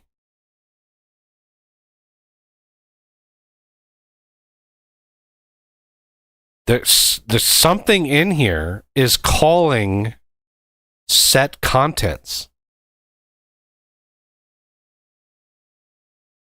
This. What is calling? Holy Moses.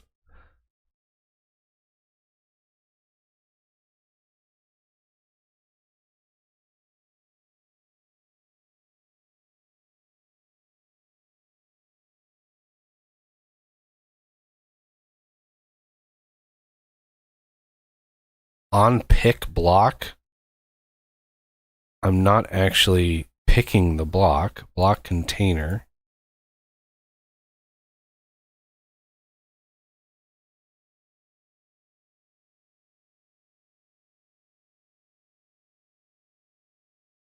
Block container on block broken.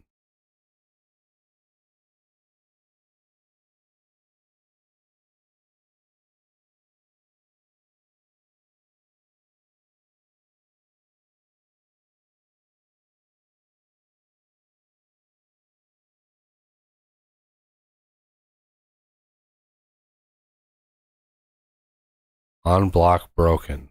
Pick block.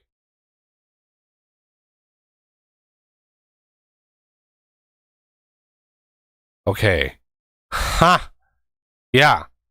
It's literally when you breaking the block, it's calling this, basically picking the block, and then picking the block is setting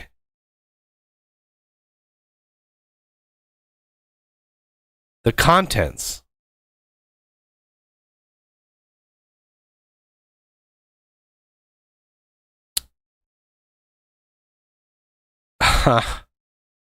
Okay. I don't want this functionality at all. I don't. I want to ensure that when people break the block, it clears the block, like literally clears the block. Now,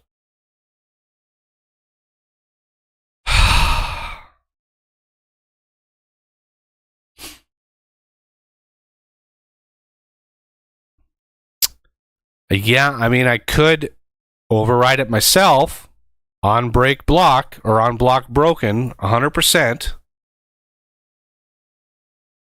Prevent default.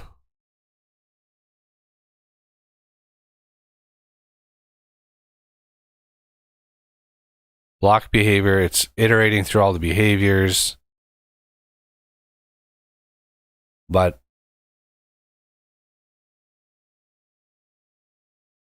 it hits this.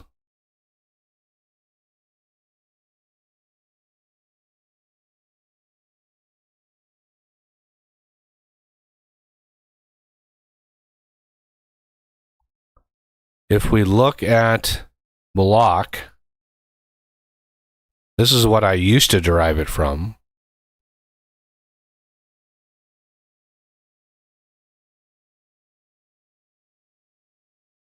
Unblock broken here.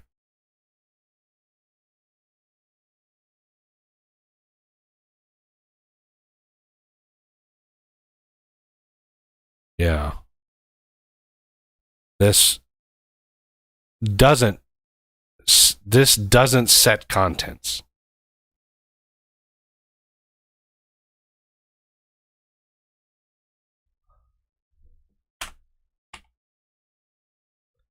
I set that to block container when I started going down the line of fluids, and then I realized I can't use that because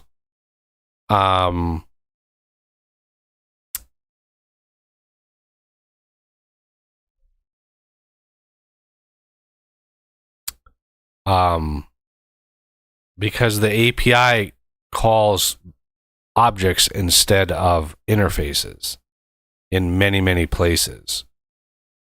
So that's it kind of derailed me there a little bit. So now when I break a block, it should actually eliminate the fluid in there. Same with this. Yes, it will drop, but when I place it, it'll be empty.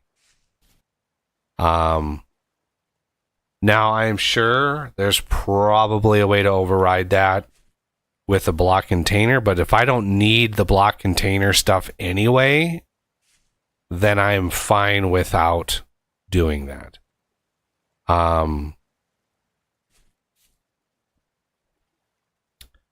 So yeah, I should be able to, put that in there now. Okay, fix that.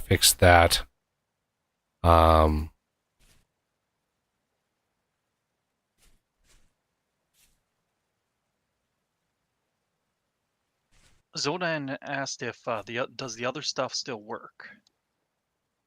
Does the other stuff, the fluid stuff? It should. Yeah, fluid stuff works. Well, I don't have this powered right now, so let's... Do I have any more wire on me? I don't think I do.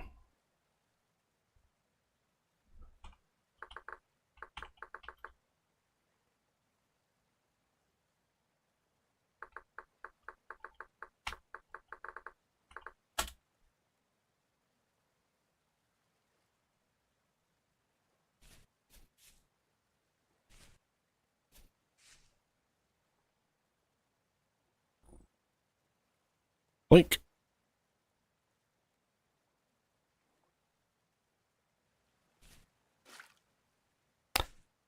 Good to go.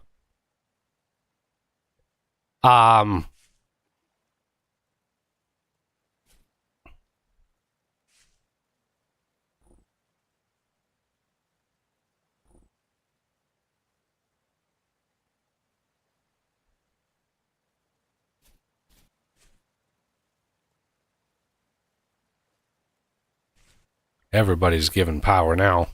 Woo.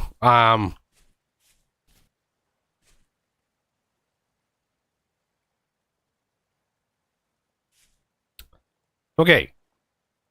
Well, let's also check to see. Give block. Log placed. Oak.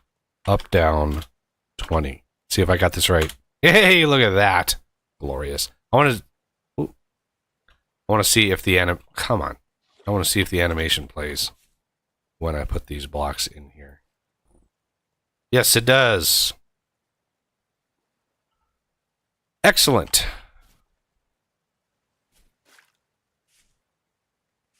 Good.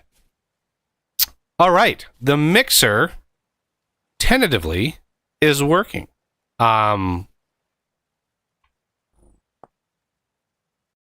I can't believe it. It actually is working.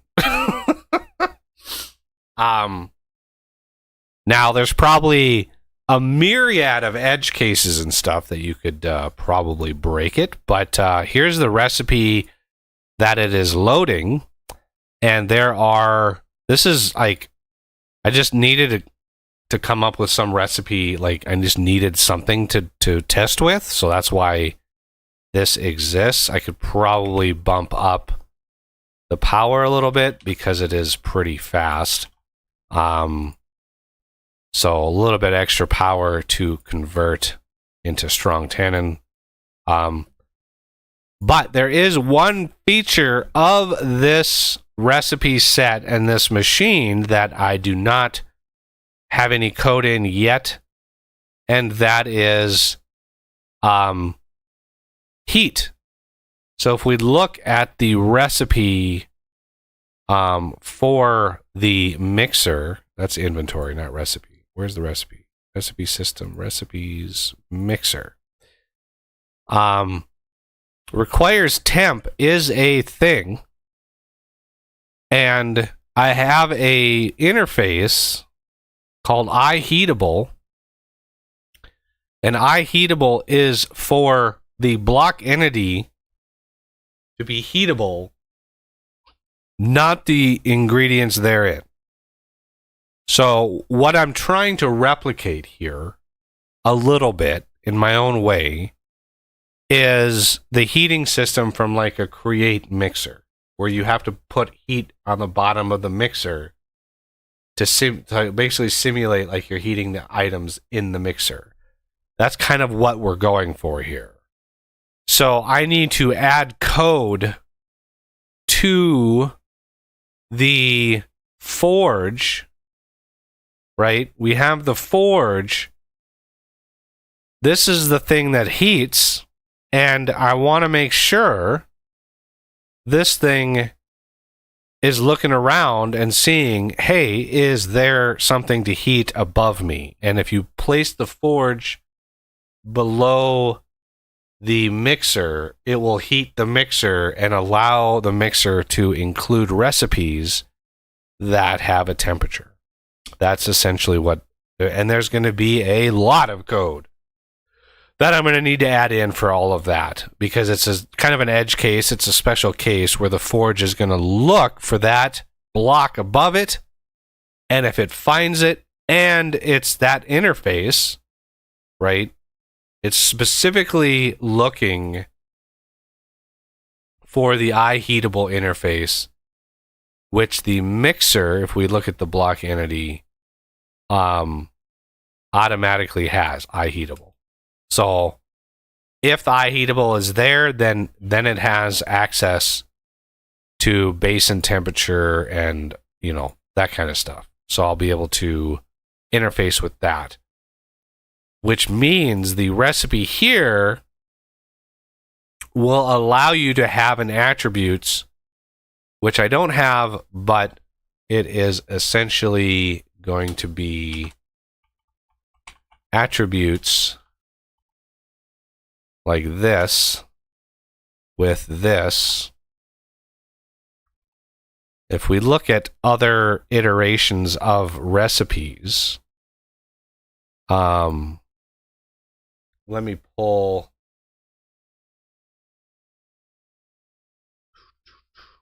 Oh my God. Let's see. Programming, vintage, mod, assets, vintage, recipes. Let's look at, say, a very simple one, the log splitter.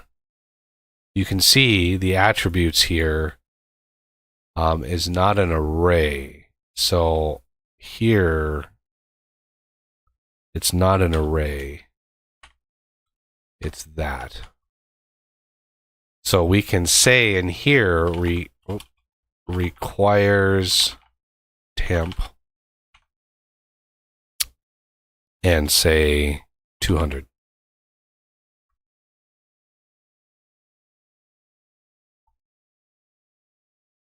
So we can say, hey, if we want to make it out of oak, we need it to be 200 degrees. If we don't, if we make it out of acacia, we don't need that. So that, I mean, that could be a difference between the two. But I like to include example recipes, which is why if you look at the recipes here, you can see the grinder doesn't have one because the grinder doesn't exist. Extruder, the crusher, log splitter, metal press, sawmill, and then the mixer, you know. So I like to include example recipes to allow other modders to then add, modify, expand, whatever, the recipes. Because all you need to do in your mod, regardless of the domain, you can have your own domain. You don't have to have this domain, but then you have a recipes, and then you have a VE extruder directory. While that will load extruder recipes, my mod will look in that directory because I don't specify a domain. So it looks in all recipe directories with that. So all modders can just, you can go crazy and start adding your own recipes if you wanted to, or rebalance everything. Like you just, I wanted to make it sure it was expandable. But that is essentially the heating system, is the requires temp, as different from like the metal press. If we look at like nails and strips, you can see the requires temp in here. This indicates the object itself needs to be that temperature, right? So the input needs to be the temperature, and the -1 indicates use vanilla base game temperature workable temp mechanics, which is melting point divided by 2, baseline melting point divided by 2, which is what that -1 gives you. Otherwise, you can specify the temperature, and then it will try to, then you need that temperature, whatever that might be, as long as it's not too high. I think the upper limit on my forge is like 1500 degrees or something like that. Like it's not an infinite temperature. But yeah, even though it's the same tag, it's used in a slightly different way for the mixer. Whereas this is trying to heat up the basin or the machine itself. Whereas this is trying to look at the actual input, like plate, for the temperature. Anyway, that is how that works. And I'm sure there can be, I'm sure that we have quite a bit of testing left to do here, but you can have as many as 4 item inputs and 2 fluid inputs and 1 item and 1 fluid output. So a lot more variety possible with this. And we still have to test it. I don't know. I can't think of a test recipe to actually use the full feature. I need a recipe that has 4 input items, 2 input fluids, and then outputs an item and a fluid. Like, I need a recipe that does that and requires temp. So I'll just think about that for a while and see. You know, I'm open to suggestion or ideas for a recipe that does just that. But right now, okay, go ahead. I could probably come up with some cooking recipes, but I don't know if that's necessarily what you're after. Yeah, this machine is not really geared towards cooking stuff, right? It's not intended for like dough or anything like that. It's just not. I'm sure some of those will be added, but yeah, it's not the primary intent. I mean, it's not that they're impossible. It's entirely possible. Inputs and outputs, it's just very simple. But it's not the intention. The intention is industrial scale automation inputs and outputs. And eventually you'll have pipes and stuff that will be able to move things around. But yeah, the very fact that I actually got it working, like, I'm happy with that progress. Thanks. Pretty incredible. Zondan, thank you for all of these suggestions and help. Very, very nice. Very helpful. And just being here, that makes a huge difference for stream enjoyment for the streamer. Yes, having people in here, makes all the difference. So yeah, this tentatively is working. So I am going to, tomorrow I'll probably do some more testing, probably work on implementing the temperature side of things going forward for the next 2 days. And then Friday, I should have another test build out for supporters in the members only Discord channel. So patrons, channel members, they get weekly builds, and the last build that I did included the CNC, which is basically the clay former. And so that was the last machine, and then now the next build is going to have the mixer, tentative working mixer. And so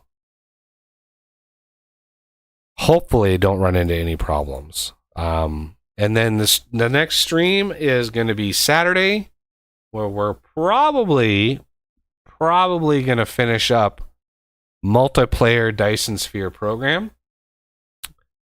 That seems likely. It seems very likely that we're going to be finishing that up, because we got just a few researches left and a little bit and an entire Dyson Sphere to build, but that you will usually go fast depending on how we do it and ramping up production. Unless you go massive, it should be pretty straightforward, because the last one we built on that stream. So yeah, that went quick. It goes fast when you have proliferation as high as we do. Like it's beautiful. So yeah, we'll probably finish up Dyson Sphere on Saturday. And then next week, who knows what I'm going to be working on next week. I honestly don't know what I'm going to be working on. But yeah, thank you all for coming by. That's going to do it for the stream, everybody. Thanks to everybody who's come by and commented and helped. And yeah, hope to see everybody on Saturday.